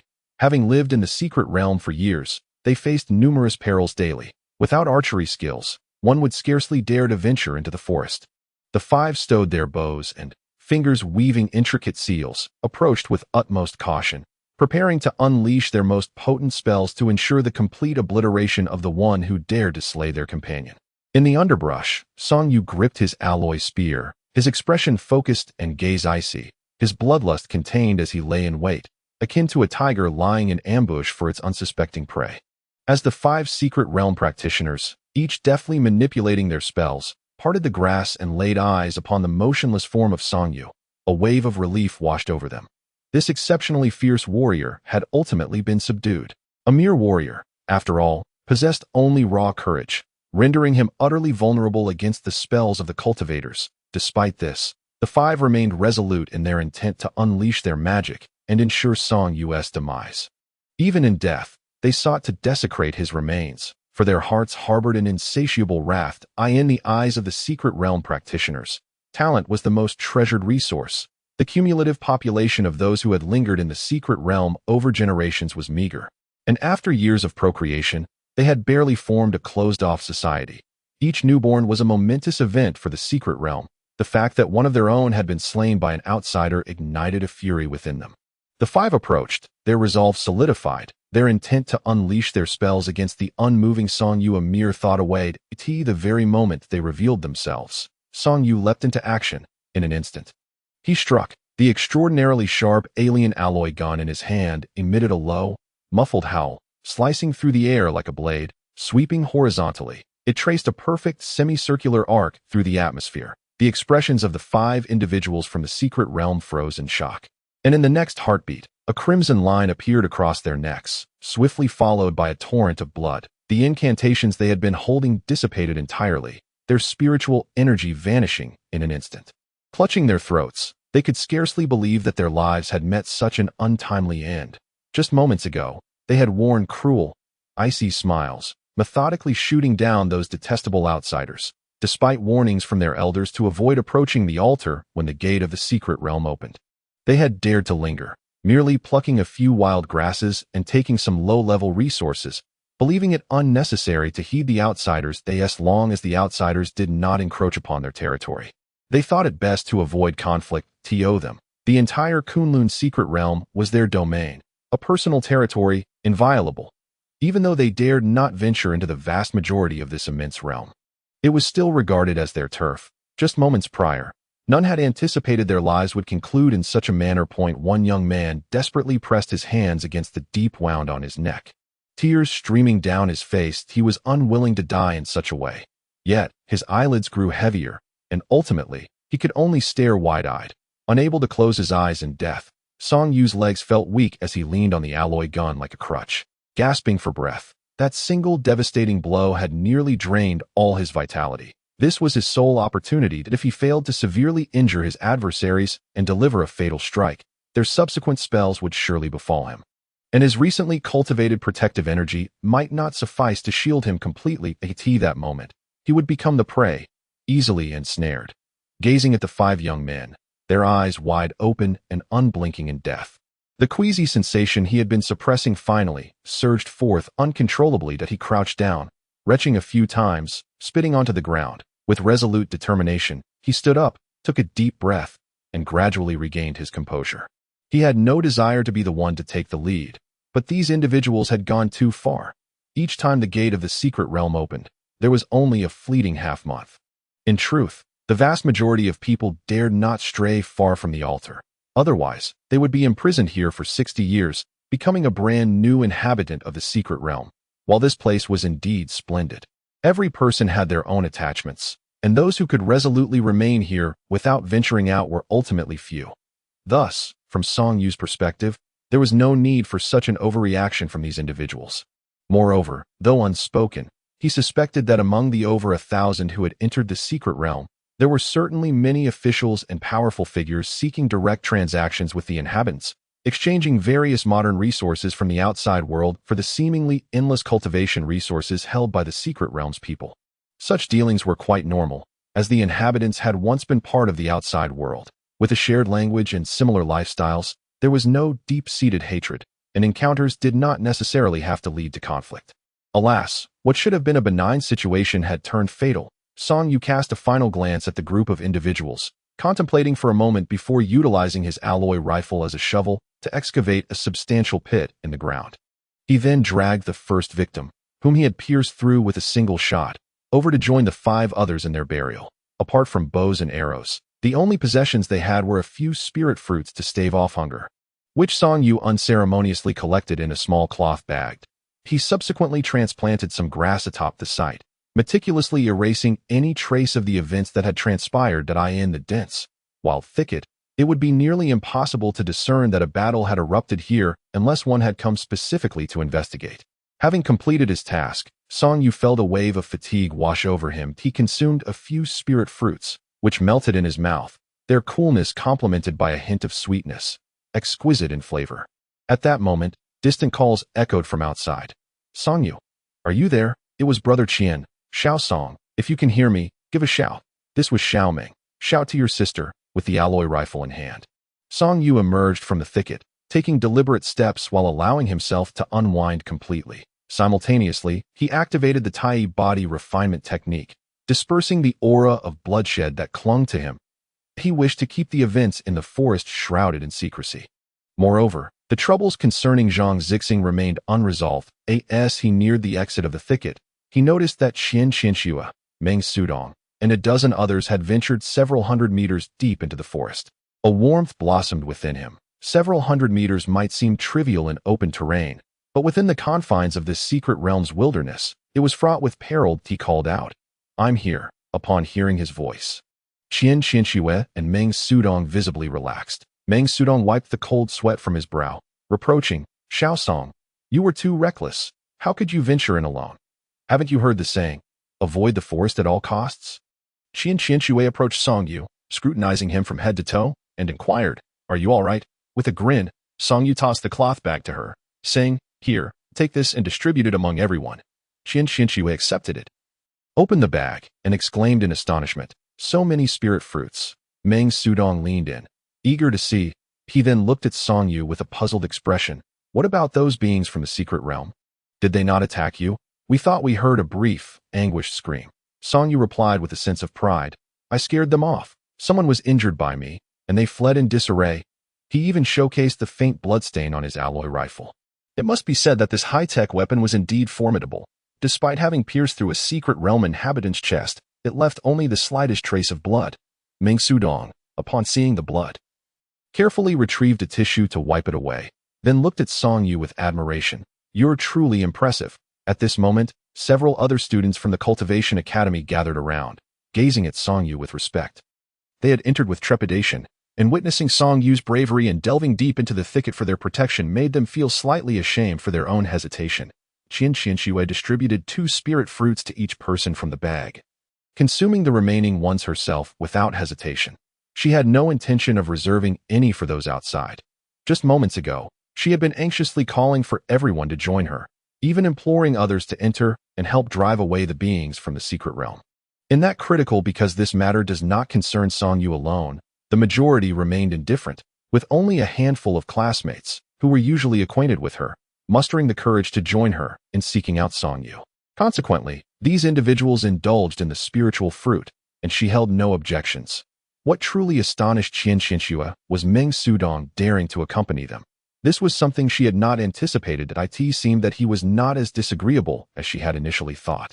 "Wow, this thing is truly delightful," exclaimed Meng Sudong, his face alight with wonder as he devoured a spiritual fruit. "Have you never tasted it before?" Song Yu shot him a glance. "That I have, but never anything this delectable." "The fruits in the secret realm are even sweeter," Meng Sudong remarked, swallowing hard. "Just 2 isn't enough. Where did you gather these? Are there any more?" Song Yu looked at him as if he were foolish. "Xiaoming, do you think I am the kind of person who can leave fruit hanging from trees?" Meng Sudong was left speechless. Shortly after, once everyone had finished the spiritual fruit, they made their way out of the dense forest together. Fortunately, those students from the Cultivation Academy who dared not enter were waiting outside, having formed a defensive formation. Some had set up several folding alloy shields, originating from another world, to guard against any potential ambush. Upon seeing Song Yu and the others emerge, the onlookers breathed a collective sigh of relief that a few emotional girls even had red-rimmed eyes, nearly brought to tears. Outside, they had not experienced such sentiments.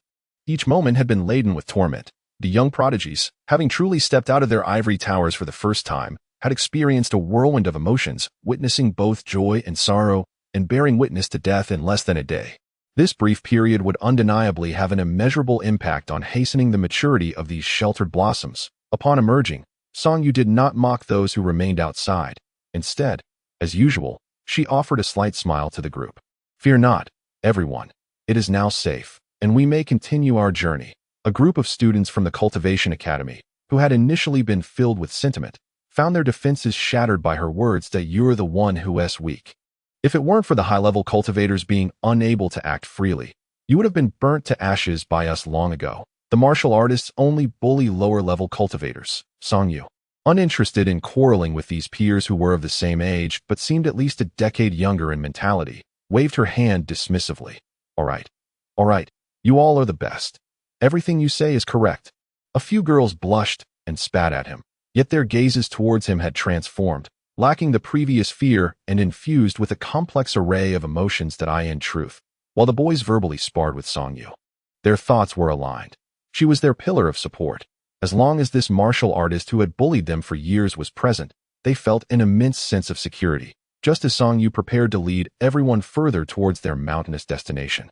A male student from the Cultivation Academy suddenly cried out, collapsing to the ground, clutching his head and wailing, "It hurts so much. My head is about to explode." Song Yu was taken aback. She had maintained her protective aura. Yet she had not anticipated that one of her companions would be the next casualty. The next moment, an arrow, tethered with a paper note, struck a nearby large tree. "Protect him," Song Yu cast aside a remark, his countenance cold, as he strode forward to extract the arrow that was evidently a product of modern technology. Upon unrolling the note affixed to it, he found it inscribed with a single line. "If you do not wish to see the students of the Cultivation Academy spiraling into despair, depart from them and proceed towards the 3 o'clock direction. We shall await you there." Qian Qianxue approached, her gaze betraying a hint of concern, and inquired, "What is the matter?" Ming Sudong followed suit, whispering, "Is it them?" Song Yu clenched the note tightly in his hand, fury boiling within him. He was acutely aware that Zhang Zixing and his cohort would not let him off easily, yet he had not anticipated their audacity to target the students of the Cultivation Academy. Despite their constant mockery, in the eyes of the outside world, any high-ranking practitioner from the academy was akin to a national treasure. Their experience and knowledge might be limited, yet their futures shimmered with unparalleled promise. It is no exaggeration to assert that any high-ranking practitioner emerging from the academy, provided they survive, would inevitably become a prominent figure within decades. To think that Zhang Zixing's group would dare to act so recklessly against such individuals? Were they attempting to forcibly sever my connection with the students of the academy and then ambush me in a secluded location? Coincidentally, I too wish to resolve this matter promptly. Contemplating this, Song Yu first turned to Qian Qianxue, encouragingly stating, "Qian Gu, be brave. You can do it." Then, addressing Meng Sudong, he declared, "It is that group of secret realm individuals. Xiaoming, I entrust you with the task of looking after these fledgling practitioners. Here, everyone can search for valuable herbs." Without affording the others another opportunity for questions, he propelled himself towards the 3 o'clock direction, launching himself forth with vigor. The dense forest was alive with underbrush and wild grass. And in the blink of an eye, he vanished from sight. Qian Qianxue opened her mouth to speak, but was unable to voice her thoughts before witnessing Song Yu's silhouette disappear into the depths of the thicket. Murmuring, "Be cautious," Meng Sudong furrowed his brow, glancing at the arrow that Song Yu had left behind, and with a look of vexation, muttered, "Damn those secret realm individuals. Xiao Song is too reckless." Chapter 21. Ambush in the dense forest navigating through the thicket. Song Yu felt no sense of recklessness. The term reckless often carries a derogatory connotation. He was brave, passionate, decisive, steadfast, strong, righteous, benevolent, and handsome. A person unafraid to confront all forms of evil, ugliness, and injustice. Indeed, he was exceptional, fearless of the ominous wilderness. He seemed born for such an environment. Here, he thrived like a fish in water. In the city, he perpetually fell out of place. Although Qian Gu, being a beautiful young woman, preferred to stay in rather than indulge in shopping.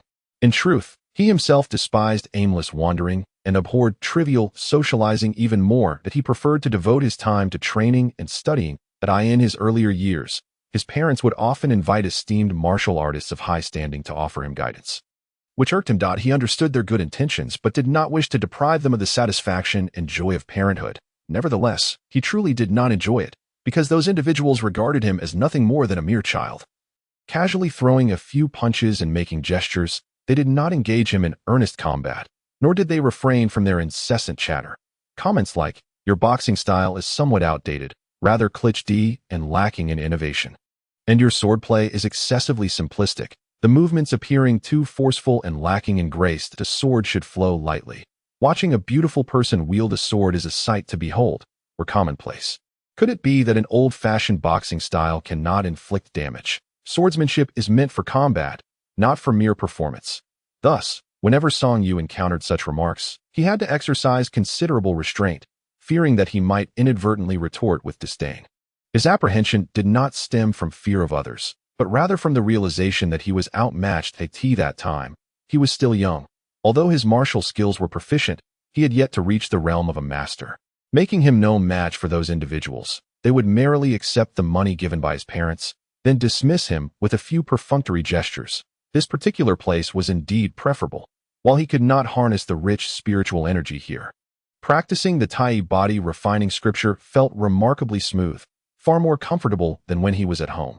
Although slaying beings from the secret realm brought him a sense of discomfort, this was the reality of the cultivation world, cold and brutal, with bloodshed ever present. Just like now, Song Yu could easily disregard the nefarious Zhang Zixing and his ilk, as he had protective energy shielding him from their mental assaults. However, he could not bear to watch those fledgling cultivators from the academy suffer. The reason that previous boy had not been incapacitated was that the other party sought to warn and coerce him. If he truly turned a blind eye, that golden-haired lad might very well strike with lethal intent. He could bully those fledglings, but not others. Song Yu activated the phantom steps, weaving through the dense forest, leaving almost no trace. Simultaneously, he channeled the Tai body refining scripture and summoned his protective energy. As for the 3 thunder talismans, he would not use them lightly unless absolutely necessary. They were the fruits of his master's labor, and each talisman required immense effort to create. As Song Yu ventured deeper, a sense of vigilance began to stir within him. Just moments ago, the sounds of chirping birds and buzzing insects filled the air, but now there was an eerie silence, indicating the presence of others nearby. Aside from the mountainous regions surrounding the city, he had seldom ventured into the depths of ancient forests, but that did not impede his understanding of such knowledge. Suddenly, a shadow sprang forth from his right front, brandishing a gleaming knife that emitted a blinding white light, striking towards Song Yu. His reflexes were astonishingly swift, and he raised his alloy spear to meet the attack. The tremendous force compelled him to take 2 steps back, leaving him quite astonished. Had it not been for the Tai body refining scripture he had just mastered, that blow might have injured him. However, he had no time to ponder further. He lunged forward with his alloy spear, engaging the cloaked assailant in combat. The assailant was far more astonished than Song Yu. He had launched a surprise attack, and yet this evidently young boy not only reacted with remarkable speed, but also managed to parry his strike. Retreating merely 2 steps. In the case of an ordinary master, such a sneak attack would have resulted in significant injury. Even spitting blood would be commonplace. Clang, clang, clang. The alloy spear in Song Yu's hands collided repeatedly with the opponent's knife, the immense force causing his arms to tingle with the reverberations. This individual is a formidable warrior, and he is undoubtedly much older than myself. Could it be that Zhang Zixing has made his move? Yet, judging by the opponent's physique, he is quite comparable to me, even significantly taller than Zhang Zixing. Song Yu valiantly suppressed the surging blood energy within his organs, gritting his teeth as he channeled the Tai body refinement technique to stabilize his blood flow. Wielding his alloy spear to engage in fierce combat with the adversary, the man in black had initially intended for a swift resolution, despite being deep within the dense forest. He could not dismiss the possibility that those naive little brats from the Cultivation Academy might stumble upon the scene. If he were to leave behind any trace of his presence, he might have to unleash a massacre. He had been contracted to eliminate Song Yu and had no desire to provoke those Cultivation Academy students, who, while lacking in strength, possessed identities that could be quite intimidating. However, to his astonishment, Song Yu exhibited remarkable tenacity. An adolescent master at the age of 17 or 18, having barely reached the master realm at such a tender age. How could his vitality be so robust? The man in black, undeterred by disbelief, swung his long knife, launching a relentless and tempestuous assault. His attacks were both densely packed and ferociously powerful. Song Yu felt himself teetering on the brink of death more than once. Were it not for the protective energy surrounding him, he might have sustained severe injuries and lost his fighting capability. Yet, even with the protective energy, he had sustained numerous cuts from the razor-sharp blade energy. Blood seeping from his wounds, a rather alarming sight. In truth, they were merely superficial injuries. Yet, the pain was real. Song Yu feared pain. Nevertheless, such anguish could also awaken his latent potential in a surge of determination. Song Yu erupted. He let out a low roar, wielding his alloy spear with an impenetrable flurry, aggressively counterattacking while braving the immense pressure exerted by his opponent, desperately closing the distance between them.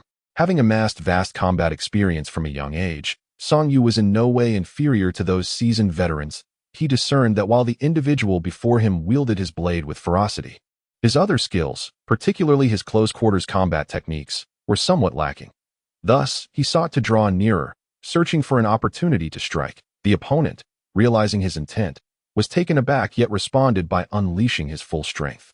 In this life-and-death struggle, there was no room for carelessness. Both remained silent, focused on uncovering each other's weaknesses. Song Yu, bolstered by his protective energy, braved a strike aimed at his chest, the protective aura shattering nearly to oblivion, leaving a long gash that bled profusely. However, he successfully closed the gap, thrusting his alloy spear toward the opponent's eyes. In the moment that the adversary attempted to counter, Song Yu's leg sprang forth like a coiled spring, delivering a powerful kick to the man's groin. The black-clad warrior's body went rigid, frozen in place, and he was on the verge of unleashing a bone-chilling scream of agony.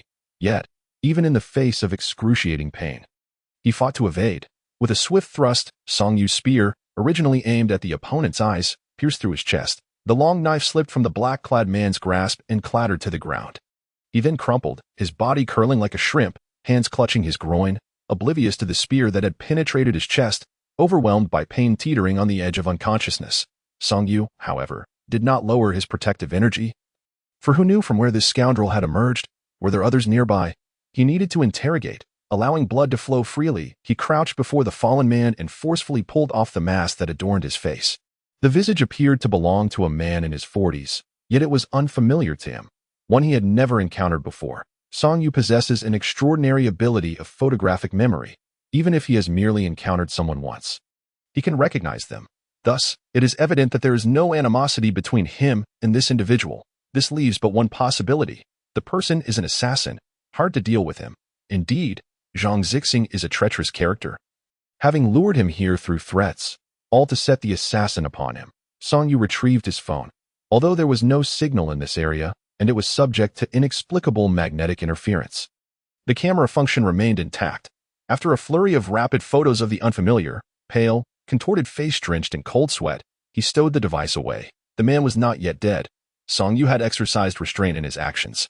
Though the bullet had pierced through his chest, he would not succumb immediately. Had he intended to execute a swift kill, the bullet would have found its mark in the assassin's head instead.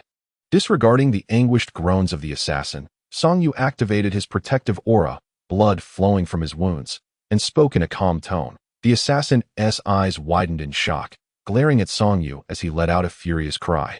"What do you intend to do? You dare harm my family?" Unperturbed, Song-yu faced this incapacitated adversary with a wealth of patience. He required this time to recuperate, as he practiced the Tai body refining scripture. He regarded the assassin with a placid expression, saying, "What is there that I would not dare? Did you not review my profile before accepting the contract to kill me? I adhere to my own principles." With a tranquil voice and indifferent gaze fixed upon the assassin, Song-yu continued, "You come to kill me despite our lack of enmity. Now you speak of sparing your family. It is too late. They shall bear the consequences of enjoying the bloodstained money you earned." Cold sweat streamed down the assassin's face, a mix of pain and terror evident. This youth was nothing short of a demon. The moment he was struck at his vital point, he realized his fate was sealed. That I in this line of work, who does not place their life on the line? When one is outmatched, failing to kill often leads to one's own demise. Though reluctant, one must accept their fate. Yet, he had not anticipated that this young rascal could devise such a method to breach his defenses in such a short span of time. Was he truly just a simple-minded brute? He experienced profound anguish, torn between professional ethics and the thoughts of his beloved family. The very notion of never seeing his wife and children again brought tears to his eyes. For years, he had coldly observed others weep in their final moments, finding it laughable. Death is simply death. Why weep? Yet now, when faced with his own mortality, he fully comprehended the piercing sorrow that accompanies such a fate. As he opened his eyes to behold the vibrant world, he realized that closing them would mean forever losing sight of it. After a prolonged silence, the middle-aged man gradually emerged from his torment and sorrow. Blood trickled from the corner of his mouth, and knowing his time was short, he cooperated without waiting for Song-yu to inquire, willingly divulging the entire story behind the events. What Song-yu did not anticipate was that this formidable middle-aged assassin was not hired by Zhang Zixing, but rather employed by the father of Zhang Zixing and Zhang Zichen, Zhang Jian, a figure often lauded as a successful individual and the proprietor of the Xingwu Pavilion, has consistently maintained a positive public persona. Little did anyone suspect that beneath this facade lies a man of insidious cunning and unwavering decisiveness. Aware that his two sons would not spare Song-yu, Zhang Jian simultaneously admonished them to temper their arrogance, suggesting that experiencing setbacks could foster personal growth. Yet, on the other hand, he clandestinely invested a considerable sum to engage an assassin to eliminate his adversary. Had it not been for the assassin's concern for his own family's safety, who voluntarily divulged this plot, Song-yu would have never fathomed the depths of Zhang Jian's malevolence. It has become increasingly clear to him from whom Zhang Zixing inherited his duplicitous nature. This entire family is indeed comprised of nefarious characters. Moreover, the middle-aged assassin revealed that this was not his first foray into such criminal undertakings. Years ago, he had saved my life, and though I owe him a debt of gratitude, the multitude of illicit tasks I have performed for him over the years has rendered any further obligation moot. His request to eliminate you indicates profound animosity between you two. Thus, I see no need to shield him from the truth. I have disclosed everything, and upon my demise, I sincerely hope you refrain from seeking vengeance upon my family.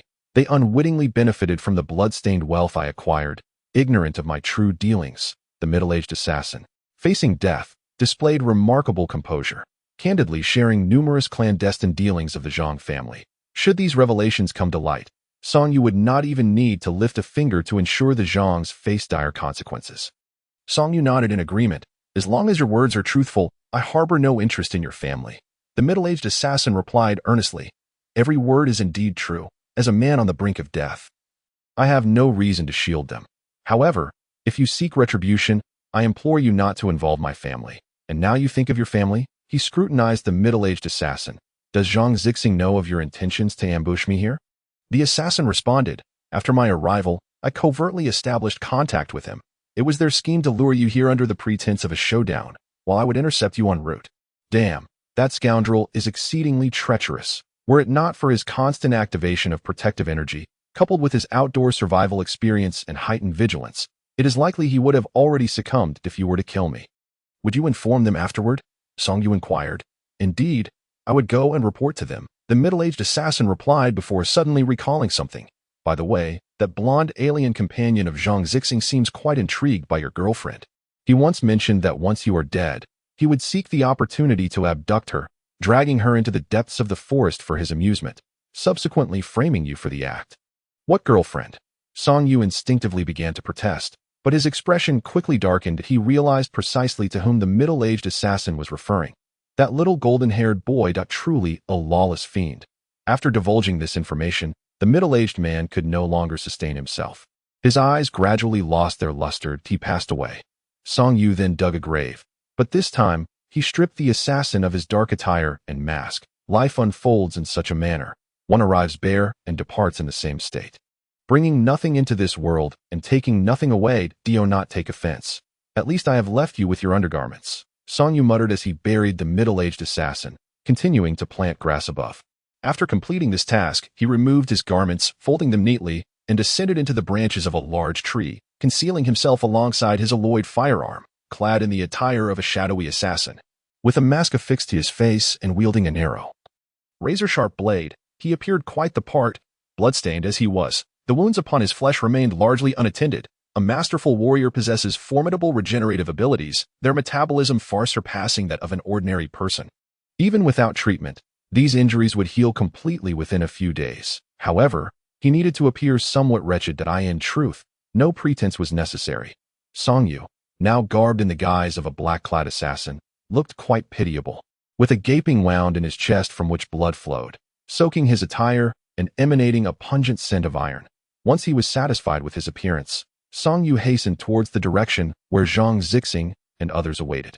Through the middle-aged assassin, he knew that only Zhang Zixing and the golden-haired Oping were present, while the other extraterrestrials had inexplicably not accompanied them. Perhaps, in such undertakings, they preferred to keep their actions concealed from prying eyes. Deep within the dense forest, Zhang Zixing and Oping had discovered an abundance of vibrant, red spiritual fruits and some exquisite chi-nourishing elixirs. They had even stumbled upon a superior-grade medicinal herb suitable for foundational cultivation. Regrettably, it had yet to reach maturity, rendering its efficacy below foundational standards. Nevertheless, they excavated it nonetheless. For Zhang Zixing and Oping, 60 years was a duration they could not afford to wait, even if they could. When the Kunlun secret realm reopened in 60 years, it might not be in this very location. Thus, whether mature or not, the quality of this herb surpassed all chi-nourishing elixirs they had encountered. Their large backpacks were nearly filled to capacity as they rested at that moment, engaging in light-hearted conversation. Oping expressed a tinge of regret. It's a pity we cannot witness his expression in his final moments. It must have been quite amusing, likely leaving him perplexed until the very end. Zhang Zixing, somewhat indifferent, replied, "What is so fascinating about a dead man? I'm merely surprised by my father. Who would have thought that beneath his fierce words, he genuinely cared for me and my brother?" Oping chuckled. "Now, that embodies the true spirit of a patriarch." Zhang Zixing sighed. "I fear such a patriarchal demeanor, the desire to control everything, to take on every burden. If it weren't for that fear, would I have sought refuge with you all on Tianyue Star?" Oping patted Zhang Zixing on the shoulder. Though younger in years, his presence exuded an undeniable authority. "Fear not, brother. We shall be comrades henceforth." Yet, the absence of Shinjua and Kai Oxisai left me somewhat unsettled. Zhang Zixing reassured. "Every individual possesses a unique character. it's of little consequence. Without encountering certain situations, one cannot discern who truly stands as a brother. Oping nodded in agreement. You speak wisely. At that moment, both turned their gazes simultaneously toward a singular direction. Oping furrowed his brow slightly. It seems we are a bit delayed. At that moment, a figure clad in black emerged from the distant thicket, moving with an air of ethereal lightness. Upon noticing the two individuals, he first gestured towards his throat with a finger, then coughed up a mouthful of blood. You are injured? Zhang Zixing inquired, as he was not well acquainted with the middle-aged assassin. He was merely aware of the man's existence, having never had prior dealings with him. Had it not been for the latter's initiative to reach out, Zhang Zixing would never have imagined that the man would come under his father's orders to assassinate Song Yu. The middle-aged assassin, dressed in black, nodded in acknowledgement, then bent down with his knife resting on the ground, seemingly attempting to speak, only to cough up another spurt of blood. Ping was taken aback, surprised to discover that despite Song Yu's youth, his combat prowess was indeed formidable. Zhang Zixing, however, was struck with astonishment. Although he had little interaction with this individual known for performing unsavory tasks for his family, he was aware of the man's illustrious past. Having once faced the suppression of a grandmaster during an assassination attempt, despite sustaining injuries, he had managed to escape unscathed. It was unfathomable that Song Yu could have inflicted such grievous harm upon him. Contemplating this, Zhang Zixing retrieved a small vial of healing elixir from his backpack and approached Song Yu, saying as he walked, "Do not speak for the moment. Quickly consume this healing elixir and channel your energy to recover." Ping followed him closely. However, at the instant Zhang Zixing drew near, Song Yu launched a sudden attack. A brilliant flash of blinding blade light surged upward, striking Zhang Zixing. The assault came with such abruptness that even Zhang Zixing, having already entered the realm of seasoned grandmasters, was caught off guard by his ally's sudden onslaught. In haste, he retreated, instinctively seizing Ping in an attempt to use him as a shield against the blade. Zhang Zixing, for heaven's sake! That Ping's reflexes lagged behind Zhang Zixing's. He stood there dazed, cursing vehemently, while simultaneously unleashing a mental assault on Song Yu. With a swift motion, Song Yu's blade sliced through Zhang Zixing's right side, cleaving through his torso and exiting at his left shoulder. Zhang Zixing was instantly grievously wounded, his entrails spilling out amidst a torrent of blood. In a frenzy, Ping struggled violently to break free, launching a desperate mental attack against Song Yu. Seizing the opportunity, Song Yu, feeling the strong impact against his protective aura, retaliated with another swift strike, severing Ping's head from his shoulders. Ironically, it echoed Ping's own words. He would never comprehend what had transpired until his last breath. Zhang Zixing, now incapacitated, was not a grandmaster and lacked the remarkable regenerative abilities. He gazed at Song Yu in horror, his voice trembling as he stammered, You are not that you are Song Yu." For the first time, Zhang Zixing felt the chilling proximity of death. The intruder was indeed Song Yu, clad in the attire of his family's assassins, signifying that his family's assassin had been eliminated. He could not fathom how Song Yu achieved such a feat. Even in a direct confrontation with that assassin, his chances of victory were less than 50%. How could a martial artist of Song Yu's age possess such overwhelming strength?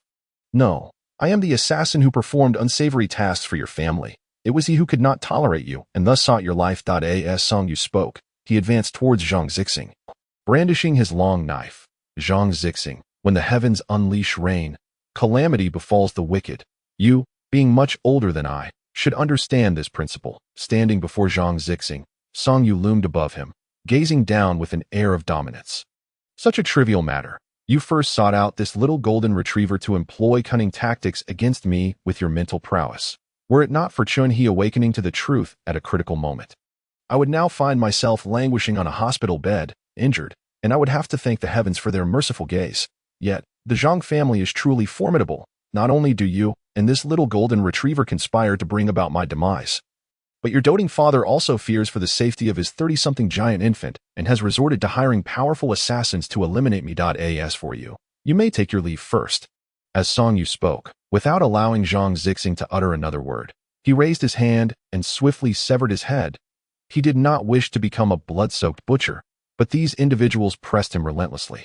He buried Zhang Zixing and Ping together, planting grass atop their resting place, for their bond was so profound that they should remain together for eternity. Once everything was tidied up, he changed into a fresh set of clothes, hoisted 2 hefty backpacks, and sauntered away along the path he had come. Your support during the new book period is of utmost importance. It has already exceeded 70,000 words and is far from lean. So you may begin reading. I will strive to release updates with great frequency. Chapter 23. The Jade Void Sky-Connecting Steel Song. You traversed mountains and valleys until he arrived at the summit of a small hill, where he beheld a small hollow, modest in size, overgrown with wild grass, appearing rather inconspicuous.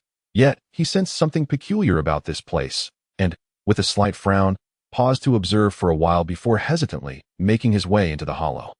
Under normal circumstances, one would traverse the mountain ridges. Otherwise, one risks losing their way. However, this small hollow seemed manageable, as the terrain below was not overly complex, and a brief descent would not consume much time.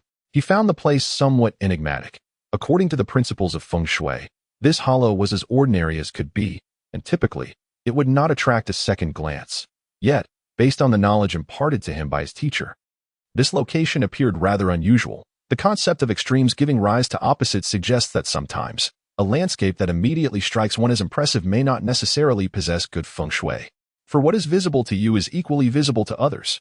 In many prime feng shui sites, one might even encounter overlapping tombs. In Song Yu's eyes, the hollow below was one of those places that seemed unremarkable at first glance, yet grew increasingly formidable upon closer inspection.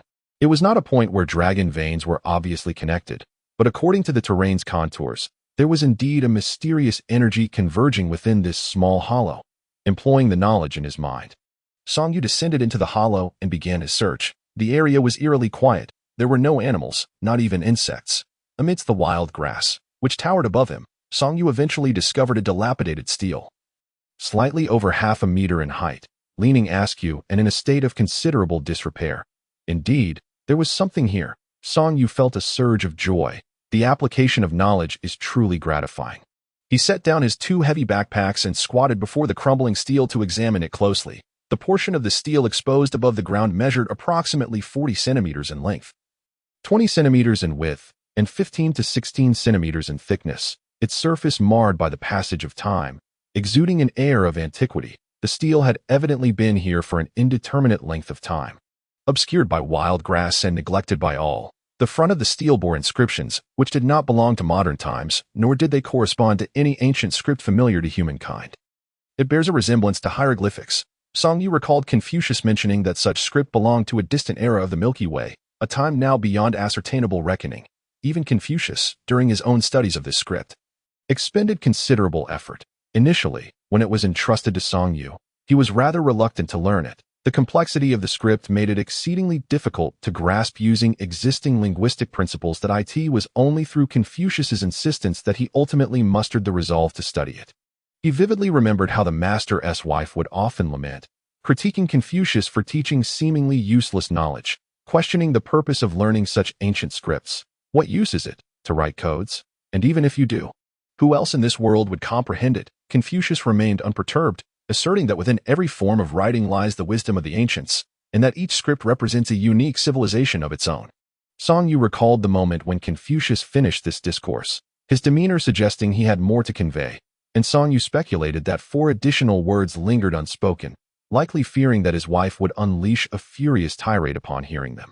Despite the pains endured in scholarly pursuits and the joys found in martial training, reflecting back, he realized that there was no real pain, only joyful moments. With meticulous care, Song Yu deciphered each character, ultimately piecing together a sentence that he could not resist reading aloud, astonished by his own audacity. The ancient, weathered stone tablet bore the striking inscription, Jade Void Celestial Tablet.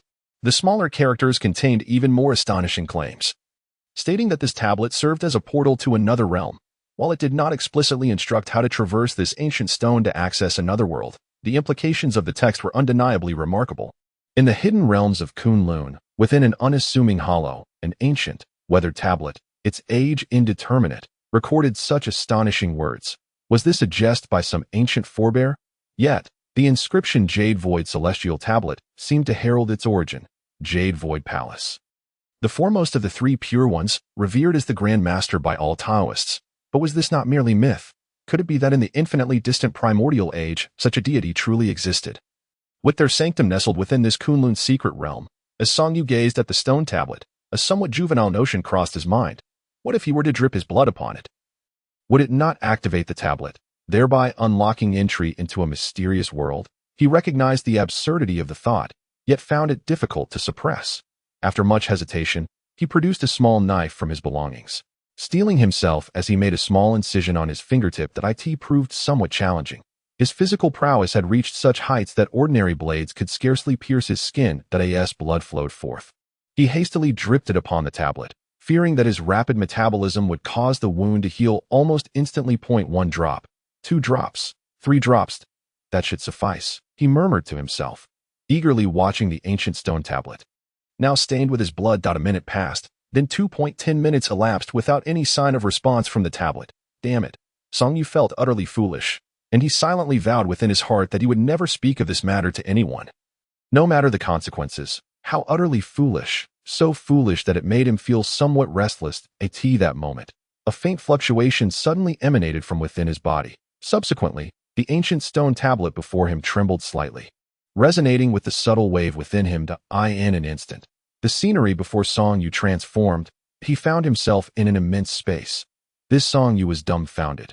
Was it his blood, or some other reason? Why had he suddenly appeared here? The expanse was vast, comparable to the size of a basketball court. Above him, a mist of white gas lingered, the nature of which was unclear to Song Yu.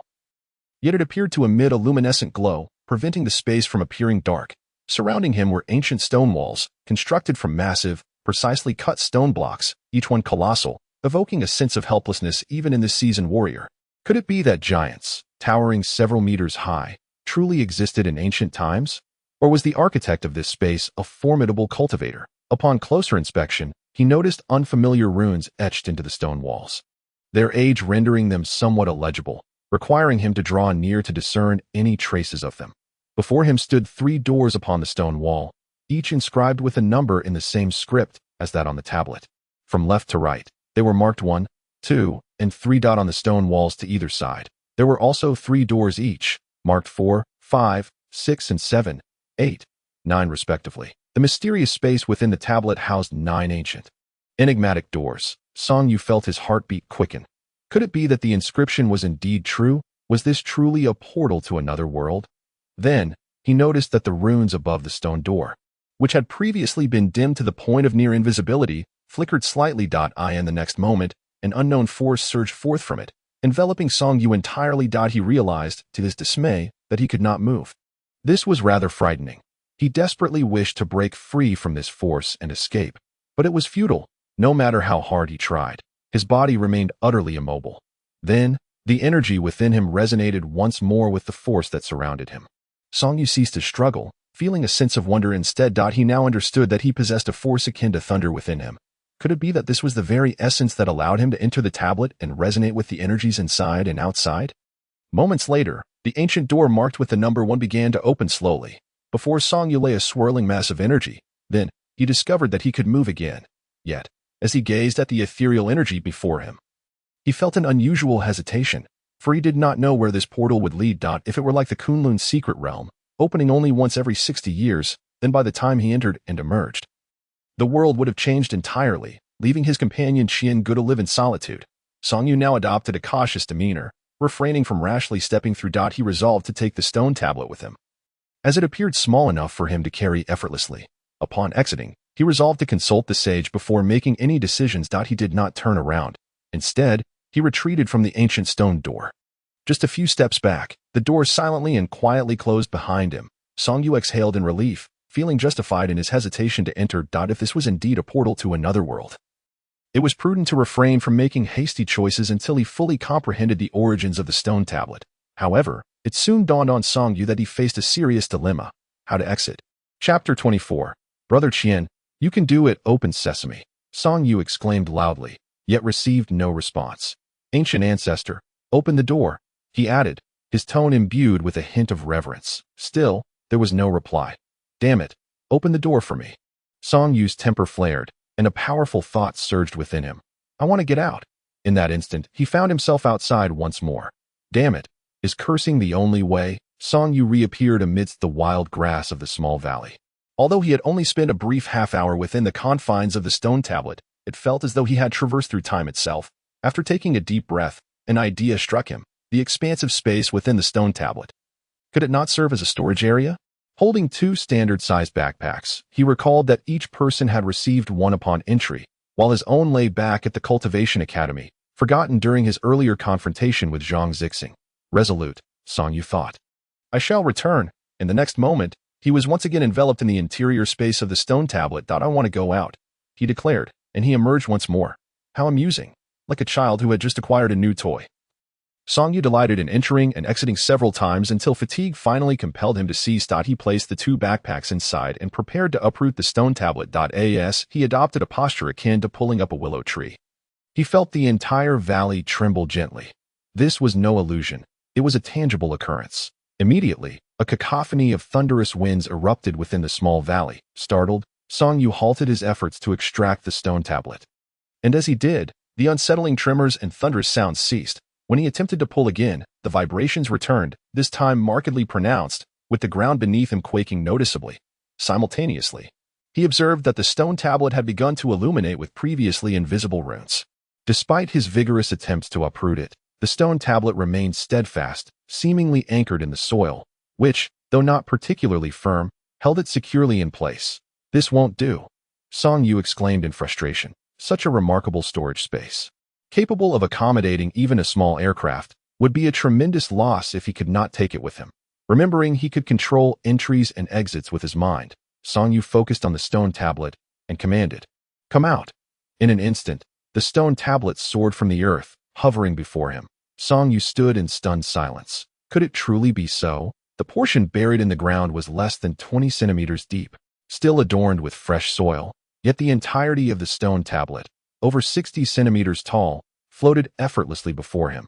Despite its shallow embedding, it remained immovable when pulled, yet he was able to control it with mere thought. All while the valley displayed no further anomalies. This is simply astonishing. Song Yu had once envied those cultivators who wielded mystical powers, while he could only resort to physical confrontation. Never in his wildest dreams did he imagine that one day he would possess the ability to manipulate an object with mere thought. What was even more remarkable was the extraordinary nature of this object. If only it could shrink a bit more, Song Yu mused. Suddenly, the stone tablet diminished slightly in size. Is this even possible? Song Yu felt his mind straining to comprehend it all. If it weren't for the fact that everything was unfolding right before his eyes, he would never have believed it. Let it shrink further. He concentrated his thoughts. The stone tablet shrank once more, smaller still, until finally, Song Yu beheld a stone tablet resting in the palm of his hand, resembling a needle, his expression one of utter disbelief. This stone tablet, akin to granite, was typically quite heavy, yet at that moment, it felt as light as a feather in his grasp. Make it longer, he commanded with his mind. In mere moments, he transformed the stone tablet into a stone staff, which he swung gently, producing a whistling sound as the wind rushed by. Spotting a tree with a trunk the width of a bowl, he wielded the stone staff with minimal effort, effortlessly snapping the tree in two. He then tested the hardness of the stone tablet and discovered that, despite its seemingly battered appearance, the runes inscribed upon it held immense power, rendering it impervious to any damage he could inflict. What a formidable staff, Song Yu praised. He then willed the stone tablet to expand, and as it reached several dozen meters in height, he suddenly experienced a wave of dizziness, as if his mental energy had been completely drained. Hastily, he commanded the stone tablet to free fall into a small valley, where it landed with a resounding thud, creating a massive crater. Afterward, wary of further reckless experimentation, he reduced the stone tablet to a smaller size and casually tucked it into his pocket. At that moment, a faint connection formed between him and the stone tablet, allowing him to sense its presence at all times. Thanks to this connection, the stone tablet felt as if it bore no weight at all within his pocket. What a tremendous gain! Song Yu felt that even if he were to leave the Kunlun secret realm now, he would not consider it a loss, not to mention the 9 paths leading to unknown worlds. This vast storage space alone was enough to satisfy him. Moreover, this stone tablet could serve as a weapon, transforming into an incredibly hard stone staff, comparable to divine weaponry, and when enlarged, it could be used to strike down foes. Truly impressive. As Song Yu departed the small valley, he collected numerous chi-nurturing herbs along the way. During this time, he discovered that Zhang Zixing's backpack contained a large foundational-grade medicinal herb, though regrettably, its age was insufficient for it to reach foundational efficacy. Nevertheless, such a valuable herb could fetch an exorbitant price outside. What a prodigal, he exclaimed with delight, by the time Song Yu emerged from the dense forest and arrived at the encampment of the cultivators from the academy. It was already the following morning. From a distance, he noticed a crowd gathered, with some individuals animatedly discussing something. Seemingly embroiled in a dispute, Song Yu approached cautiously, observing that a group of young cultivators from the western camp was confronting the students from the academy. Qian Qianxue wore a serious expression, appearing somewhat irate as she faced several young men and women from the western camp. Among them stood a striking young woman with golden hair and green eyes. Admonishing Qian Qianxue, she spoke fluent Huaxia Mandarin, her expression tinged with a hint of impatience. The secret realm is not exclusively owned by your eastern faction, since we are able to enter. It is evident that we possess the requisite qualifications. Therefore, we are equally entitled to the treasures within. So by what authority do you obstruct us? Qian Shui furrowed her brow slightly, genuinely disliking such confrontations, particularly when it involved disputes with others. A sentiment she felt deeply resistant to. However, with Song Yu absent, she became the pillar of support for this group. Originally, it was Ming Sudong who stood at the forefront, but now he lay on the ground, having been knocked down, beads of cold sweat rolling down his face. The treasures were discovered by us first. I never claimed that you lacked qualifications, nor did I impede your actions. Yet, it was our people who made the discovery, and you simply come to seize it. This is utterly unreasonable. Qian Shui attempted to reason with the golden-haired, blue-eyed woman opposite her. At that moment, a tall, handsome young man from the western faction, with vibrant red hair, mockingly scoffed in impeccable Huaxia Mandarin. The gold medalist of the martial arts world championship is nothing but a weakling. You might as well refrain from speaking, lest you provoke me to the point of rendering you powerless. Standing at the edge of the dense forest, Song Yu observed in silence, drawing out his alloy gun. Activating its mechanism as it transformed from a cylindrical form into a fully fledged firearm, he then strode towards them, holding the alloy gun without uttering a word. So, you wish to seize our belongings? Song Yu remarked as he approached the group from the western faction. And who are you? The treasures were uncovered by us first. It is your people who seek to steal. The tall, handsome young man with red hair shot back coldly. You speak nonsense. We clearly discovered them first. Exactly. We were preparing to collect them when you suddenly appeared and attacked. The individuals from the Cultivation Academy were furious, their outrage bubbling to the surface as they retaliated verbally.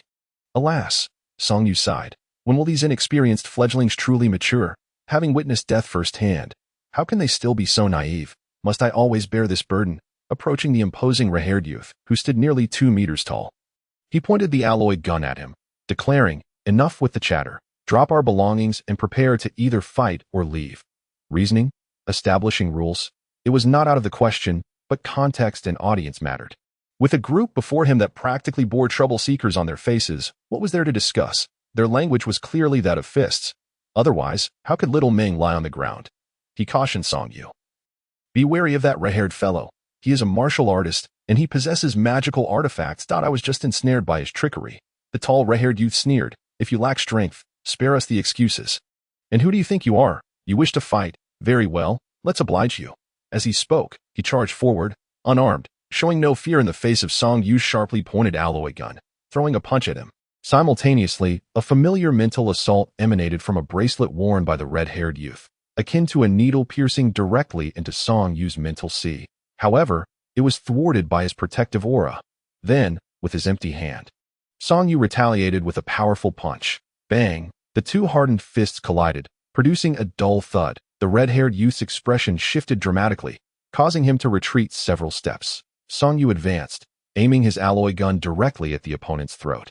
The blonde girl, who had previously confronted Qian Qianxue, swiftly formed a hand seal and began to chant incantations in a hushed yet rapid manner. A fiery glow appeared to descend from the heavens, targeting Song Yu's path. With a cold glint in her eyes, Qian Qianxue waved her hand, conjuring a powerful gust of wind that swept away the flame. Undeterred, Song Yu continued his charge towards the red-haired boy, encouraging loudly, Brother Qian, go after her. Don't be afraid. You can do it. Chapter 25. Brother has recharged. Qian Qianxue's head was filled with black lines. That damned nickname had been called out publicly. She felt a surge of irritation. Directing her anger towards the blonde girl, whom she already found insufferable, the latter showed a complete lack of reason, as their group, responding to Song Yu's words, had not retreated but instead established themselves nearby.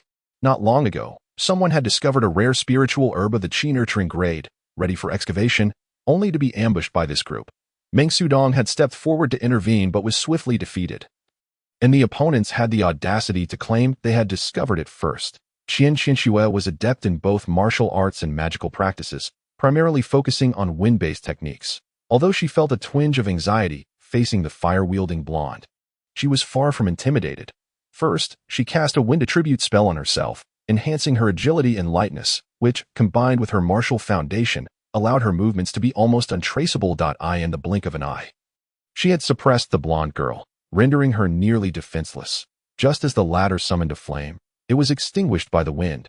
Had Qian Qianxue not been hesitant to strike, unlike Song Yu who targeted weak points, the blonde would likely have succumbed already. The Western faction, consisting of a dozen or so individuals, witnessed the blonde being overwhelmed and began to shout as they closed in to attack Qian Qianxue. Meanwhile, the advanced practitioners from the Cultivation Academy could no longer hold back, rushing forward, each forming hand seals to unleash their spells in retaliation. At this moment, the red-haired youth found himself cornered by Song Yu.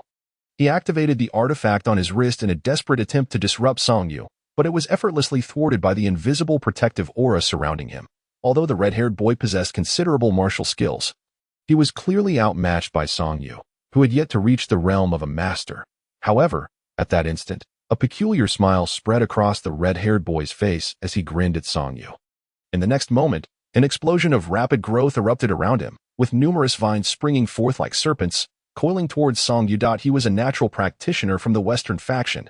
During his earlier encounter with Meng Sudong, he had only utilized his artifact, concealing his true capabilities. Now, with no path of retreat, he revealed his genuine expertise. Song Yu swept his alloy gun, unleashing a torrent of gun energy that shredded the encroaching vines before they could come close.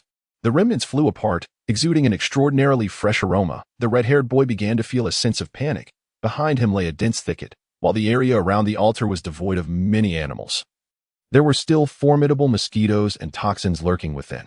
Unless absolutely necessary, he wished to avoid charging recklessly into the depths like a brash warrior. At this moment, Song Yu had charged right up to him, the tip of his razor-sharp alloy spear emanating an intimidating aura that extended over 3 feet, causing a visceral shudder. The red-haired boy could not help but exclaim loudly, "I don't want to fight anymore." Crack! Song Yu delivered a fierce blow to his face with the side of his spear. The red-haired boy was instantly sent sprawling. Many of his companions, believing Song Yu had truly taken lethal action, erupted in a panic, shrieking in alarm and hastily ceasing their own combat. In the next instant, the red-haired boy, with one side of his face swollen grotesquely, crawled out from the nearby bushes, wearing an expression that seemed ready to devour Song Yu. His voice a garbled roar, "I said I don't want to fight anymore." Song Yu suddenly felt a surge of amusement. It appeared that not only were the novices from the Cultivation Academy naive, but these young individuals from the Western faction were equally lacking in sophistication. Did they think they were merely playing house? Yet, it was precisely this seemingly innocent and ignorant group that could wreak havoc beyond imagination. Though they might beg for mercy when outmatched, once they gained the upper hand, who knew what mischief they might unleash in this remote secret realm? Fortunately, there had been no significant losses on the side of the Cultivation Academy. Only a poor fellow named Meng had been taken down, albeit with no serious harm done. Song Yu had no desire to transform into a cold-hearted killer or to project the image of a bloodthirsty butcher. Thus he refrained from inflicting severe harm on the red-haired boy. The latter clutched his face, blood trickling from the corner of his mouth. Although Song Yu had not gone all out, the impact was still considerable, having knocked out several of his teeth, rendering him barely able to articulate. However, the boy showed some grit, discreetly spitting out his teeth without making a scene. At that moment, only the battle between Qian Qianxue and the blonde girl continued unabated. The two seemed so engrossed in their fight that they were somewhat distant from this commotion, each lost in their own struggle. Qian Qianxue, in particular, was deeply immersed, as she seldom engaged in such brawls. Thus, she had to adapt spontaneously. Fortunately, her strength was evidently superior to that of her opponent, allowing her to maintain the upper hand. As the battle progressed, Qian Qianxue discovered that the more she fought, the more fluid her movements became, leading to newfound insights and understanding of the technique she excelled in. She couldn't help but muse. No wonder Song Yu enjoys fighting so much. It truly enriches one's combat experience. Amidst the howling winds, the blonde girl appeared quite disheveled. Her fitted attire had been nearly shredded by Qian Qianxue's razor-sharp wind-based techniques, leaving several areas of her skin exposed. Song Yu, uninterested in the furious expression of the red-haired boy, strode over to Qian Qianxue. Upon seeing the blonde girl's disarray, he burst into laughter, calling out, "Qian Gu, tear her clothes. Xianxianxue thought it was only then that she realized the battle on her side had concluded. Gathering her energy, she conjured another gust of wind that lifted the blonde girl and hurled her several meters away to the ground. At a crucial moment, she still held back. Otherwise, not only would her opponent have been severely injured, but her clothing would have been in tatters as well. Being a lady, she was not like Song Yu, who shamelessly reveled in the spectacle of torn garments. The blonde girl rose from the ground. And although she had incurred no serious wounds, a profound sense of humiliation engulfed her. After casting a fierce glare at Xianxianxue and Song Yu, she turned away without acknowledging her companions. Departing in haste, this skirmish had indeed been quite frustrating. To my astonishment, the previously naive and earnest Oriental maiden, who endeavored to reason with them, transformed entirely after the arrival of that rogue, revealing an astonishing mastery of arcane arts. Had I foreseen such a transformation, she would undoubtedly have refrained from attempting to seize anything here. The others from the Western faction, too, turned away, eager to depart from this place. Wait a moment, Song Yu called out to them. Are you simply going to leave? With a smile, he remarked. You are right. This is far from over. The blonde girl cast a cold glance at him, questioning, what do you intend to do? At this point, the members of the Western faction had realized their crimson-haired companion had lost his teeth, and a wave of indignation surged within them, albeit tempered by their reluctance to voice it. It was unexpected that among a group of students from the Cultivation Academy, 2 martial artists had infiltrated. The earlier one, who nearly claimed the Martial Arts World Championship gold medal, was of little concern. But the appearance of this new contender was somewhat troubling. Even their most formidable crimson-haired classmate had succumbed, left in a pitiable state, his teeth shattered. Song Yu stated, what do I intend to do? You believe you can simply walk away without uttering an apology for your wrongdoings. Is there such a thing as an easy way out in this world? The blonde girl clenched her teeth, staring icily at Song Yu, and replied stiffly, I am sorry. I do not forgive you. Song Yu responded, and the blonde girl stood momentarily stunned before erupting in fury. If apologies sufficed, what necessity would there be for enforcers? Song Yu gazed at her, asserting that a mere apology cannot rectify misdeeds. Have your elders not taught you that when one harms another, there must be restitution? You wish to leave after injuring Xiaoming? Do you believe such a thing is permissible? A martial artist facing an adept in mental powers was indeed at a severe disadvantage. The latter would never engage in a direct confrontation. A single mental strike could incapacitate you. The blonde girl stared at Song Yu in disbelief before, unable to contain her anger, exclaimed, Our people have been injured as well. How will you compensate for that? Song Yu looked perplexed. Why should I provide compensation? Initially self-assured, the blonde girl was now rendered speechless. How could this individual be so audacious? They were in the wrong, attempting to snatch that precious herb. Yet the herb remained, and their own had already been punished. One companion's teeth had been knocked out, and she herself was in a most disheveled state. Why did the opposition not relent, growing increasingly impatient? Song Yu questioned, what is the matter? Are you still unconvinced? If so, shall we continue to fight until we have vanquished you all and cast you into the depths of the wilderness to fend for yourselves? The blonde girl and her companions initially thought Song Yu intended to defeat them and seize their belongings, only to realize he proposed something far harsher, to abandon them in the wilderness. At that moment, someone from the Western faction could no longer restrain themselves and remarked, Friends from the Cultivation Academy, one should always leave a thread for retreat. Song Yu retorted with a cold laugh. Why did you not consider leaving a thread for retreat earlier? He gestured toward the still prostrate Meng Sudong. Why did you not leave him a thread for retreat? The crimson-haired man thought to himself that if he hadn't left a thread for retreat, would Meng still be there, wide-eyed and eagerly watching the spectacle? However, he kept these thoughts to himself, for before this Oriental youth, who was neither as tall nor as handsome as he felt a profound sense of dread. The opponent was far too formidable. Ultimately, a reluctant group from the Western camp extracted some elixirs from their respective backpacks and piled them together, forming a modest mound. It was evident that each had retained a portion, perhaps still of good quality. Song Yu, disinterested in their trivialities, waved his hand dismissively, urging them to depart. One might wonder if Song Yu had indeed refrained from confronting Zhang Zixing and his associates. However, what truly astonished him was the remarkable surge of power Song Yu now possessed. Previously, when they had clashed, although he was no match, the disparity had not seemed vast. Yet, in just a few days, how had his strength skyrocketed so dramatically?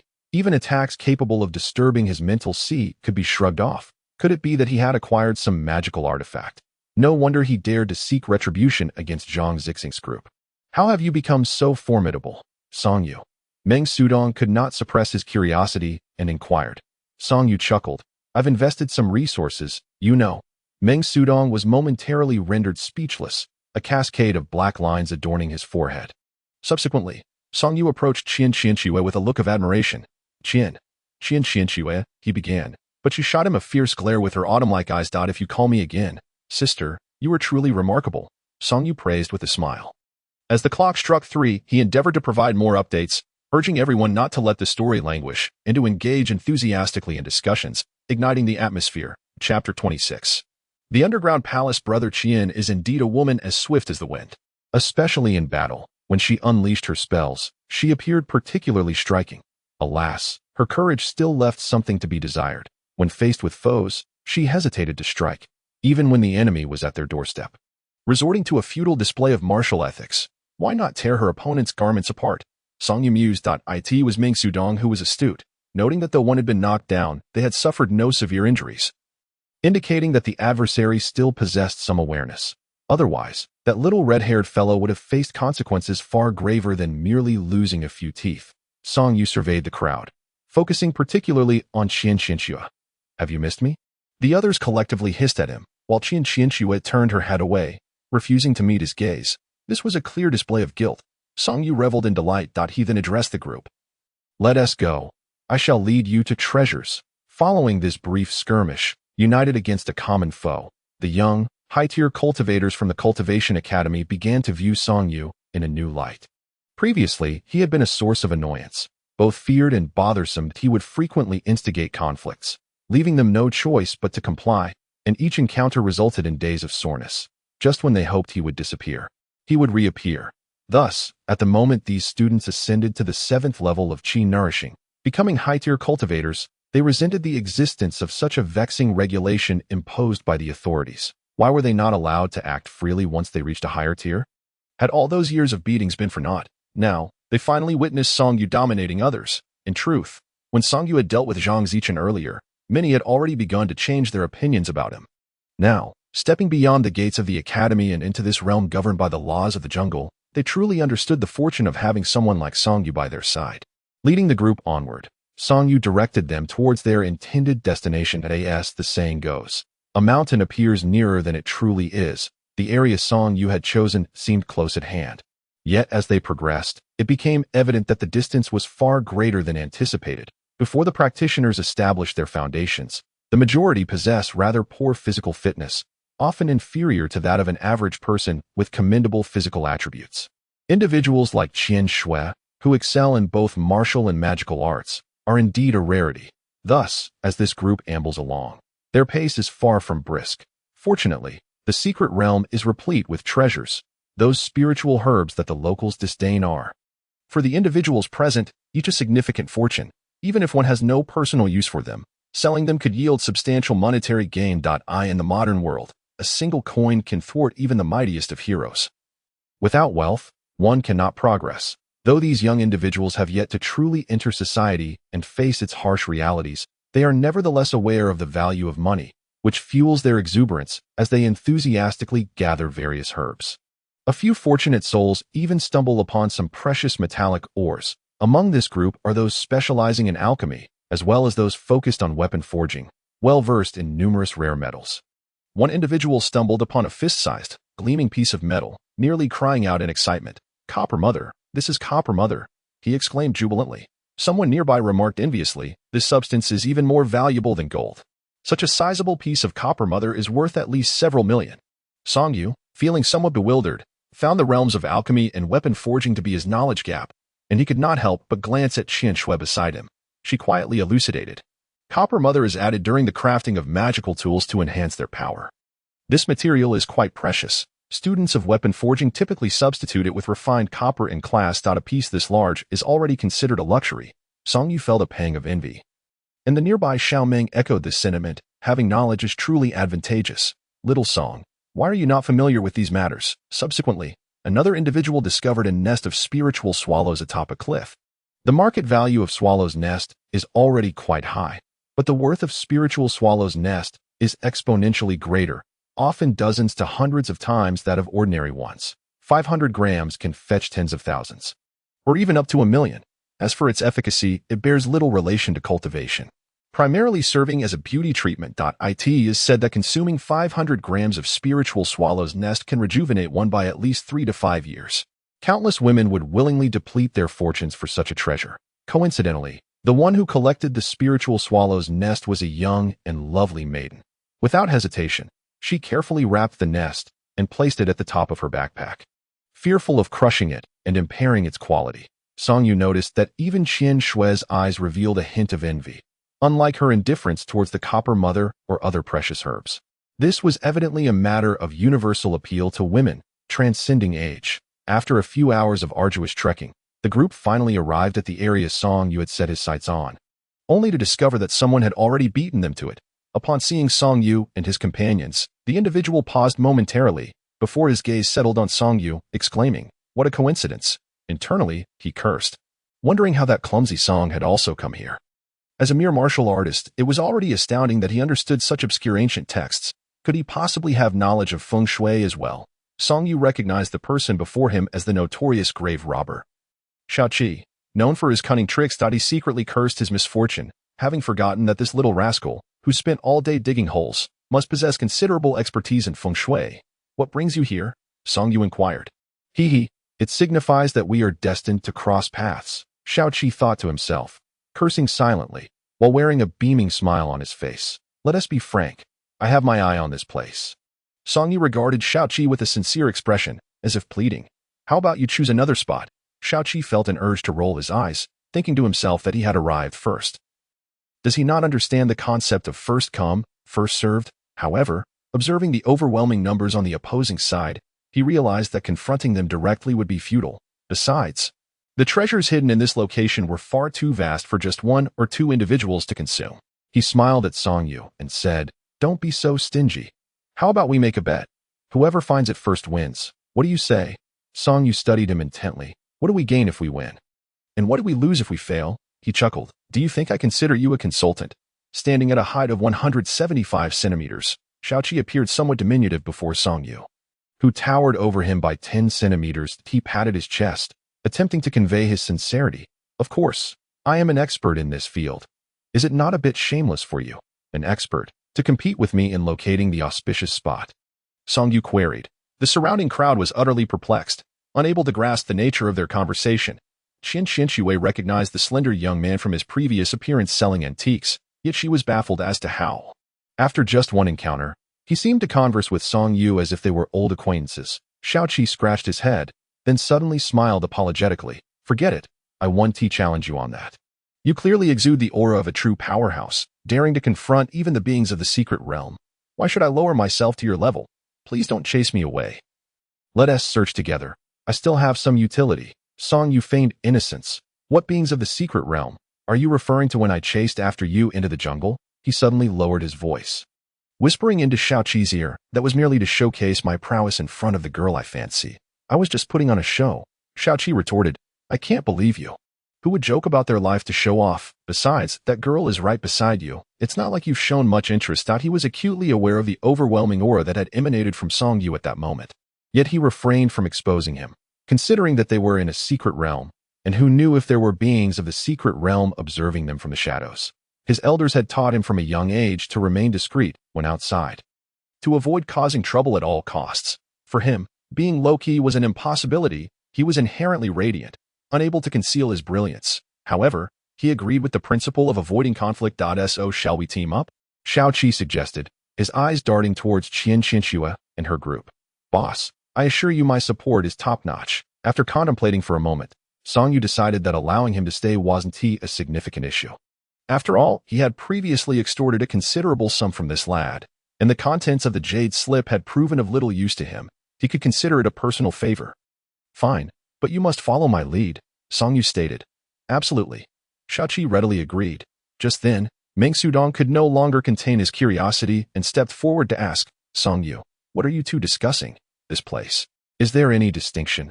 Are we not here in search of a miraculous elixir?" Xiaoqi wore a disdainful expression, thinking to herself that he was clearly just a martial brute, utterly ignorant.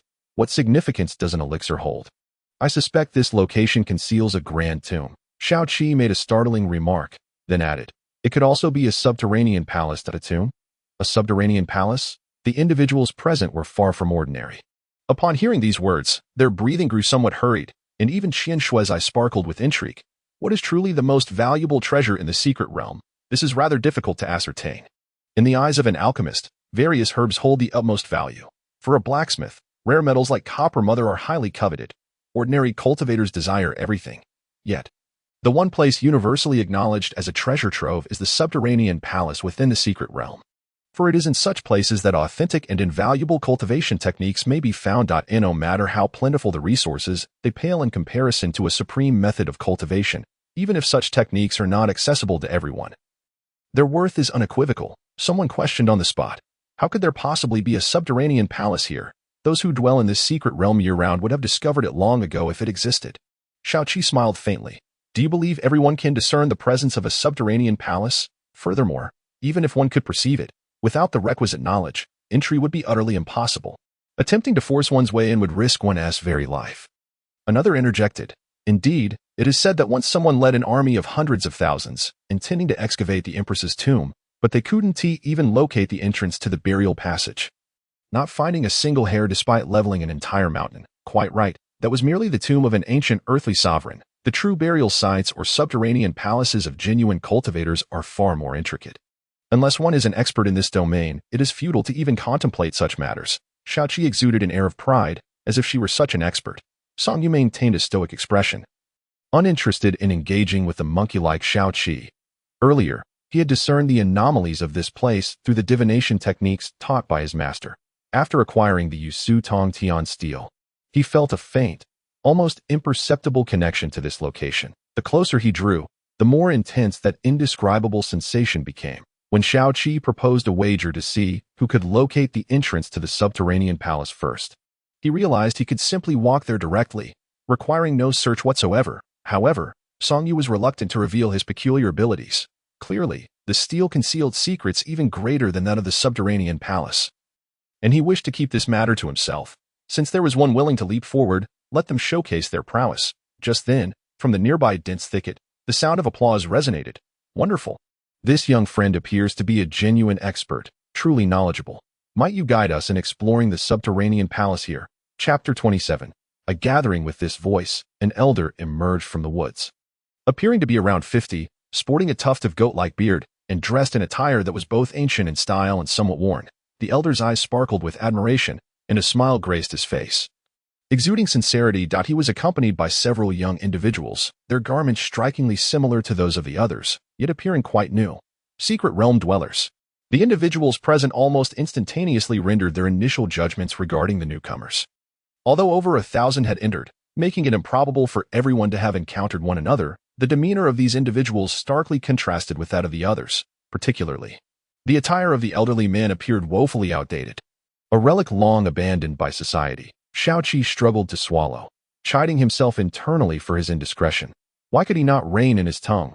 What compulsion drove him to boast unnecessarily, despite the seemingly amiable disposition of these individuals? Who could ascertain their true intentions? They were within a secret realm, a group that had chosen to remain trapped within its confines.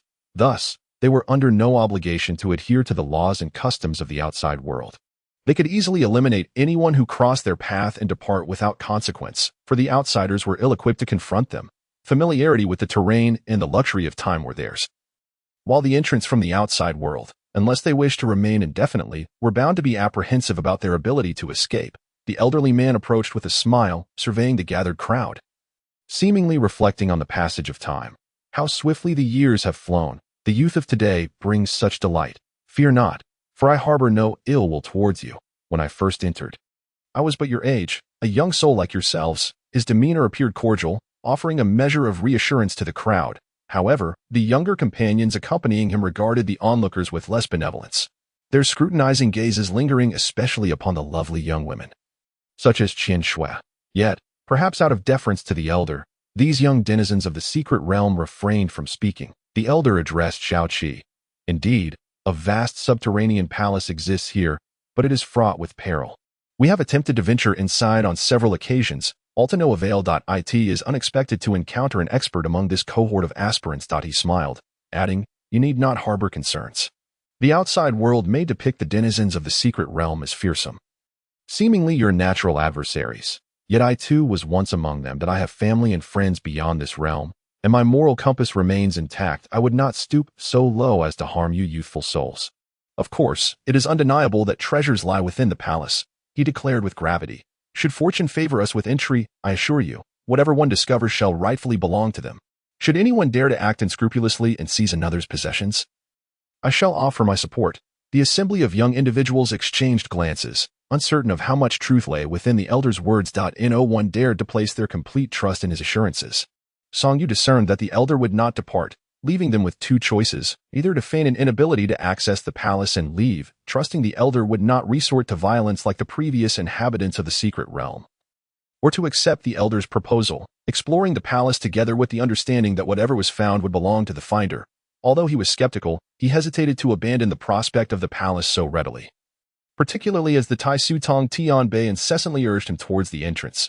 Should this opportunity be missed, one would indeed have to wait another 60 years. Reflecting upon this, he glanced at the visibly distressed Xiaoqi and quietly inquired, "Do you have confidence in gaining entry?" Xiaoqi responded with a bitter smile, shaking his head. "Brother, I am but a child. How could I dare to guarantee such matters?" "Ah, so now you acknowledge your youth." Song Yu shot him a sidelong glance before turning to the elder. Cupping his fist in salute, he stated, "We naturally believe that Senior harbors no ill intentions, yet we cannot assure you of our ability to enter the tomb." The elder chuckled and waved his hand dismissively. "No matter, having waited for decades, a little longer is inconsequential. Since you are perceptive enough to discern the anomalies in this place, it is evident you possess genuine skills. Even if we ultimately cannot gain entry, it merely signifies that our fates are not aligned at this moment. There is no need to force it, nor to feel disheartened." With the elder's words, the group found themselves at a loss for further comments. They could only nod and follow the elder toward the entrance of the tomb. With the elder present, Xiaoqi felt no need to showcase his expertise. Upon ascending the imposing mountain before them, and subsequently traversing 2 more peaks, they finally arrived at a secluded lake surrounded by mountains. Some students from the Cultivation Academy, lacking stamina, were utterly exhausted, nearly panting like dogs to cool themselves. This intense trek through the mountains was a considerable burden for them. Fortunately, they had reached their destination. Had they been required to scale another mountain, it was likely some would have opted out on the spot. A few young practitioners, who accompanied the elder, exchanged glances filled with subtle disdain. Looking down upon this group, the outsiders were truly feeble. After establishing their foundation in cultivation, a practitioner's physical attributes would be significantly enhanced, with their bodily strength rivaling that of masters among martial artists. Yet, how many cultivators in this world have crossed the threshold of foundational establishment, unlike these young practitioners born in the secret realms, whose physical prowess could easily match that of martial artists? They could traverse these mountains without issue. Even a long-distance sprint through the forest would pose no challenge. These young individuals found it perplexing why their master would choose to guide this group to the tomb's entrance, when they themselves, after decades of effort, had failed. Could these outsiders truly unlock it? When the elder, guiding the group along the dense thickets by the lakeside, finally reached a spot, they were astonished to find a considerable number of people already gathered there. Among them were many familiar faces, those who had entered alongside them. This assembly included individuals from both the eastern and western camps of Earth, as well as foreigners from other realms. A cursory glance revealed a gathering of dozens. Xiaoqi felt a twinge of embarrassment. Earlier, he had been somewhat smug, believing that only he could discover the most valuable tombs within the secret realm. Yet, first, he had been outdone by Song Yu, who had led a group of students from the Cultivation Academy to this area, and now he witnessed many others who had directly located the entrance to the tomb. No wonder the elder at home incessantly recited the phrase, "There are always greater talents beyond." Xiaoqi felt a newfound respect. Indeed, there were remarkable individuals in this world, and he was not the only capable one. Upon arriving at this location, the elder surveyed the crowd without displaying any signs of surprise. In truth, nearly all practitioners within the Kunlun secret realm were well aware of the specific locations of the hidden tombs. Yet, throughout history, only 3 of these tombs had ever been opened, according to the information they possess. The Kunlun secret realm is believed to house more than 30 underground palaces, both large and small. This implies that, over the course of hundreds or even thousands of years, less than 1/10 of the total number of these palaces have been opened. The inhabitants of the secret realm undoubtedly possess even more extensive knowledge. They are acutely aware that many seemingly incredible myths and legends are not mere fabrications, but rather tales obscured by the passage of time and the vast differences between ancient and contemporary civilizations, rendering them difficult for later generations to comprehend, ultimately leading to their classification as mythological narratives. According to the insights of these individuals from the secret realm, the Kunlun secret realm is, in fact, the hallowed ground of Yuan Shi Tianzun, one of the revered three purities of Taoism. This place was once a resplendent world of cultivation. The numerous underground palaces scattered throughout the realm served as the sanctuaries for the disciples of the celestial master in days of yore. Within the three already open palaces, an abundance of invaluable cultivation secrets and exquisite artifacts has been unearthed. However, as recounted by the elder practitioners of the secret realm, these three palaces were not opened by the celestial master's direct disciples, but rather by practitioners of relatively low status at the time. Of course, even if their status was not elevated in the presence of the celestial master, they are nonetheless revered as ancestors by later generations. It is said that there exists a colossal underground palace within the Kunlun secret realm, which may have been the celestial master's habitual dwelling during his cultivation years, a true paradise that all dwellers of the secret realm yearn for. Based on deductions, this very palace may be the one before us. This explains why the elder, upon observing Shaoqi, deduced the presence of an underground palace or grand tomb in this location, regarded him with newfound respect and sincerely offered his admiration. Whoever can discern the uniqueness of this place is welcomed by the moderate faction of the secret realm, represented by the elder, to jointly embark on an exploration. The longer one is cultivated, and the higher their realm, the clearer they understand a fundamental truth. True treasures are destined to be claimed by those with affinity. However, understanding does not necessarily equate to magnanimity. Otherwise, there would not be so many tragic incidents of murder and treasure-seeking within the cultivation world. Song Yu and his companions spotted several familiar faces among the crowd by the small lake, including the red-haired individual and the blonde girl, whom he had previously bested in a confrontation.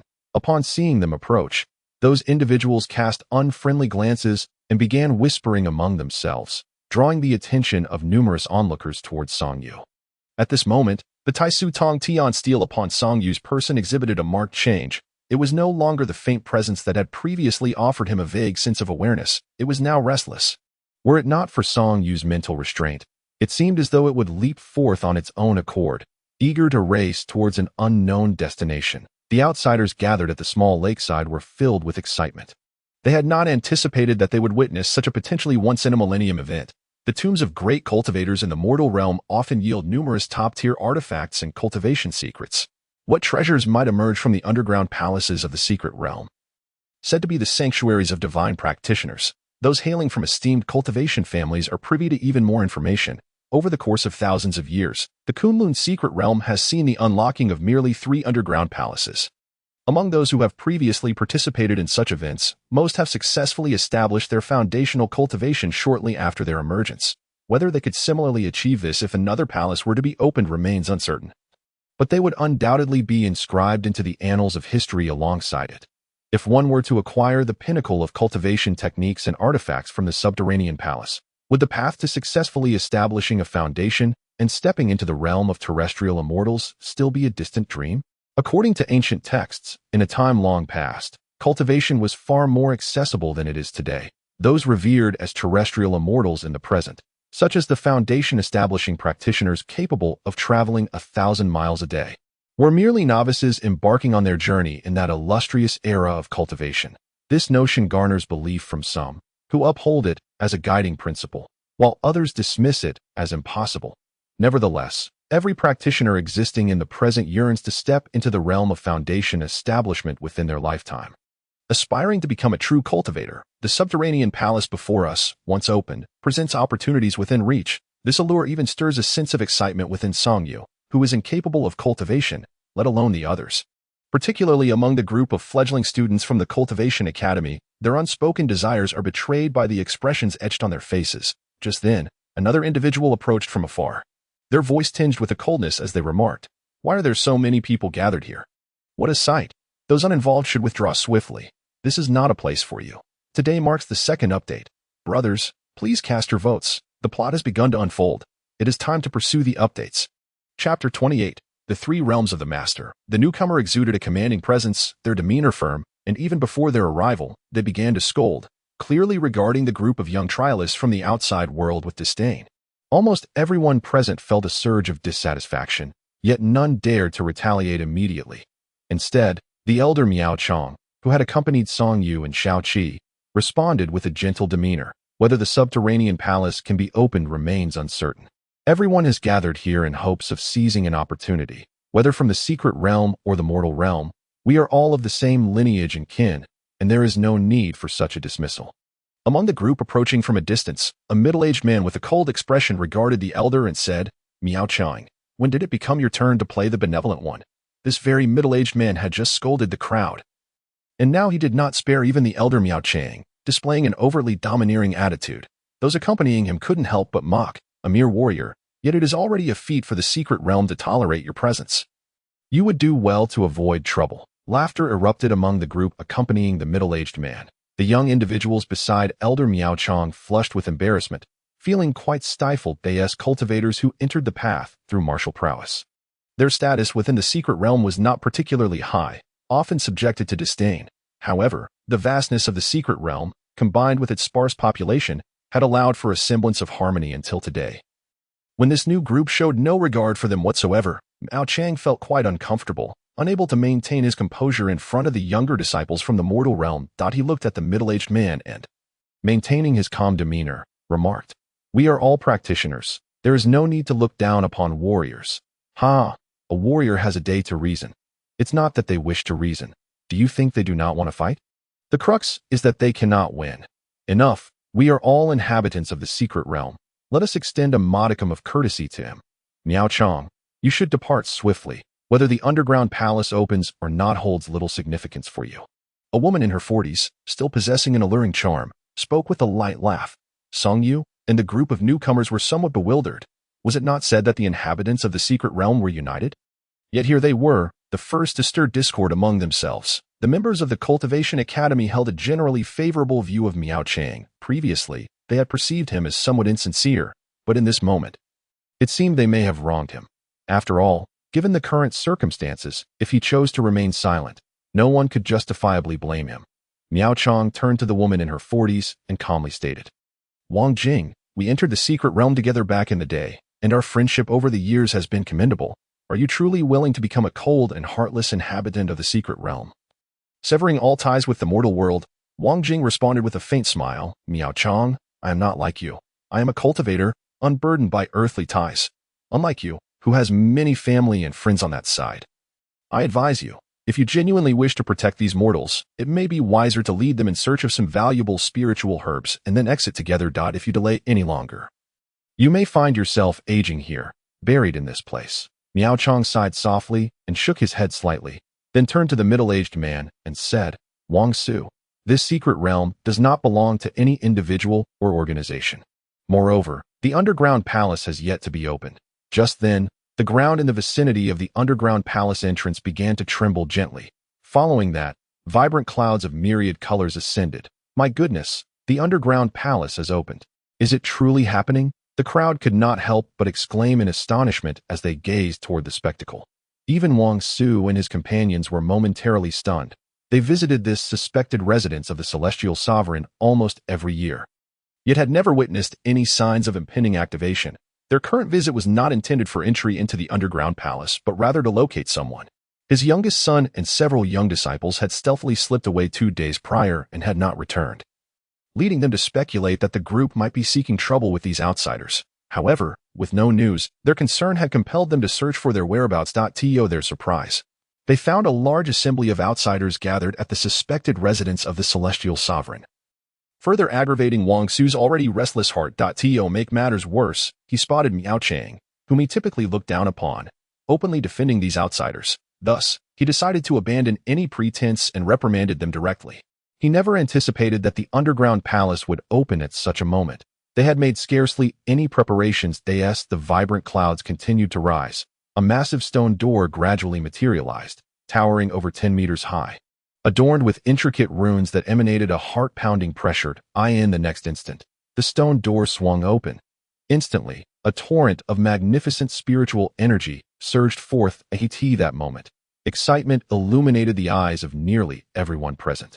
Some, unable to contain their eagerness, rushed headlong into the entrance. Danger? What peril could possibly lie within the residence of the celestial sovereign, aside from those of demonic lineage or practitioners of dark arts?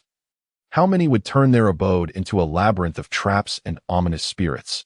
As the nearest practitioner from the Western faction was about to rush in, the gaze of the 36 or 7-year-old young man beside the middle-aged man, Wang Su, sharpened. Without any visible movement from him, a bolt of fire descended from the heavens, instantly encircling the Western practitioner. The young Western practitioner let out a piercing wail, collapsing to the ground and rolling in agony. His companions attempted to summon water-based magic to extinguish the flames, but to their astonishment, the water only exacerbated the fire, as if it were pouring oil onto a blaze in the blink of an eye. A young life was reduced to ashes, filling the air with the acrid scent of charred flesh. Everyone was petrified, standing frozen in place. Song Yu squinted, a thought flashing through his mind. Foundation establishment. The young man, who appeared to be merely 36 or 7, possessed such formidable cultivation that young man coldly declared, "Do the people from the Western faction dare to intrude upon our Huaxia's underground palace? What a dream! I care not for the rules outside. Here, those from the Western faction must keep their distance from the underground palace." As he spoke, his gaze fell upon the red-haired and blonde companions who had clashed with Song Yu and his group previously. The red-haired one turned to leave, and the blonde girl followed suit without hesitation. In such a moment, even reasoning seemed futile. The opponent was far too powerful. Yet, they harbored a simmering anger, watching as the underground palace opened. A millennium of opportunities within reach, yet entirely out of their grasp, they resolved to immediately inform the powerful figures of the Western faction, for while the prowess of those at the Foundation establishment realm was indeed terrifying, not all explorers of the secret realm were merely young practitioners. Young practitioners secured their spots in the secret realm largely due to the element of experience, yet those with profound cultivation who entered were not there simply for training. The entire group from the Western faction silently retreated. Miao Chong sighed helplessly. He had no fondness for the Western faction either. 60 years ago, during the Kunlun War, he and the 36 or 7-year-old man had both witnessed the horrors. He understood the deep-seated hatred the man harbored for the Western faction, for many of his fellow disciples and friends had perished at the hands of those from the West. At that moment, the man turned his eyes towards Song Yu and his group, his demeanor cold and uncompromising. "You should leave as well. Focus on your training while you are here. Seek out some spiritual herbs. Hunt some spirit beasts. Such endeavors will suffice for your development and wealth. This underground palace is not a place for you." Song Yu obediently nodded, glancing at Qin Qianxue and Shaoqi before saying, "Let us depart." He was acutely aware of the reason for the underground palace's opening, and seeing the other party's insistence on driving them away, he promptly turned to leave without hesitation. "If I leave, and you can still enter, then I must be dreaming." The other Eastern faction cultivators, who had been observing, fell silent, preparing to leave alongside him. There was a Foundation establishment powerhouse among the opposition. They were simply no match for him. Even though their side had Foundation establishment practitioners, who knew how many more were by that middle-aged man's side. Just a few steps out, Song Yu suddenly heard an uncontrollable gasp behind him. Why did the stone door descend? Has the underground palace closed again? The stone gate, shrouded in a myriad of colorful clouds, began to slowly sink deep into the earth as Song Yu and the others departed. Wang Jing remarked to Wang Su, "It is quite possible that among those young individuals, there lies a fated person for this underground palace. If not, why not let them stay?" Despite his reluctance, Wang Su was unwilling to miss the opportunity to explore such a premier underground palace. A flicker of anger crossed the faces of many young scholars from the Cultivation Academy. This person was far too arrogant, summoning them at will and dismissing them just as easily. All eyes turned to Song Yu. Yet he strode forward in silence. He possessed the ability to open this underground palace at any moment. Why must he allow those from the secret realm to enter? It was not a desire to harm, but rather to compel him to halt. Miao Chong, observing the situation, casually unleashed a palm strike, producing a thunderous sound in the air as the flying sword aimed at Song Yu was forcefully deflected. The young man could not contain his fury and shouted, "Miao Chang!" Miao Chang, who had maintained a serene demeanor and appeared to be an affable individual, suddenly glared with fury as an overwhelming aura erupted from him. Striking toward the young man from a distance of several meters, an invisible force seemed to warp the very fabric of the air as it surged toward the young man. Both Wang Su and Wang Jing acted simultaneously. Conjuring a defensive shield, The energy from Miao Chang's strike collided with the protective barrier, resonating like a thunderclap. Subsequently, the young man behind the energy shield turned pale, staggering back several paces before spitting out a mouthful of blood. What do you think you are? Is this not finished yet?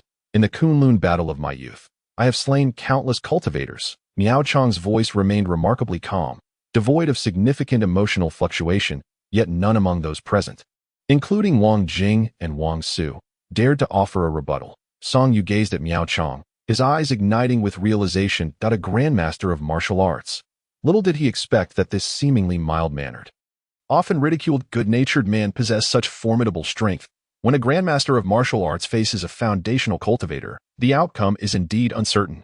Should the foundational cultivator possess even a modicum of lesser combat experience, they would likely be utterly dominated by the grandmaster. Miao Chang glanced at Wang Su and Wang Jing, stating coolly, "Underestimating martial artists is all well and good. However, I suggest you reserve such arrogance until you step into the realm of connectivity." With that, he strode away, and the young men around him seemed suddenly invigorated, as if a surge of vitality had coursed through them. Though they refrained from displaying any overtly provocative glares, their spirits had undeniably transformed. Walking alongside Miao Chang, they exuded a sense of pride. What of martial artists? Can they not best you cultivators? The young man who had been struck and spat blood onto the ground had consumed a plethora of beauty-enhancing elixirs and spiritual birds' nests. In truth, he was not so young, having also entered the secret realm alongside Miao Chang and others in years past. He harbored some minor grievances against Miao Chang back then, yet Miao Chang had always advocated for peace, aligning with the more temperate faction within the secret realm. Little did he anticipate that when this honest man finally unleashed his wrath, it would be so fearsome. Even more surprising to him was that today Miao Chang seemed to have traversed a significant distance along the path of the Grandmaster. As he watched Miao Chang's figure fade away, he found himself unable to utter a single harsh word. Such is the realm of cultivators. Unlike ordinary people, who might escape serious consequences by hurling a few threats when outmatched. For cultivators, issuing threats can lead to devastating repercussions. At this moment, the stone door of the underground palace, which had once been ajar, had completely sunk into the earth, restoring tranquility to the area. Wang Su and Wang Jing, along with their companions, had finally grasped the situation. The opening of the underground palace was likely connected to those outsiders. They wondered which among them shared a profound bond with this subterranean domain. The three previously opened underground palaces had similarly manifested inexplicably, devoid of any discernible pattern or reason. Yet, regretting now served no purpose. Damn it. Cursed the man in his mid-30s who was at the foundation stage.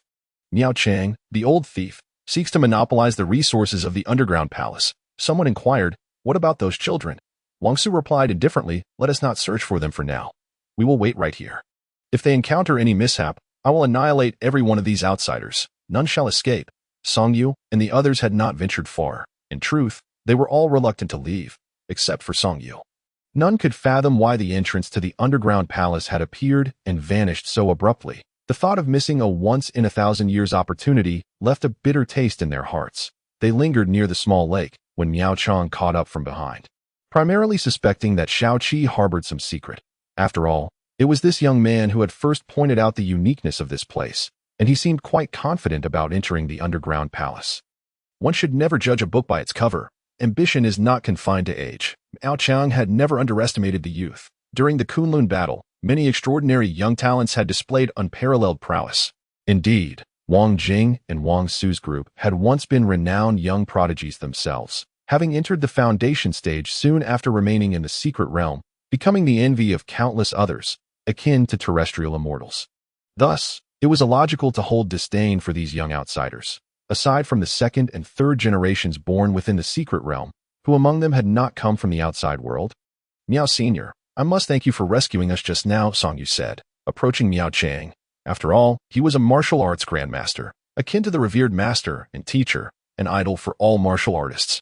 Song Yu held great respect for such a figure. Miao Chang nodded and smiled, saying, "Do not dwell too much on those people. Some among them fought in the Kunlun battle 60 years ago, and have since become somewhat twisted in character. Others are second or third generations born in the secret realm, lacking any connection to the outside world."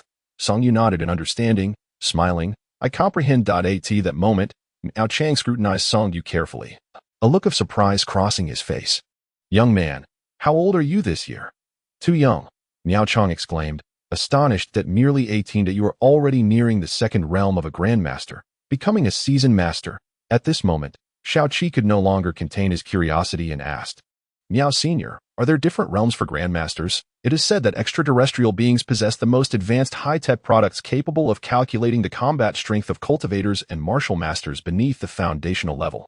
However, such instruments are reputedly extremely costly and consume vast amounts of energy with each use, leaving these individuals never having laid eyes upon them.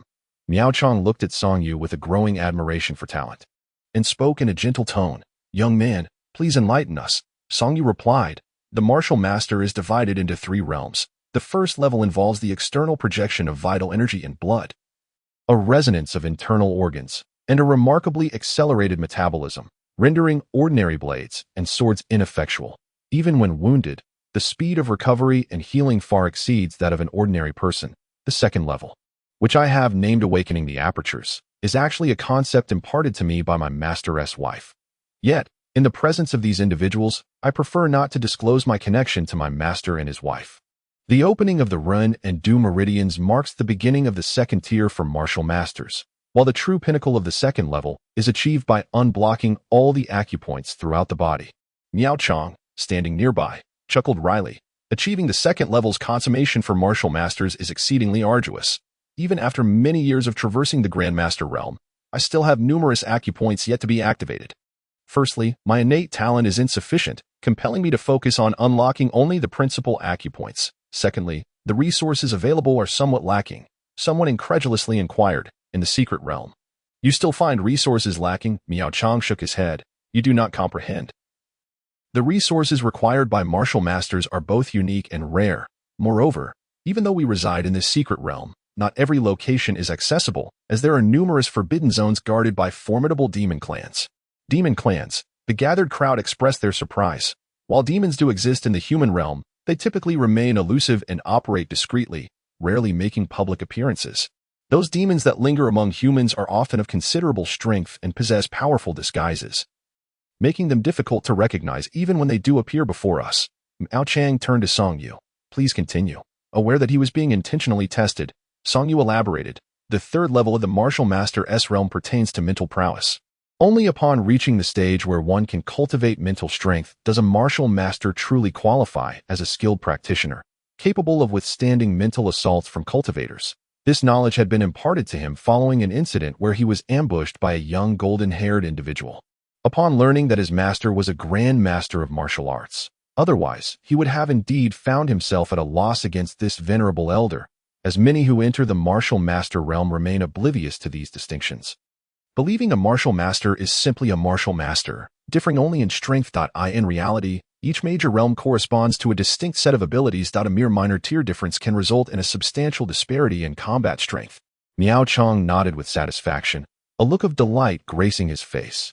Young man, from whom did you receive your teachings? Song Yu, devoid of arrogance, replied earnestly, I am a disciple of my master. This marked his first public acknowledgement of his relationship with his master. Xiaoming gazed on with envy, while the group from the Cultivation Academy expressed astonishment.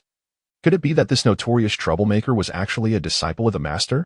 Heaven forbid that. How could the master have taken him in? Xiao Qi was profoundly shocked. Song was indeed a student of the master.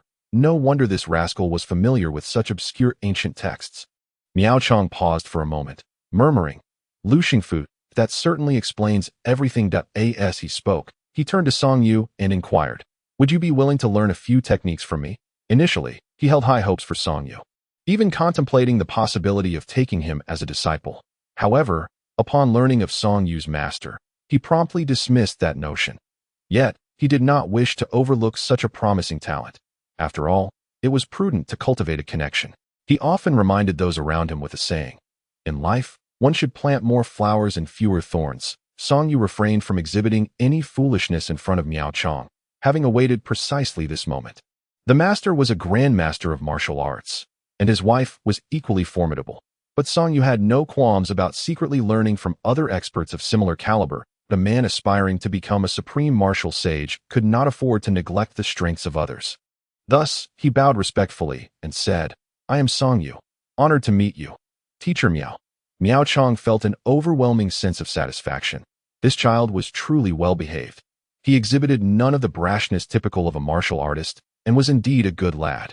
He was well aware of who Lu Xingfu was. 60 years ago, Lu Xingfu was a prodigy, hailed as a master at the tender age of 14, and not as a jest to many of his contemporaries. He was a natural-born genius. There were even rumors that Lu Xingfu had ventured alone into the subterranean palace of the Kunlun secret realm, acquiring unimaginable fortunes.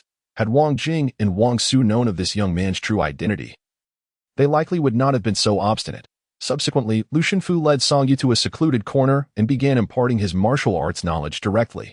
Miao Chang first taught Song Yu a set of palm techniques known as the star-splitting palm, which he had previously employed to strike a youthful practitioner until he spat blood. This technique comprised 9 forms, each possessing 4 variations, totaling 36 moves, somewhat intricate, that I will demonstrate it for you first, then provide you with the method for cultivating it, allowing you to contemplate it at your leisure. Miao Chang gazed earnestly at Song Yu and explained, "The star-splitting palm is a technique I acquired years ago in the secret realm. Exchanged for substantial resources that it originates from the subterranean palace, as those practitioners look down upon martial techniques. Otherwise, they would not have parted with it. According to the scriptures, mastering the star-splitting palm to its utmost pinnacle allows one to cleave mountains with a single strike." Song Yu was momentarily taken aback, finding it somewhat hard to believe that one could split a mountain with a mere palm strike. Surely, such a feat required transcending into the path of martial arts and achieving physical sanctity. Did it not? Miao Chang continued, "Unfortunately, my innate talent is limited. I can only split boulders and small hills." Song Yu replied, "Teacher Miao, that's quite impressive already." Miao Chang then proceeded to demonstrate the star-splitting palm in front of Song Yu. His disciples gathered around, puzzled as to why their master placed such importance on this outsider, yet they refrained from voicing their thoughts, regardless of their internal musings. They all behaved with utmost decorum in the presence of this grandmaster of martial arts. Song Yu watched once and learned it immediately. Then, as he listened to Miao Chang explain the essence of the star-splitting palm, he memorized it after just one hearing. After Miao Chang had taught it once, he told Song Yu, "I did not bring the written manuscript of the star-splitting palm with me. You should memorize it. If you have any difficulty, feel free to ask me at any time." Song Yu replied, "I have learned it." Miao Chang was taken aback for a moment before chuckling. Then, "Would you demonstrate it for me?" He found it hard to believe that someone could learn it in a single attempt. Years ago, when he acquired the splitting star technique, his strength had already approached that of a grandmaster, and he possessed a profound understanding of various martial arts. Despite this, it took him 5 arduous days to barely grasp the technique. As for his disciples, even the most talented among them required 8 or 9 days. Song Yu, not one to be overly sentimental, stood up and executed the technique as per Miao Chang's recent teachings, simultaneously channeling the heart method of the splitting star technique. Though he did not exert his full strength, a subtle resonance of thunder and wind emanated from his fingertips. Miao Chang was somewhat astonished. His disciples were left dumbfounded. Could it be that someone in this world could possess such intelligence? Was there truly a martial artist with such extraordinary talent? This was no longer a matter of photographic memory. This was nothing short of a peerless genius. Little Meng, who had been covertly attempting to learn from the sidelines, was equally astounded.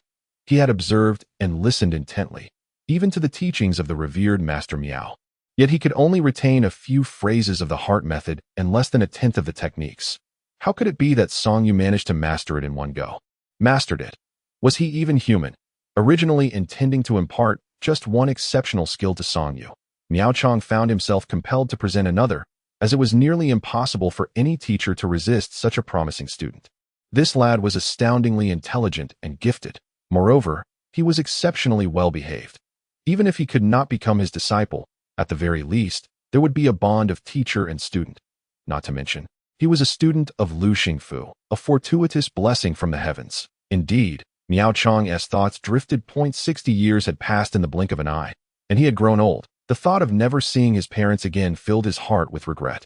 In his youth, fueled by ambition and fervor, he had resolutely pursued the pinnacle of martial arts, choosing to remain in this secret realm. Years later, as he became a husband and father, memories of his parents and siblings at home would bring him to tears and solitude. Thus, 2 years prior, he resolved to seize the opportunity presented by the opening of this secret realm to leave and search for his family, to nurture them well, if his elderly parents were still alive. He would bring them close and fulfill his filial duties, striving to compensate for the 60 years of absence. Miao Chang's heart was a tumult of emotions, and he could not help but impart the thunder fist technique to Song Yu. This fist technique, when first mastered, struck with the force of thunder, possessing formidable power. When one steps into the second realm of mastery and opens the Ren and Du meridians, the first points to be activated should be those on the arms and palms. Regardless of size, the more, the better to AT that time. Your combat strength will multiply, perhaps even exponentially. As Miao Chang demonstrated the thunder fist, he spoke that I am grateful for your teachings, Master Miao. Song Yu quickly learned it once again and bowed in thanks. As a gifted martial artist, he was acutely aware of the immense value of the two exceptional techniques that Miao Chang had bestowed upon him. Even though martial artists were often undervalued, top-tier martial arts manuals still held considerable worth, for the community of martial artists was vast, and who would not desire superior techniques? Leave. Song Yu paused, gazing at Miao Chang. Are you planning to exit the secret realm? Master, Miao Chang sighed softly. Yes, it has been 60 years. That is enough. At this moment, Song Yu suddenly understood, realizing why Master Miao had been so kind to them. It was because he harbored the intention to leave the secret realm. Nevertheless, regardless of the circumstances, Master Miao, this grandmaster of martial arts, stands apart from individuals like Wang Su and Wang Jing. He is a true warrior. In Miao Chang, Song Yu subtly perceives a quality akin to that which is found in Confucius and his esteemed wife, a noble spirit of chivalry. At that moment, Wang Jing and her companions approached from a distance. With a cheerful demeanor, Wang Jing greeted everyone, saying, "Greetings, everyone. I apologize for the earlier behavior of my brother Wang Su. He was quite distressed due to the disappearance of his child and may have inadvertently offended you. I extend my sincere apologies on his behalf." As she spoke, she gracefully bent her knees slightly, placing her hands over her abdomen in a traditional gesture of respect. One should not strike a smiling face. Even though they were aware of the underlying intentions, the group felt compelled to refrain from further remarks. The young scholars from the Cultivation Academy were not foolish, having spent considerable time together. Many had already surmised that the entrance to the underground palace was likely closely linked to someone present. After all, why did the door open shortly after their arrival, only to close again as soon as they departed? Song Yu felt somewhat helpless. He realized that those who had witnessed the opening of the underground palace door, such as Wang Jing and Wang Su, were not likely to leave easily. If he did not wish to wait another 60 years to return, he truly needed to enter within these next few days. While Wang Su and his companions could afford to wait, he could not. At that moment, Wang Su regarded the assembly with a solemn expression and said, "I apologize. My earlier demeanor was overly forceful. Additionally, old Miao." He turned to Miao Chang. "I hope you will not hold a grudge." Miao Chang smiled and replied, "Old Wang, although our interactions have been limited, we have known each other for many years. I bear no resentment." The young man, who had just coughed up blood from a strike by Miao Chang, lowered his head and stepped forward, addressing Miao Chang. "The matters between us have been resolved." To him, Miao Chang merely smiled without uttering a word. Resolved? Was it truly so simple? Miao Chang understood the man's character all too well. 60 years hence, after the passage of time and the erosion of past grievances, who would still recall such minor disputes? Suddenly, Wang Su turned to the group and inquired, "By the way, I have a question. When you all entered the secret realm, did you encounter any attacks from a few young practitioners?" Though he claimed not to concern himself with the matter, among those attackers were his beloved son and several young disciples. While their skills were still lacking, they were merely inexperienced. Given time, they would undoubtedly grow stronger and become the backbone of their faction in a few decades. Everyone present fell silent. Of course, they had encountered such attacks. Song Yu had even pursued that group into the dense forest. Yet, who would betray him at such a moment? No one even glanced in Song Yu's direction. It was Song Yu who took the initiative to step forward and said, "Esteemed Wang, upon our entrance, we indeed faced attacks from several practitioners of the secret realm, resulting in the deaths of several individuals." Wang Su's eyelids twitched, and he asked, "What happened next?" They focused their attention on you as a martial artist. I dodged the arrows and dashed into the forest, hoping to negotiate with them. But what happened? Wang Su pressed for more details. He never anticipated that this group of individuals had indeed intersected with those few rascals, and judging by the earnest expression on the young man's face and his steady tone, with no increase in his heartbeat, he appeared to be truthful. Perhaps they were somewhat intimidated by my martial prowess. Song Yu seemed a tad bashful about boasting and, with a hint of shyness, remarked, "After I charged into the dense forest, they promptly retreated." Retreat? More like they were scared off. A bunch of utter fools. Wang Su exhaled in relief. He had been meticulously using his formidable mental prowess to keep a lock on Song Yu, ready to detect any lie by the slightest quickening of his heartbeat. Yet, throughout, this young man remained sincere that he spoke the truth at that moment. Miao Chong turned to Wang Su and said, "He is a disciple of Lu Xingfu." Wang Su was momentarily taken aback, and beside him, Wang Jing exclaimed, "Master?" Miao Chang nodded. Wang Jing's gaze towards Song Yu instantly transformed, and she pressed, "Is Master well?" Song Yu pondered the implication. A past admirer of Master? "Alas, you pale in comparison to my teacher's wife," he respectfully replied. "Master is quite well." Wang Jing seemed poised to inquire further, but ultimately sighed softly, shaking her head and refraining from asking anything more. However, her demeanor towards Song Yu had undeniably shifted. Moments later, resplendent clouds adorned with runes appeared, revealing the stone door to the underground palace.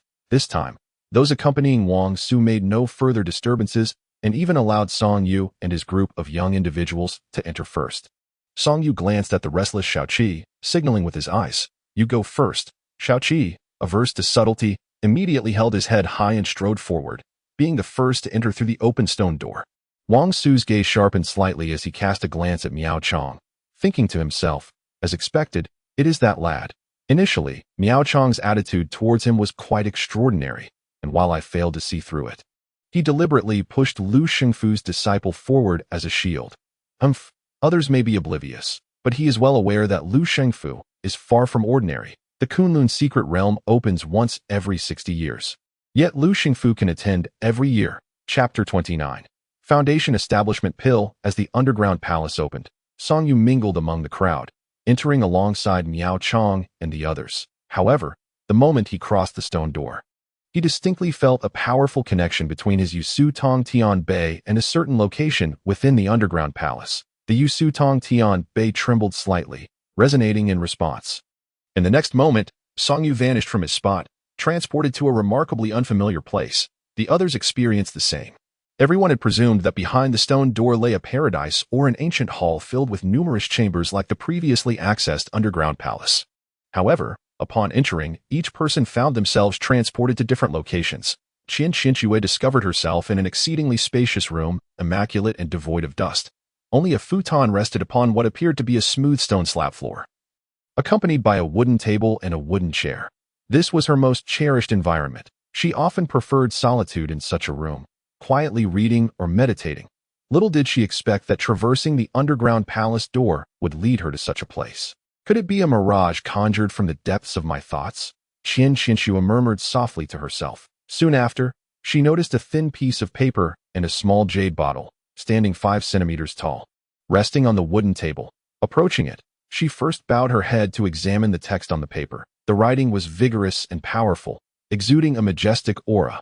However, to her embarrassment, she could not comprehend it. The characters were clearly from a bygone era, leaving her somewhat bewildered. Yet, in the following moment, her spiritual consciousness effortlessly deciphered the text on the paper, regardless of its mysterious material. It was as if a mental resonance allowed her to grasp the meaning of the words instantly. It read, "One foundation establishment pill for the fated to claim." Qian Qianxue was immediately taken aback. Was the treasure in this underground palace really so straightforward? Wasn't it supposed to require patience to search, to unravel the riddles left by ancient sages, and to endure multiple trials before any rewards could be attained? To simply receive it up front, was that not rather lacking in rigor? Such narratives would not be written this way. Any reader would exclaim that there was no challenge whatsoever. Such casual rewards were utterly dull. Thus, a profound sense of confusion welled up within Qian Qianxue. She could not discern if this was merely a jest from some predecessor. Given the ancient existence of this underground palace, it must have been incredibly old, perhaps several millennia. Ordinary structures would have long since decayed, rotted away, and collapsed completely over such an expanse of time. How could there exist such an immaculate room, with a foundation establishment pill placed within? It was simply inconceivable. Could it be that my desire to become a supreme cultivator has led me to such depths of obsession, rendering all of this a mere illusion? Qian Qianxue murmured to herself, hesitatingly extending her hand toward the small jade bottle on the table. That I in her heart, she fervently prayed, "Please, please, please," as her delicate, fair fingers brushed against the jade bottle. The gentle warmth nearly caused the usually composed Qian Qianxue to cry out in astonishment. Indeed, She grasped the small jade bottle tightly in her hand, her cheeks flushed, and her heart raced. Inside was a foundation establishment pill. A miraculous elixir that could elevate a high-level cultivator to new heights. She had encountered descriptions of the foundation establishment pill in numerous ancient texts, depicting it as the size of a cat's eye. Shimmering with light, crafted from a jade-like material, and exuding a captivating fragrance in reality. Even though her family, the Qian clan, held a prestigious position in the cultivation community of Huaxia, being one of the major leading families. She had never laid eyes on such a treasure. The elders at home had often remarked that the path of cultivation in the present world was exceedingly arduous. Those who reached the foundation establishment realm could be deemed as terrestrial immortals. To establish a foundation was akin to a bird building a nest, creating a sanctuary within one's dantian to accommodate the abundant spiritual energy of the universe. The size, quality, and potential of this sanctuary depended on the quality of the foundation materials or the foundation establishment pill. The higher the quality, the better the foundation, and the greater the capacity for spiritual energy. The future achievements would naturally be more significant. Countless cultivators struggle throughout their lifetimes to establish their foundations, many remaining at the 9th layer of qi cultivation until their deaths, with those who surpass 180 years as high-level cultivators being exceedingly rare. Qian Qianxue silently reflected on the cultivation knowledge that her elders had imparted to her since childhood. And as she gazed at the warm jade bottle in her hand, disbelief still lingered within her. Could it be that she could truly step into the foundation establishment realm through this single pill? A terrestrial immortal, how enchanting! The foundation-laying cultivator, barring any unforeseen circumstances, typically possesses a lifespan of several hundred years, capable of traversing 1,000 miles in a single day and wielding a sword to vanquish foes. The legendary phrase morning stroll by the North Sea, evening at Kangwu aptly describes such beings. They can effortlessly manifest supernatural abilities, much like that great cultivator who appeared to be in his mid-30s, who, without even casting a spell, caused a young man from the Western faction to be incinerated alive. Such entities are rightfully revered as earthly immortals.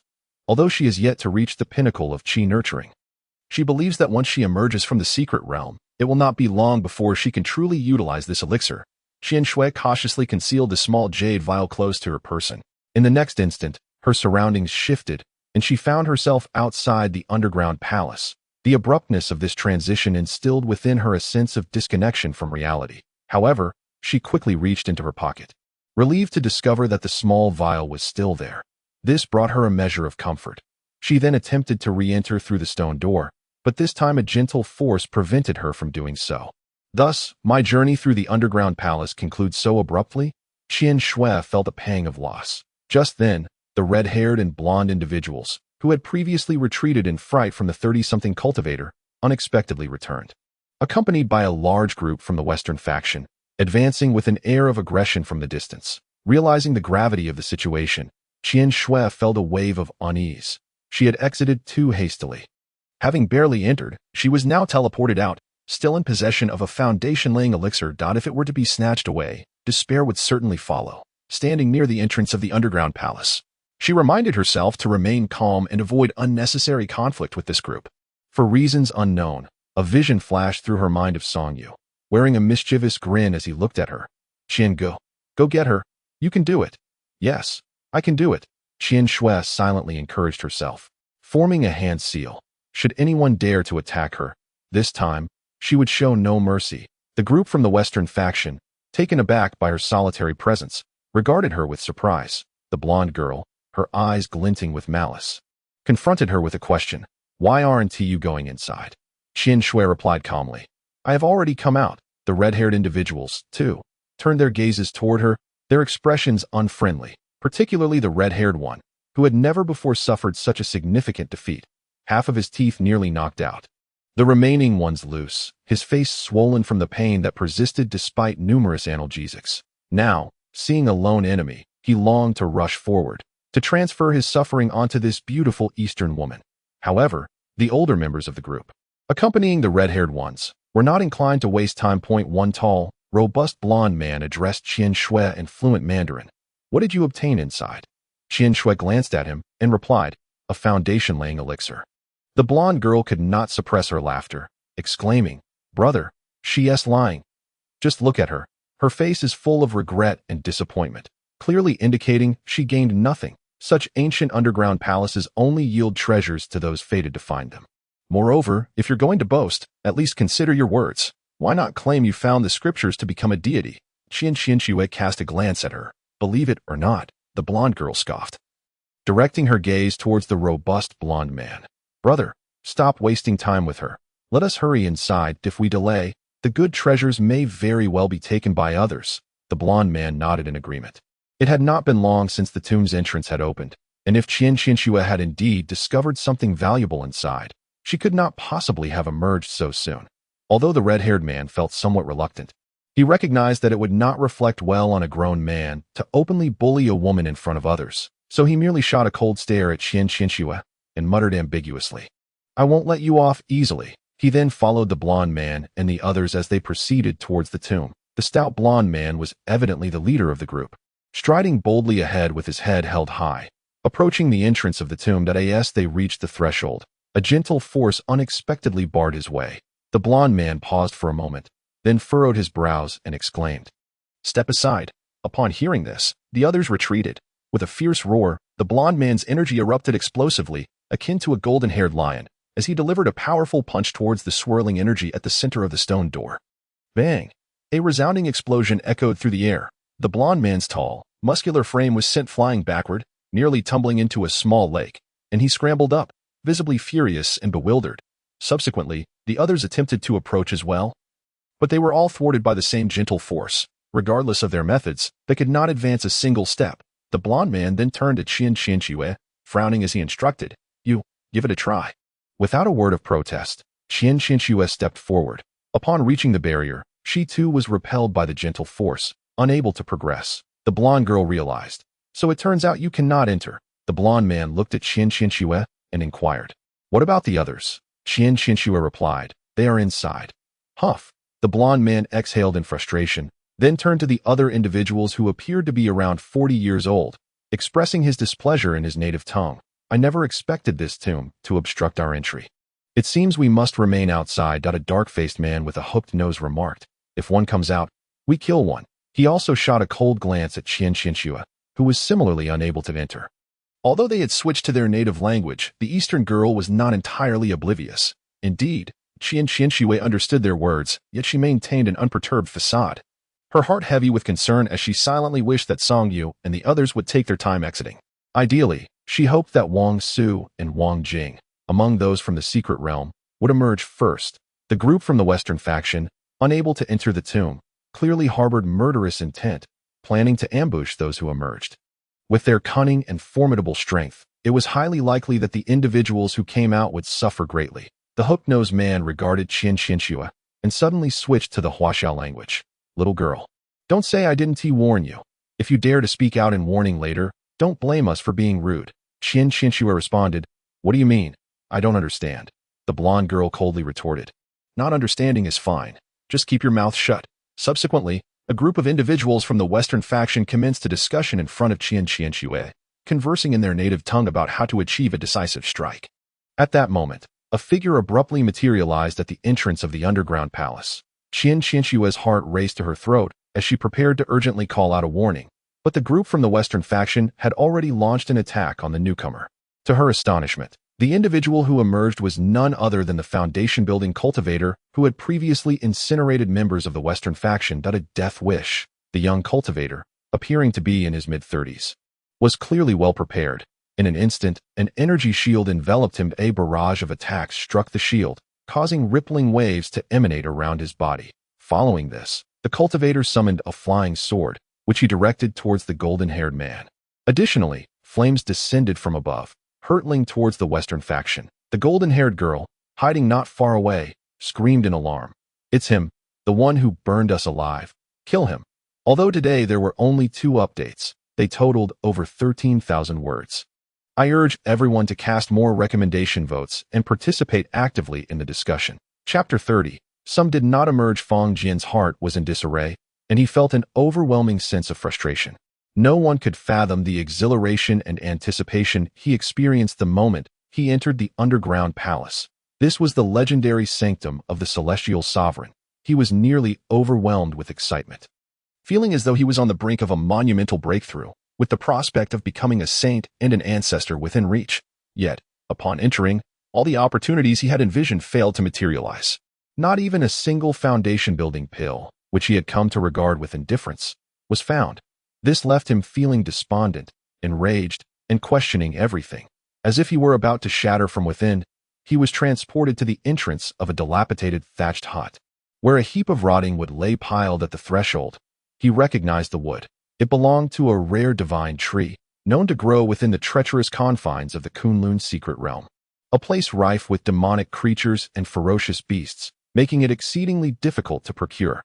Yet, he had no desire for such a thing. To those skilled in artifact crafting, this divine wood would be an invaluable treasure. However, that posed a problem for him, as he lacked the knowledge of artifact forging, rendering it nearly useless. Undeterred, he scoured the area in search of something more, but ultimately found nothing, with no other recourse. He reluctantly stored the pile of rotten wood in his spatial ring before being teleported out. I could see the moment he emerged. Fang Jian's mindset was explosive, filled with an overwhelming sense of injustice and fury. He believed this was the heavens that know, the celestial sovereign, toying with him, a mere junior. Before entering the underground palace, he had harbored ambitions of competition. He dismissed the group of outsiders and those looking to profit from the chaos. His desire to burn the members of the Western faction stemmed from an ingrained hatred, yet this did not imply any fondness for the Eastern faction of outsiders. He was a denizen of the secret realm. He had severed ties with the outside world entirely. Thus, he thought that once he entered the underground palace, it would be his dominion. Anyone from the outside world who crossed paths with him would face two choices. First, surrender all their gains and leave. Second, face death. Who would have imagined that this cursed underground palace would not even allow such encounters? Even more unexpected was that he ended up with nothing but a heap of rotten wood. It was utterly infuriating. As a result, his mental state was in utter turmoil, and the moment he emerged, he was immediately besieged by the onslaught of the Western faction. Fang Jian was filled with an intense desire to consume this group whole.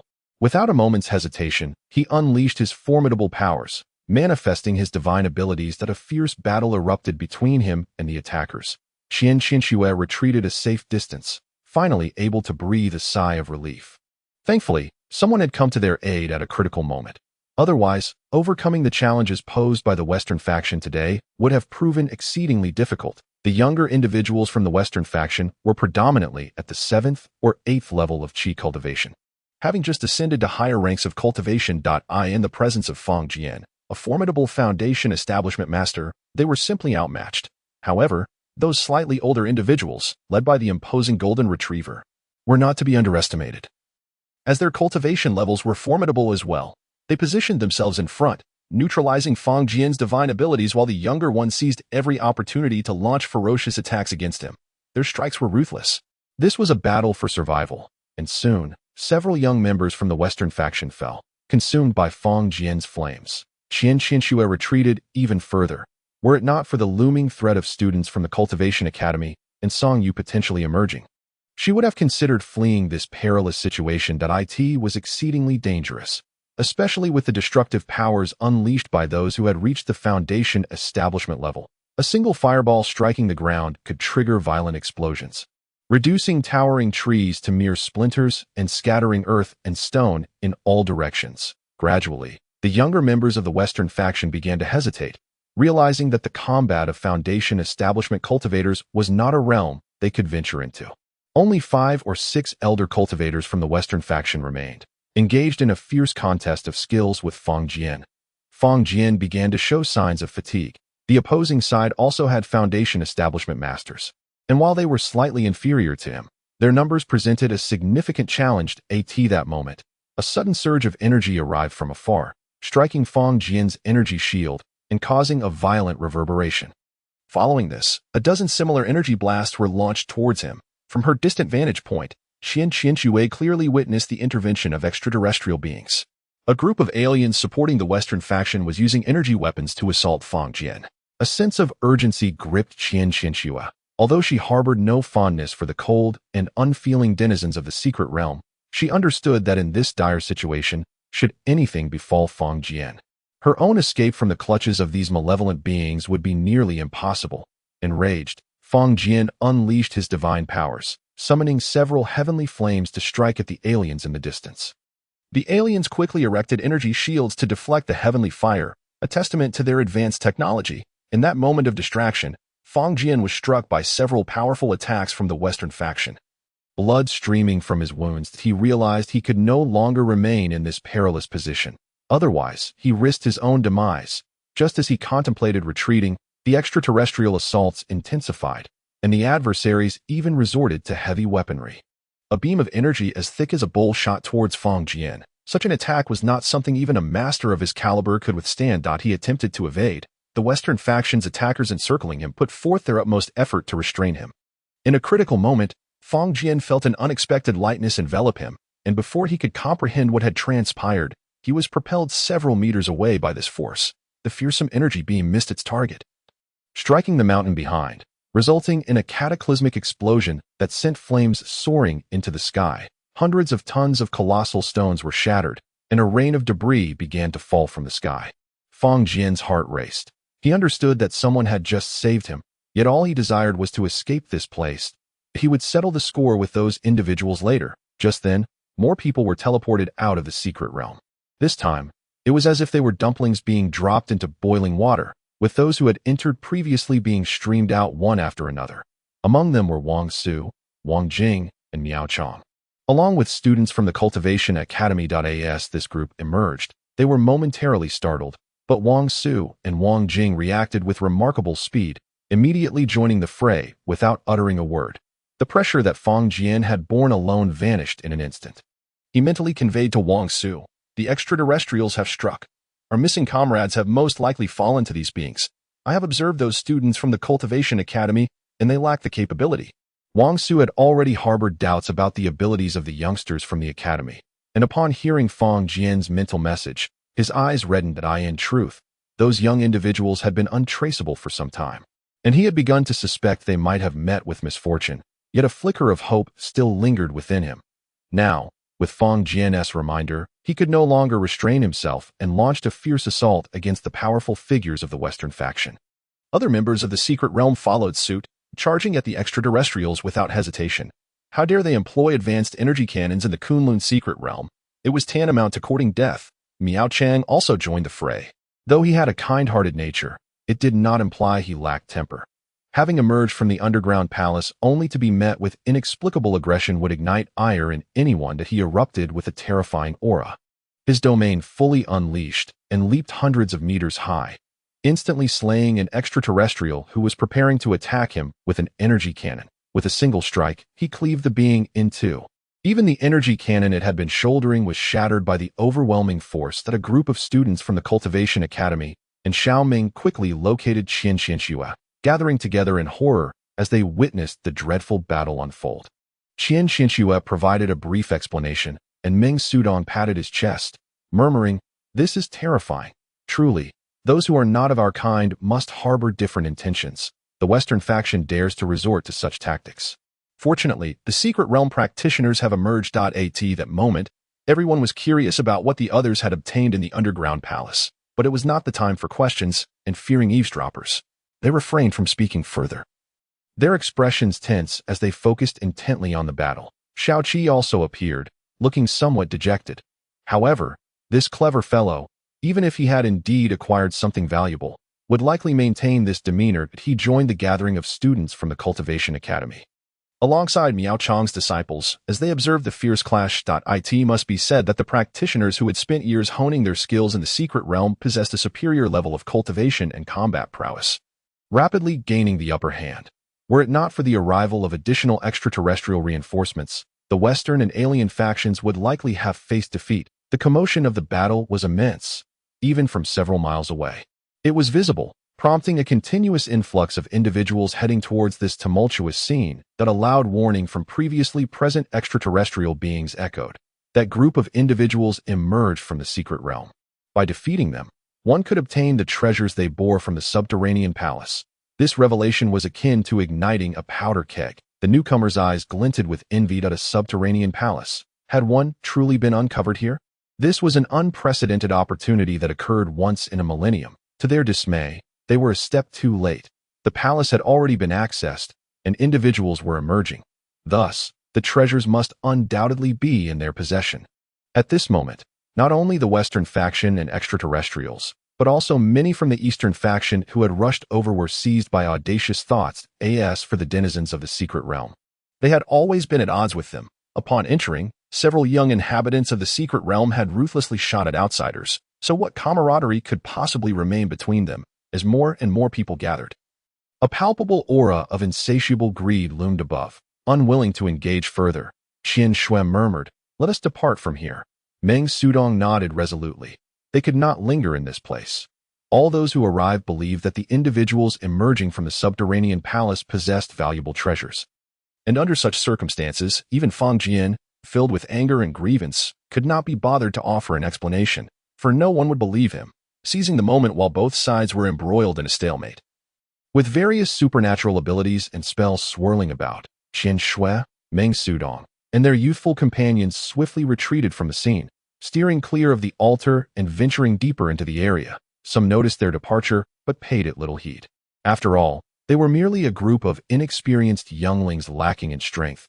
They could not possibly escape, unless they wished to become denizens of the secret realm, regardless of what they had acquired in the subterranean palace.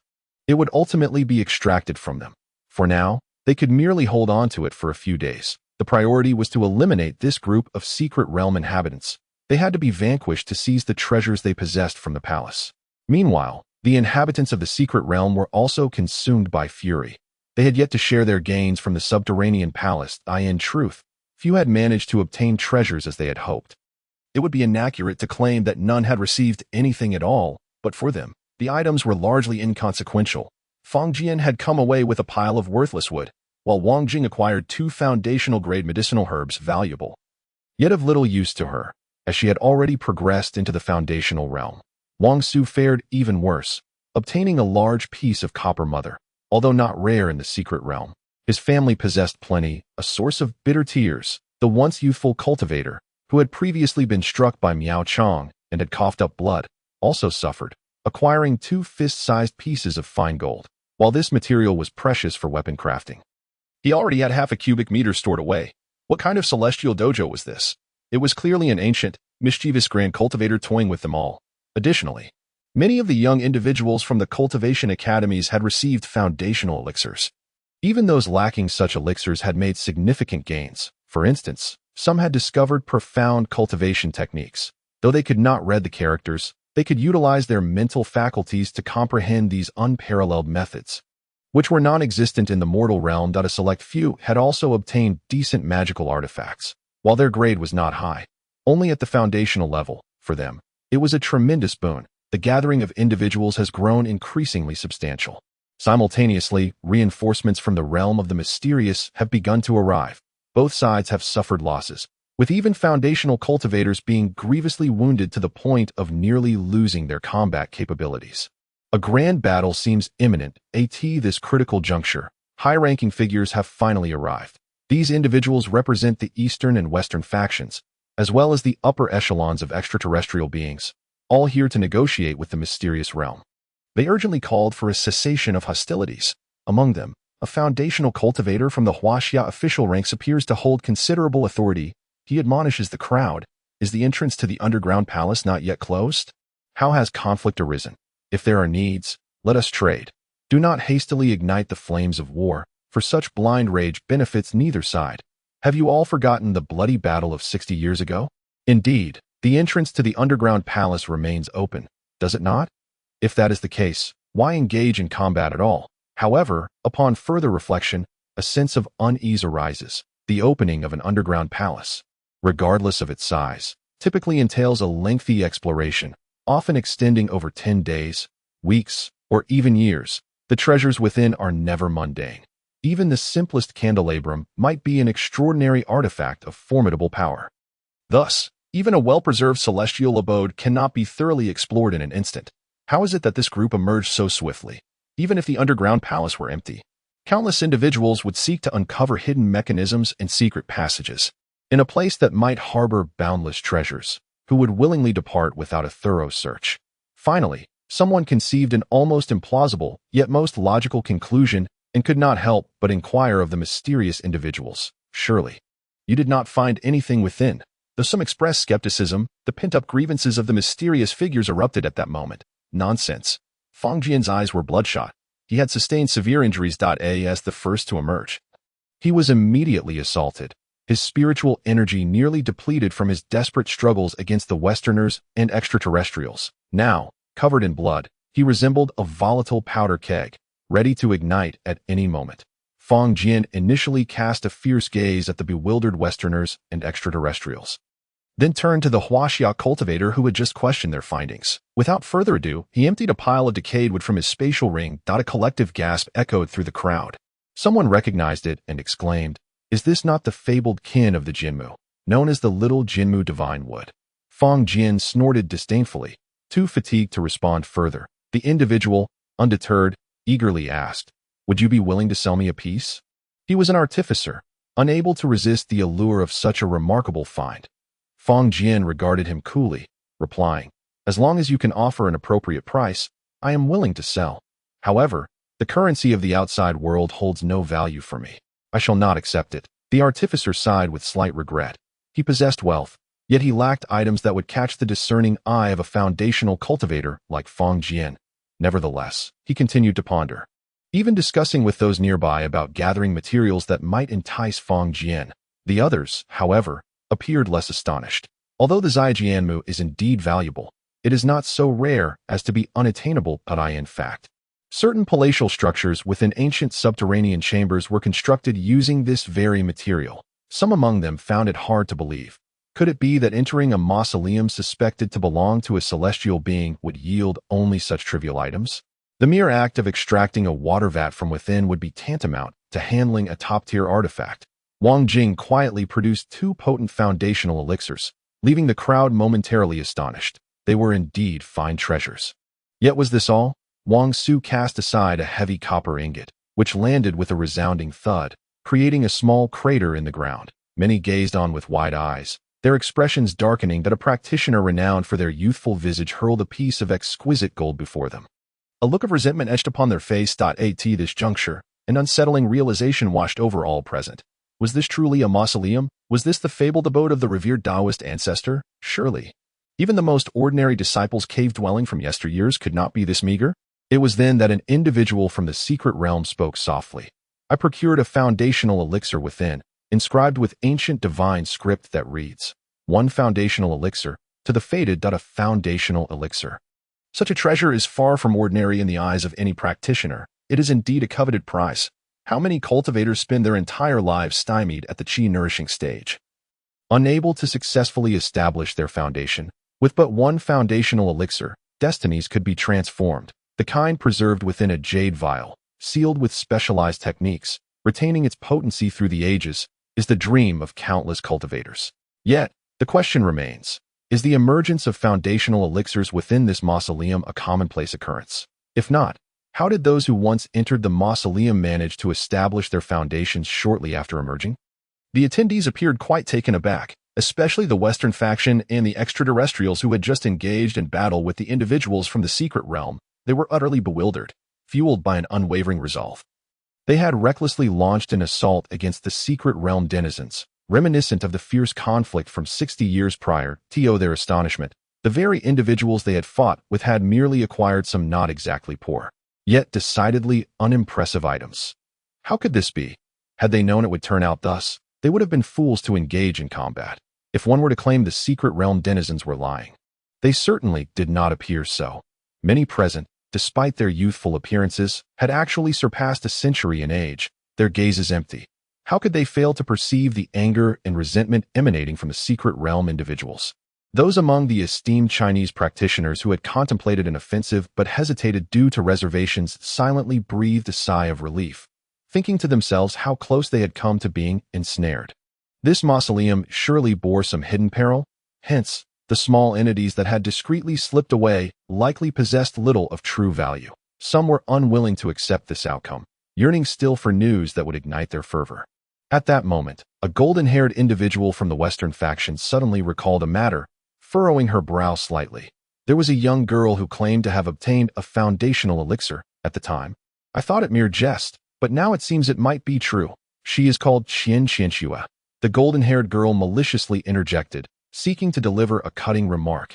After all, a foundational elixir is a premier medicinal treasure. Coveted by many, it would be delightful if someone could seize that tall, aloof maiden, allowing her to vent her frustrations. Indeed, some began to waver, their gazes flickering with interest. However, a great cultivator from Huaxia calmly interjected. That is a daughter of the Qian family.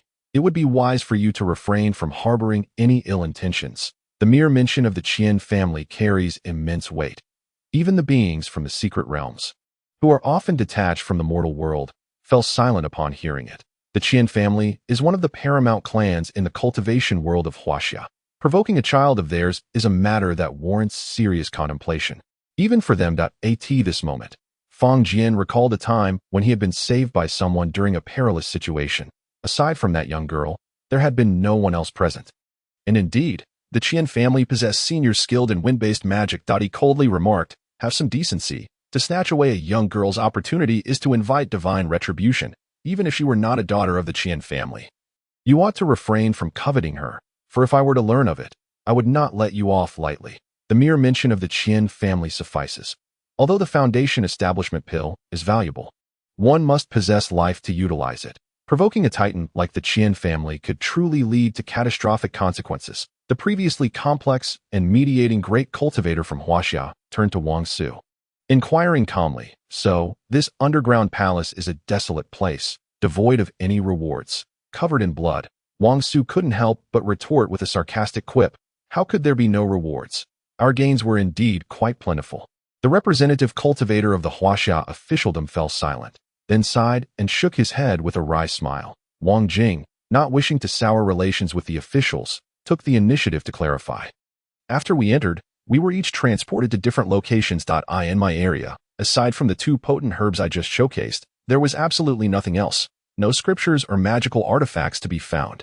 As soon as I collected those 2 herbs, I was immediately sent out. I believe the experiences of the others were quite similar. At that moment, realization dawned upon everyone, and they pieced together the mystery. If it were them, who would willingly depart the underground palace if not for being forcibly transported out? No treasures. They would dig 3 feet into the ground to search thoroughly. What if something was found? With Wang Jing's words, they finally comprehended. Viewed in this light, the underground palace was not a habitual abode of the celestial venerable. It was likely a place of trials from yesteryears. The representative great cultivator of Huaxia spoke with a calm demeanor and gentle words. Perhaps in that era, upon entry, one had to undergo certain trials before ultimately receiving rewards, with the intended demographic being children. Indeed, with this reasoning, it made perfect sense, and everyone felt this should be the ultimate answer. At that moment, someone inquired, so, did everyone manage to exit? Many turned their gazes toward the group of young Western cultivators, including the blonde girl, for they were the only ones who had been present from the very beginning. The blonde girl instinctively began to say that everyone had come out, but in the next instant, she recalled a face she despised, the scoundrel who encouraged Qianxue to tear her clothes. It seemed that throughout this entire ordeal he had never been seen. The red-haired one affirmed, there is one person, a martial man, who remains inside. I have been keeping watch, and he is yet to emerge. The gazes of those present flickered, each stirring with intrigue. Even in the most rudimentary and fundamental trial grounds of ancient times, the ultimate prize was unlikely to be an ordinary object, in an era where certain items commanded respect. Many in the present day found their eyes gleaming with interest. Miao Chong, feeling somewhat anxious, stood amidst the crowd and remarked nonchalantly, what can a mere martial artist hope to gain in a cultivation arena? Are you not making a mountain out of a molehill? Perhaps that young child is not as quick to claim what belongs to him as we are. He might be digging 3 feet into the ground in search of it. Upon reflection, the crowd conceded. What fortune could a martial artist expect in such a clearly designated underground chamber for cultivators? At that moment, a foundational cultivator, appearing to be in his mid-20s yet maintaining a youthful visage, stood bloodied and ominously stated, who can say? As soon as that group of children arrived, the entrance to the underground chamber appeared, and after they left, the door descended once more. Now, only he remains inside. And the door has not closed. He gazed at the crowd, adding, so who knows if this underground chamber was opened solely for him? The insinuation was lethal. This man deserved to die. Miao Chong, typically benevolent, felt fury rising within him. Contemplating how to eliminate him, he feared that if Song Yu emerged and failed to articulate his position properly, he might be besieged and coerced into surrendering his possessions. He harbored a vague intuition that this seemingly unremarkable underground chamber was more likely than not indeed meant for him. Haha. Let us wait here for him to emerge. Then all truth shall be revealed. Someone lurking in the crowd suggested. A senior cultivator representing the official stance of Huaxia furrowed his brow slightly and remarked, "The entrance remains open. If you wish to wait, then wait. I shall enter and assess the situation." Without waiting for a response, he proceeded directly to the entrance of the underground chamber, stepping inside and vanishing within. The members of the Western faction, led by the golden-haired individual, felt quite uncomfortable. Based on the meager gains of those within the underground chamber, though the harm was minimal, the insult was profound. They were unable to enter. Subsequently, a number of Huaxia cultivators ventured in one after another. Among the extraterrestrials, some were permitted entry, while others were barred. Those allowed in were characterized by black hair and yellow skin, indicating ancestral ties to Huaxia. Those denied entry were predominantly from the West. Many were left speechless. To find such a lackluster underground chamber so selective in its participants seemed excessive.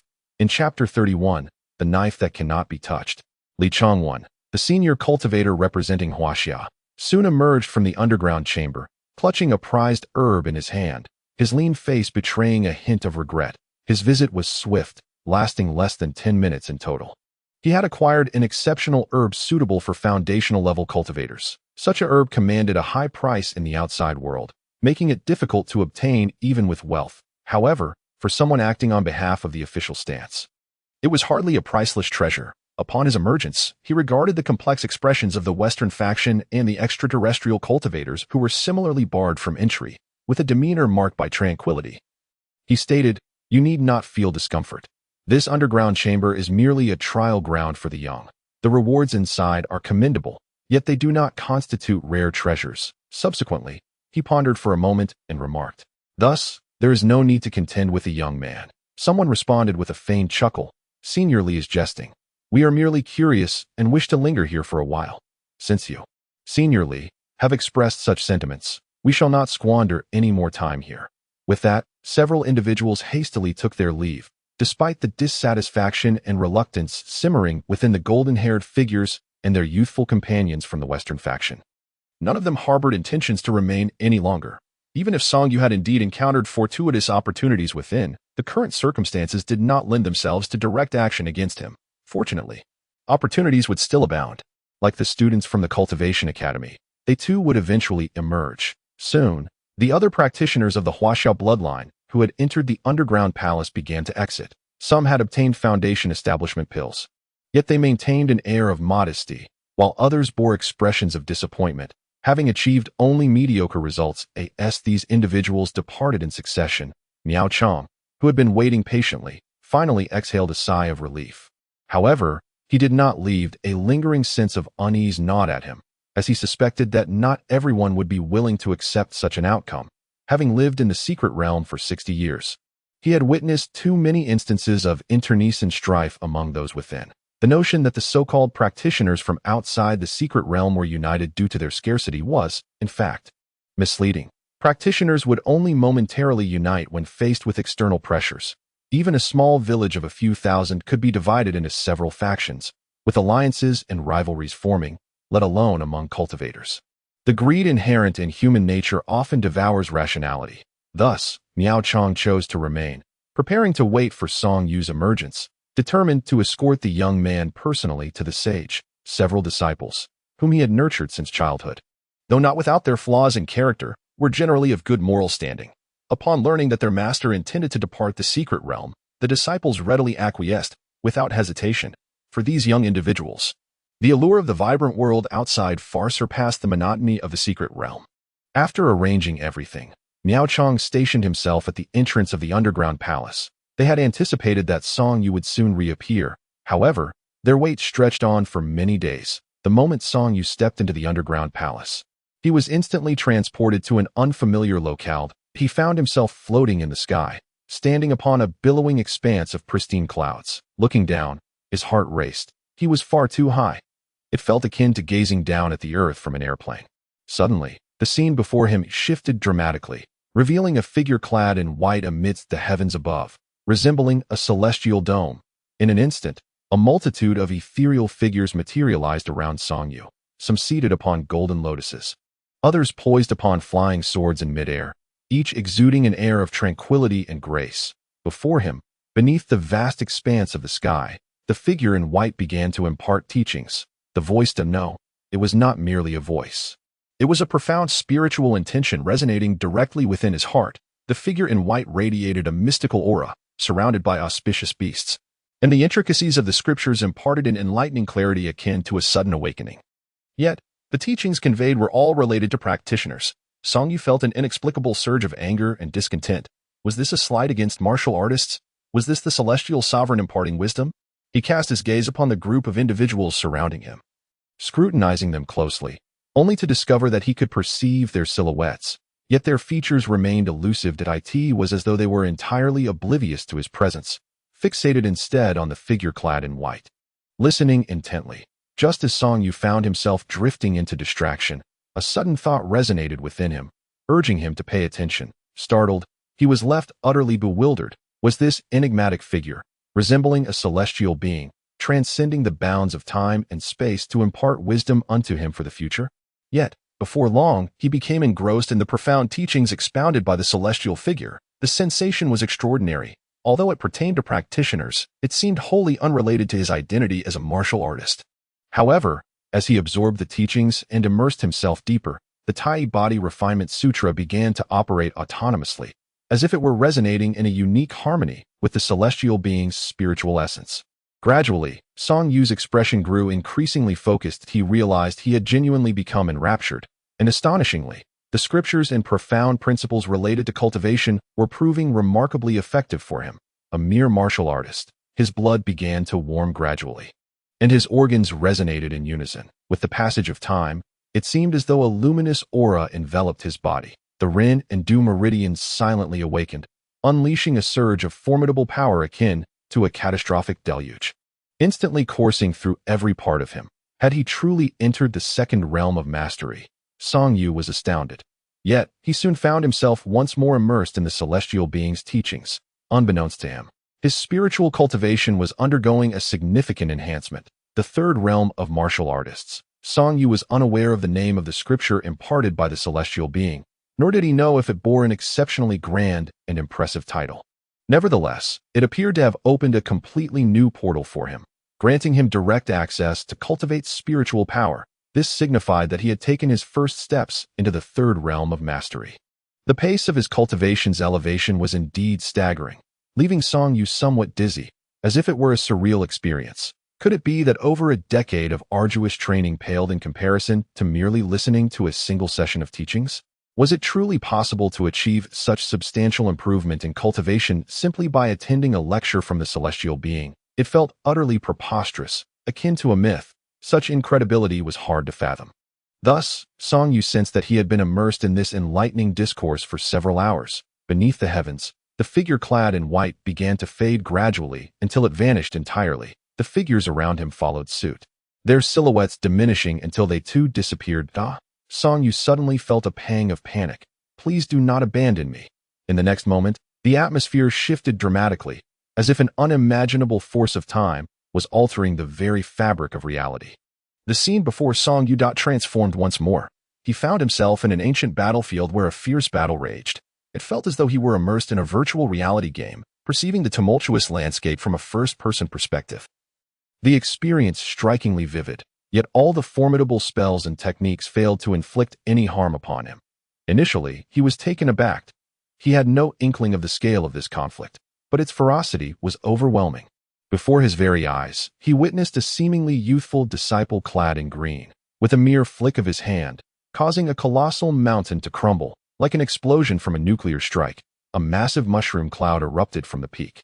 And in an instant, a mountain towering 10,000 meters vanished without a trace, leaving behind a gaping chasm reminiscent of an abyss. Subsequently, a figure emerged from the vast pit, drenched in blood, yet still alive, wielding a weapon and soaring skyward once more. Was that a martial artist? Song-yu felt an overwhelming shock, but soon realized that this was not a martial artist. It seemed to be the fabled demon clan. Dark energy billowed around them, distorting the very fabric of time and space. In that moment, Song Yu witnessed countless young cultivators falling, gravely injured or slain in battle. Yet throughout it all, this group remained silent. Exhibiting valor and fearlessness, for reasons unknown, a wave of profound sadness surged within Song Yu. He felt that this should not be the case. Were those individuals not just beside him, intently listening to the teachings of the Heavenly Master? They appeared so youthful, to shed their blood and perish on this nameless battlefield. Why? Could this be an ancient divine war? But why had he been transported from the distant future to bear witness to such a conflict? Who could provide him with an answer? No one could. Only the two sides continued their fierce combat. With casualties mounting to his distress, Song Yu felt an irresistible urge to rush in and assist. Yet he was merely a spectator, as if watching a holographic celestial film. Apart from observing, he was powerless to intervene. Ultimately, he beheld the figure in white, who had previously imparted teachings, appearing on the battlefield, wielding immense mystical power to subdue and defeat the enemy. However, the figure in white faced formidable foes, a powerful and enigmatic presence that struck him with unparalleled force, staining his white robes with blood. A sight that was utterly heart-wrenching. Song Yu felt an intense heat rising within him. He could not restrain himself from shouting, urging the figure in white to exercise caution. His voice thundered like rolling thunder, resonating in his own ears. Yet, neither side on the battlefield seemed aware of his existence, continuing their desperate struggle with fervor. In the end, Song Yu watched helplessly as the figure in white, after battling a mysterious and powerful entity, appeared to fall. Tears streamed down his cheeks unbidden. Was this the fall of the Heavenly Master? He could not believe it. Such a being was akin to a true deity. How could such a powerful entity easily perish on the battlefield? Moreover, where exactly was this place? Those who bore a striking resemblance to humans, yet were entwined in swirling dark energy. Were they truly the extraterrestrial demons of legend? What could possibly compel them to engage in such fierce combat with the formidable cultivators of humanity? With these godlike figures, when all came to a close, the vast and ancient battlefield fell silent. It seemed as if all had perished. Only Song Yu remained, drifting amidst the remnants of this battlefield. He discovered that with but a thought, he could appear in any corner of this immense arena. That he yearned to find a living soul. Even a demon would suffice. Yet ultimately, he was met with disappointment.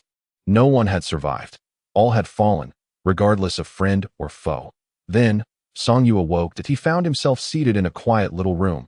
Beneath him a golden mat woven from grass, providing a comfortable seat.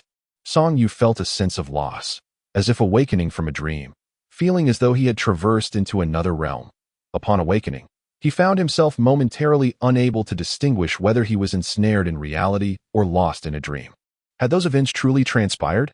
Song Yu murmured to himself. His gaze fell upon the table in the small room, where a long blade and an ancient-looking tome lay before him. Rising to his feet, he approached the table, first examining the sword that measured approximately 1.5 meters in length, with a narrow sheath adorned with cryptic runes that induced a sense of dizziness upon merely glancing at it.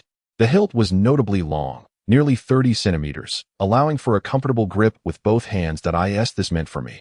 He wondered as he lifted the blade, surprisingly light in weight, despite its considerable length. It felt as if it bore no heft at all. It nearly caused Song Yu to stagger. He gently drew the blade from its sheath. It was slender and exceedingly sharp. Upon the guard of the hilt, 5 ancient characters were inscribed. Dragon pattern blade of immortal slaying. Wow, such grandiose claims. An immortal slaying blade. This suits me perfectly, Song Yu exclaimed with delight, extending his hand to caress the blade's surface. He paused in astonishment. What? Is it forbidden to touch?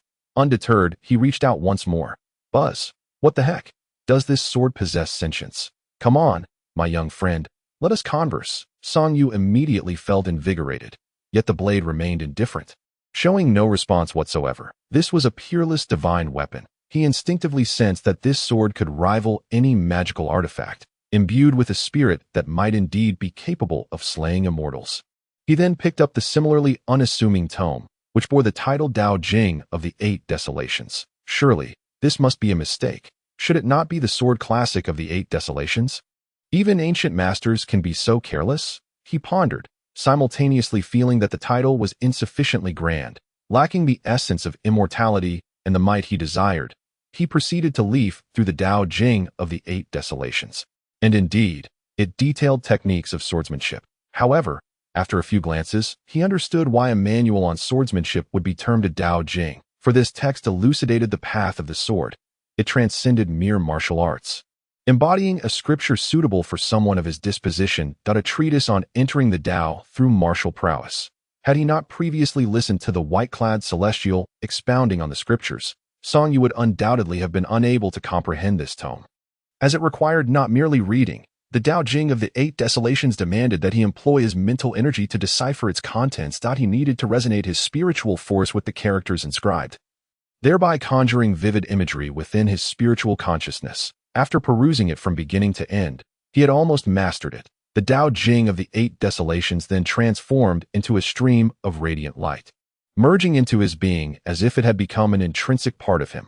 The sensation was both wondrous and enigmatic, a feeling that could only be experienced, not articulated. Once, twice, thrice, countless times, until he smoothly recited the entirety of the Tao Jing of the Eight Desolations in his mind. The dragon-patterned immortal slaying blade on the table suddenly quivered, freeing itself from its sheath and landing in his grasp. In that instant, he and the blade shared an inexplicable resonance, as if they were bound by blood. It felt as though the dragon-patterned sword had fused with his very essence. With a casual flick, a terrifying arc of light, several meters in length, sliced through the air, emanating from the dragon-patterned blade.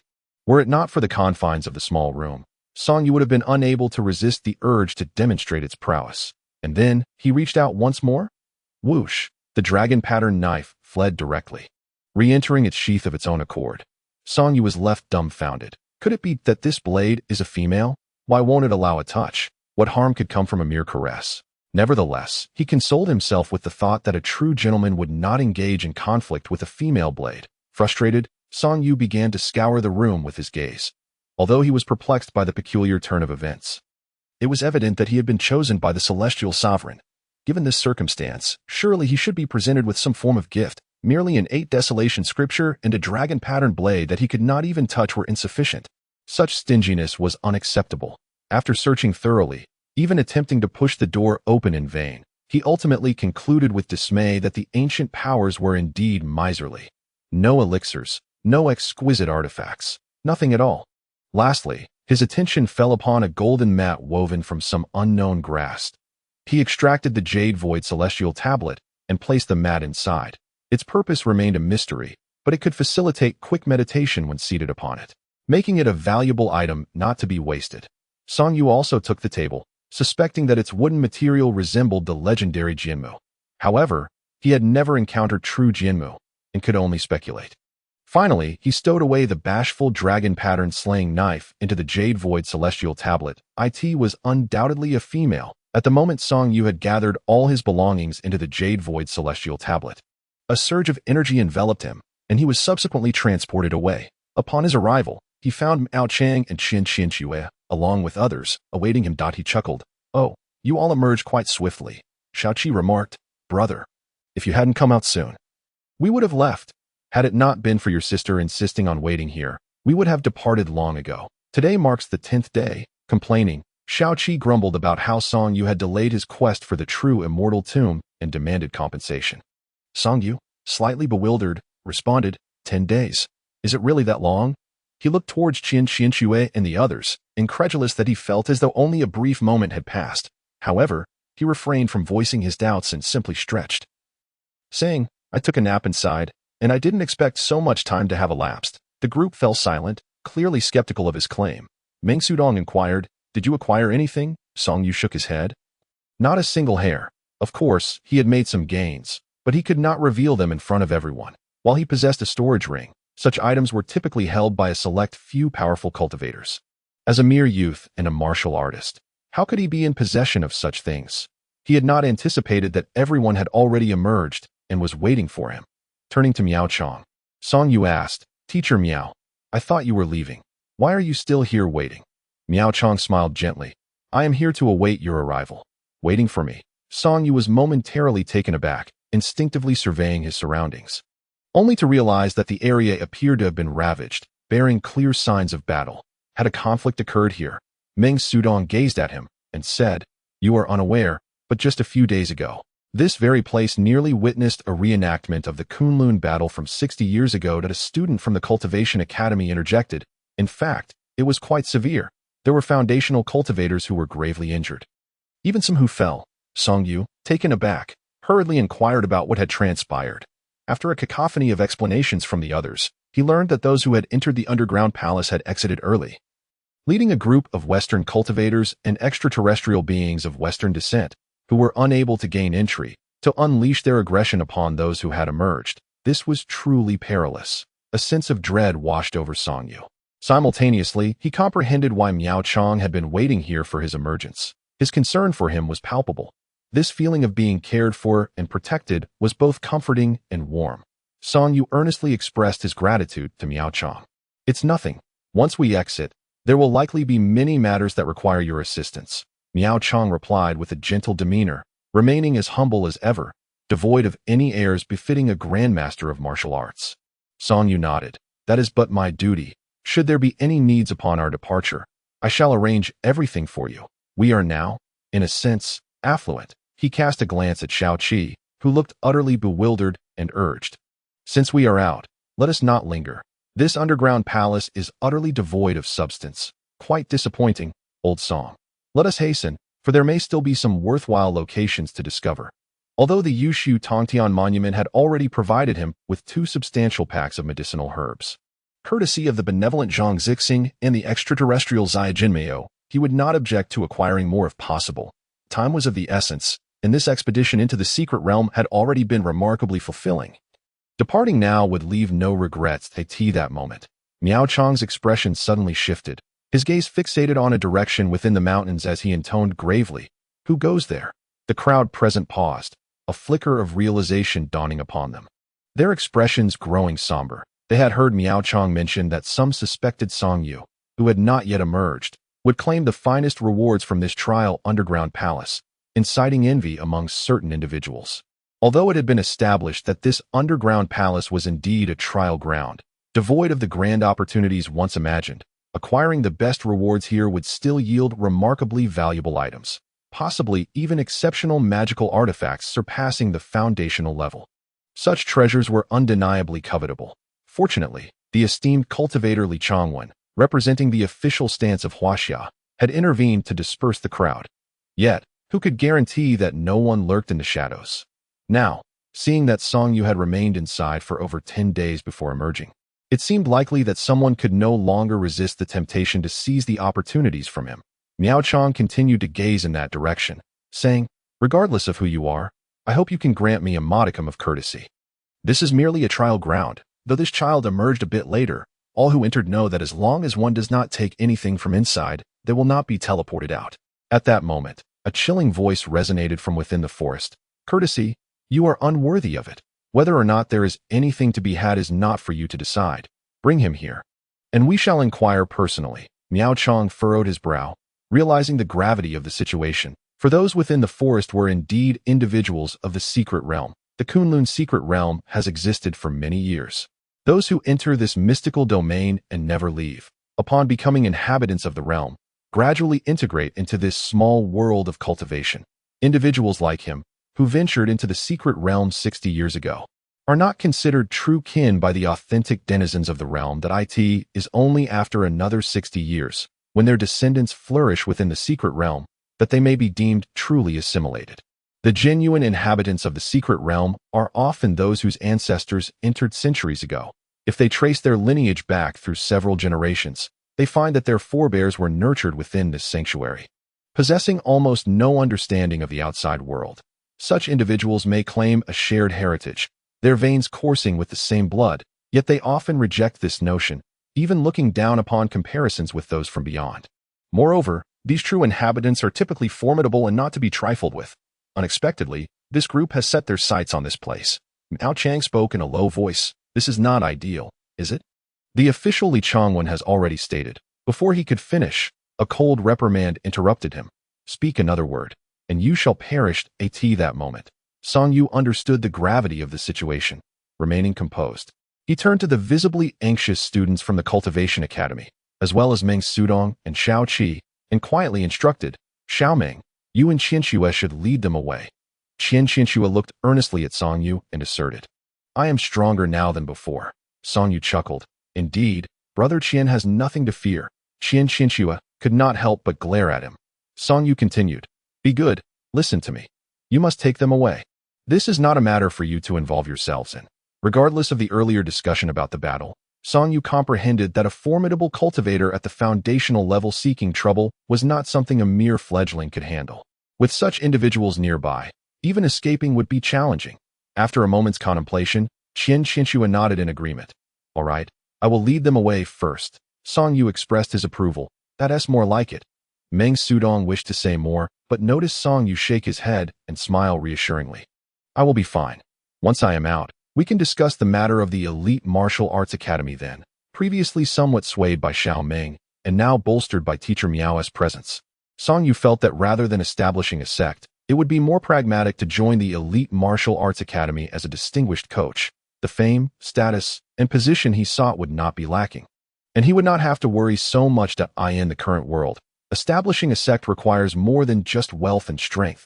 The fact that the Zhang family, which controls the Xing Martial Arts Academy, possesses a stake in the elite martial arts academy underscores the complexity of the martial artist circle. After a moment of hesitation, Meng Sudong sighed, Take care of yourself. He then slowly departed with Qianxue and the others. The individuals in the mountains did not obstruct them, clearly not wishing to escalate the situation in the end.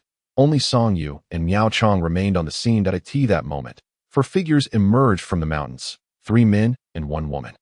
The woman, somewhat dark-skinned yet not unattractive, exuded an almost primal wildness that was scarcely perceived by the outside world. She appeared youthful, her eyes surveying Song Yu with unabashed scrutiny. The other 3 men appeared to be merely in their 30s. Among them a pair of identical twins, both quite unattractive, with elongated faces and notably flat noses. Their gazes were devoid of warmth. The last gentleman, though not unsightly, donned attire that seemed utterly incongruous with the outside world. His sharp brows and bright eyes were undermined by an equally frigid expression. The quartet approached Miao Chong and Song Yu. Halting before them, one of the twins turned to Song Yu and inquired, You have spent the longest time inside. What have you obtained? With a sincere shrug of his hands, Song Yu replied, I acquired nothing at all. I entered a small room that contained merely a table. There were no chairs. Oh, and there was a mat on the floor. What was on the table? The interrogator's icy tone interrupted Song Yu. Nothing was on the table. I was cursing at the time, thinking, Isn't this just a cruel joke? Do they look down on martial artists or what? Song Yu's face flushed with indignation. The recollection of the mother blade he was forbidden to touch igniting his ire. He lied. A woman, exuding a primal wildness, extended her tongue to lick her lips, making a rather seductive gesture, followed by a tinkling laugh. Not a single truth has escaped your lips, kid. Are you tired of living? The other twin snapped coldly. Song Yu felt a surge of aggression. The individuals before him bore no resemblance to the young cultivators he had encountered on that vast ancient battlefield. Those young practitioners wielded transcendent powers that dwarfed the foundational cultivators before him. Yet they had bravely fought and bled for their cause, their blood staining the battlefield, their bones resting there, without regret or complaint. In stark contrast, these individuals occupied the once sacred grounds of cultivation, yet engaged in such nefarious dealings. They were nothing but rubbish. Having now touched upon the 3rd realm of mastery, his combat prowess significantly enhanced, he found himself unafraid of these foundational cultivators. What I have or have not gained inside is of no concern to you. Song Yu's gaze turned icy. Despite Miao Chong's silent admonition to remain calm, Song Yu could not restrain himself from retaliating. They had concealed themselves in that forest, waiting for him. They would not easily relinquish their pursuit. They needed to understand that if they wished to take his life, they too would shed blood. From his cloak, Song Yu produced a metallic spear, activating its mechanism. The weapon expanded, transforming into a long spear. Its tip sharp and glinting coldly as he fixed his gaze upon the 4 before him. The wild woman regarded Song Yu with keen interest, her eyes appraising him as one might a playful creature, akin to a mischievous child observing a squirming insect, contemplating when to crush it based on her whim. One of the twins, having just reprimanded Song Yu, launched an attack, a flash of fire erupting like a burning arrow aimed directly at him. Miao Chong's aura surged forth, a thunderous roar dispersing the flame, as he turned to the group and solemnly questioned, Do you truly wish to provoke a child? At that moment, the other twin launched himself at Miao Chong. A palm-sized flying sword shot forth from his being, trailing a long arc of sword energy as it cleaved toward Miao Chong. The man with sword-like eyebrows drew forth a long sword, launching an attack on Miao Chong from another direction. Only the wild-looking woman, brimming with untamed energy, refrained from joining the fray. She appeared utterly unconcerned for the safety of her companions, instead watching Song Yu with a smirk. Her gaze laced with provocation, as if to say, "Little fellow, care to give it a try against me?" Song Yu did not strike at her. Rather, he thrust his spear towards one of the twins. This was not mere bravado, but the fierce spirit of a martial artist. To vie for opportunities and seize others' fortunes is permissible, but one must possess the requisite strength. With a thunderous roar, the battle erupted instantaneously. As Song Yu's blood energy erupted, even the wild woman was momentarily taken aback, gazing at him in surprise. Who would have thought this young man, at such a tender age, had reached such a formidable level of cultivation? Yet she still chose not to engage, opting instead to flit about the periphery of the conflict. The twin brothers and the man with sword-like eyebrows were indeed formidable. They had not transcended the foundational stage. Yet their combat prowess was astonishing to their level. While they had not yet mastered the art of freely wielding supernatural techniques, their speed was already remarkable. Moreover, the trio exhibited a seamless synergy, clearly having fought alongside one another for quite some time. Although Miao Chong possessed the cultivation of a grandmaster, facing three foundational stage practitioners simultaneously proved to be exceedingly taxing, and he quickly found himself at a disadvantage, even with Song Yu, who had touched upon the third realm of mastery. At his side, the situation remained dire. Had it not been for Song Yu's protective vital energy and the Tai body refinement scripture, he would have been in an even more precarious predicament.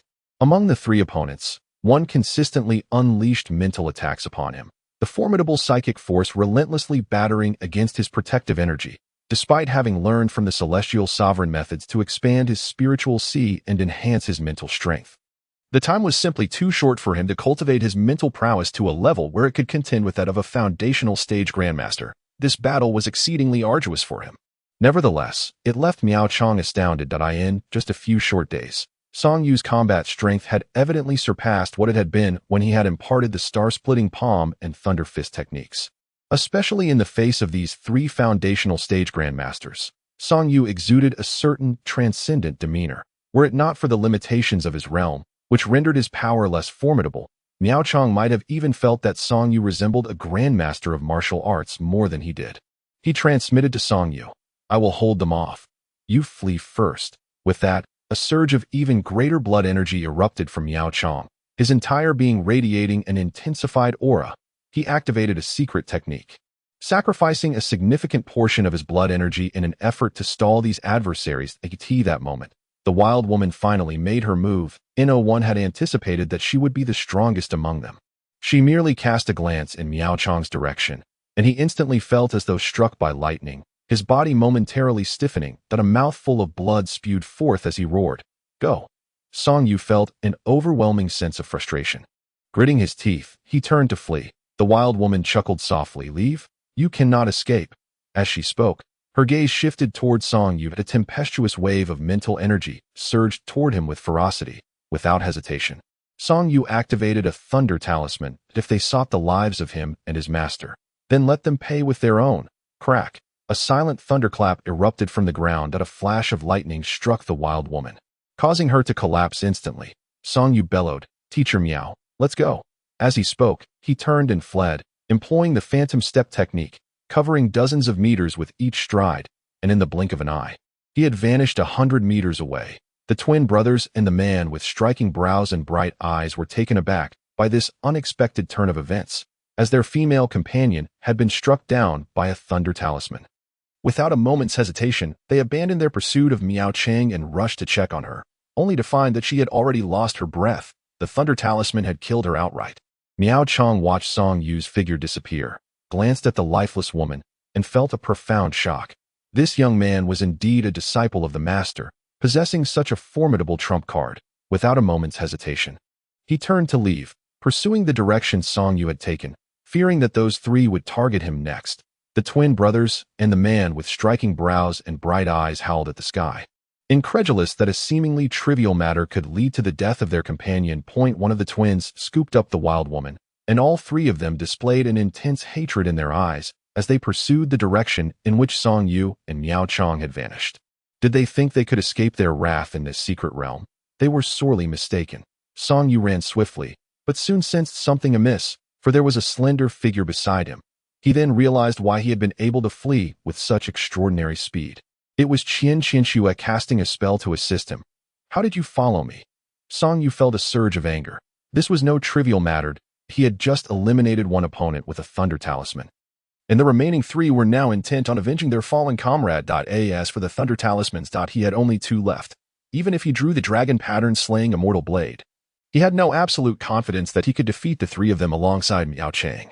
Not to mention that this was their home turf. Song Yu had initially planned to use his divination technique to find advantageous terrain, hoping to leverage the landscape in a desperate fight against those three. He never expected Qianxue to follow him so stealthily. Sighing, he realized that lamenting was futile. He needed to find a way to locate a favorable position. That he now faced two choices. The first was to run towards the altar. Though hope was slim, despite the distance not being great, they would have to traverse several large mountains. Although Qianxue had been continuously employing wind-based spells, her spiritual energy was limited, making it difficult for her to sustain such efforts. The second option was to utilize his divination technique to find advantageous terrain and then delve deeper. In this 13th chapter, Song Yu witnessed Qianxue's exquisite face as she earnestly cast her spells for the first time. And he experienced the benefits of magical techniques at such a close range. The body of a martial artist is inherently heavy. Even though he had practiced the phantom step technique on plum blossom stakes for years and had one foot in the third realm of mastery, a martial artist remains a martial artist. When he exerted himself to the fullest, he could leap dozens of meters, briefly tread upon the treetops, and dart through the forest like a dragonfly skimming the surface of water. Yet to move as lightly as a feather, transforming into a wind-like figure, was nearly impossible. Even upon reaching the Grandmaster level, while one could leap hundreds of meters and soar towards the heavens, one ultimately could not escape the pull of gravity and would inevitably descend. However, the advanced practitioners of wind magic can momentarily suspend themselves in the air, allowing them to leap from towering skyscrapers and glide gracefully to the ground. It is indeed a sight to behold. Were it not for Qianxue, he would not have been able to flee so swiftly, nor could he have left those three pursuers far behind. At that moment, the distant sound of fierce combat reached his ears. Song Yu came to an abrupt halt. A resounding rumble echoed from afar, reminiscent of thunder, reverberating across the sky. Qianxue also realized. Was it Elder Miao attempting to hinder their pursuers? Song Yu's expression darkened slightly. Master Miao was not a match for those three. A martial arts grandmaster could contend with one of them, but facing all three simultaneously presented virtually no chance of success. Yet, he still chose to do so. Aware of the imminent danger that trailed Song Yu, he remained undeterred. This did not signify foolishness, despite their brief acquaintance and the gratitude he owed for his teachings. Master Miao's sacrifices were disproportionate to their relationship. They were not kin. What compelled him to act thus? If it were merely for the sake of convenience after their escape, that would be a rather narrow perspective. A martial arts grandmaster commands respect and admiration wherever he goes. Why must he rely solely on himself? Thus, one could only conclude that he was a true hero, noble and selfless. Song Yu felt he could not simply depart. His thoughts were tumultuous, making it difficult to find peace of mind. Without a moment's hesitation, Qianxue shook her head and declared, "I possess items that ensure my safety.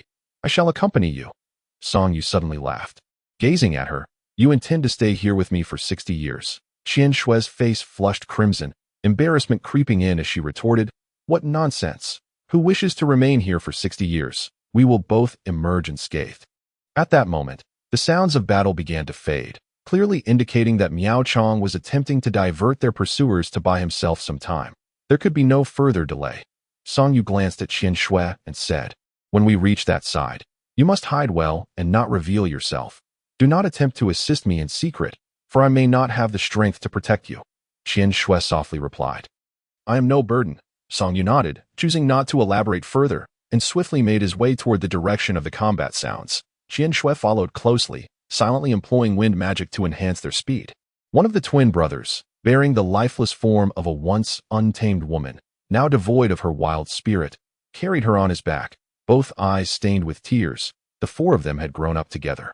All three men cherished this woman. Though they shared no blood ties, their bond was closer than that of siblings. Now, the sister they had held dear had been taken from them, never to be seen again. They would no longer behold her wild, spirited visage, nor would they hear her bright, bell-like laughter. The pain in their hearts was beyond words. If the prior skirmish had been a conventional fight, at this moment, the trio of brothers, confronting the obstruction posed by Miao Chong, were fighting desperately. Together, they could have easily overwhelmed the Grandmaster. Yet now, in their frenzied struggle, the outcome was inevitable. Miao Chong soon found himself drenched in blood.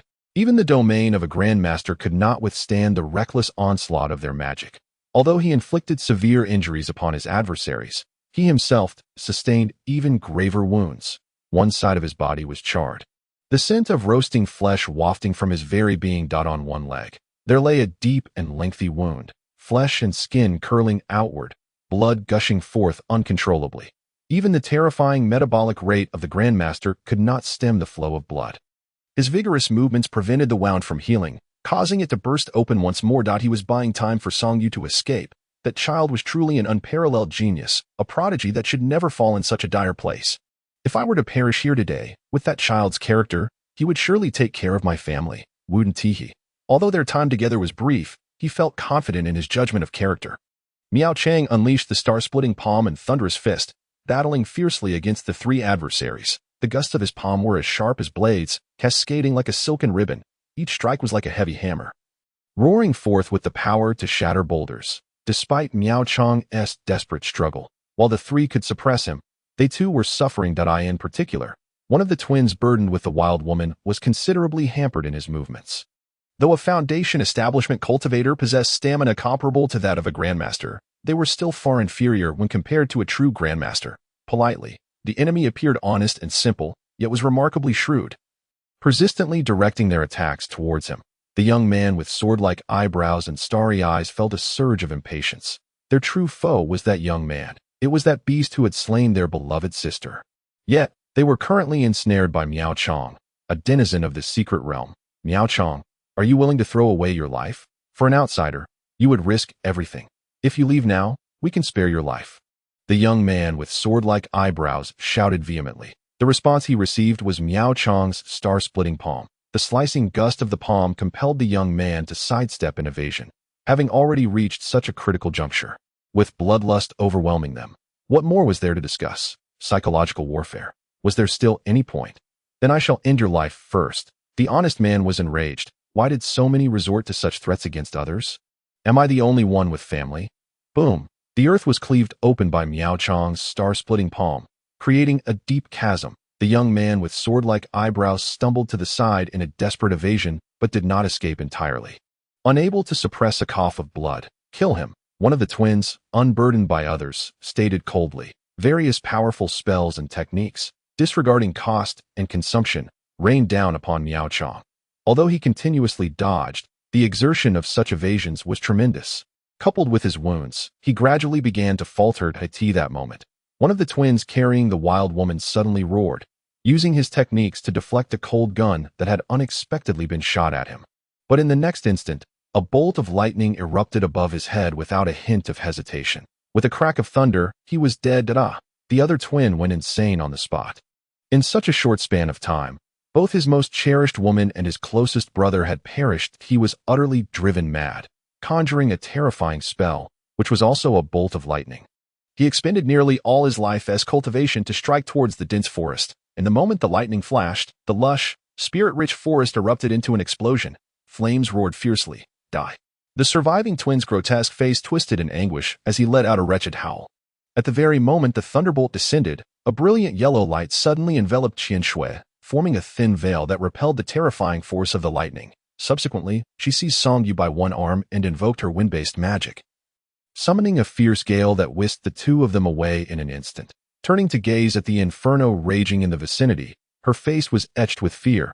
Her mind was nearly blank. The foundation-building cultivator was far too formidable. Had they been a fraction slower, both would have perished in the flames. What a narrow escape from incineration. Without hesitation, Song Yu produced a third thunder talisman and activated it on the spot. In such dire circumstances, teetering on the brink of life and death, there was no room for sorrow. Crack! Another thunderclap erupted. striking the remaining grotesque twin. However, this time, the adversary was prepared, though he appeared utterly deranged. He managed to conjure a powerful shield. The thunder from the talisman pierced through the shield, striking the twin and leaving him charred and bleeding from every orifice, yet he still clung to life. With a crazed expression, he glared at Song Yu and shrieked, "Come on, you little beast, let us see how much you have left." Meanwhile, the youth with the sharp eyebrows and starry eyes had also succumbed to madness. Recklessly restraining the approaching Miao Chong, bellowing, "You all shall die today," Song Yu drew forth the dragon-patterned sword of immortal slaying and hurled the jade void celestial steel high into the air. Channeling all his mental energy, he commanded the steel to expand dramatically, transforming into a towering stone mountain several dozen meters high, which crashed down upon the advancing twins with tremendous force. This was not mere free fall. It was a divine attack connected to Song Yu's spirit, a manifestation of his martial arts prowess. He felt his mental strength in the sea of consciousness rapidly deplete, causing a splitting headache. Yet, he swung the dragon-patterned sword of immortal slaying with ferocity. "Let us see who dies," he roared. Qian Shui cast a wind-based spell that instantly landed on Song Yu's sword. Perfectly precise. Whoosh! The blade gleamed like a white ribbon. Sharp and unmatched. The oncoming twin was horrified to see his waist, along with two legs, racing forward. Crash! The jade void celestial steel descended, obliterating his upper body into a gruesome pulp. Song Yu spat a mouthful of blood. Darkness clouding his vision as he collapsed to the ground, only to be caught by Qian Shui. Yet, he was utterly drained. Qian Shui's complexion turned pale. The magnitude of her recent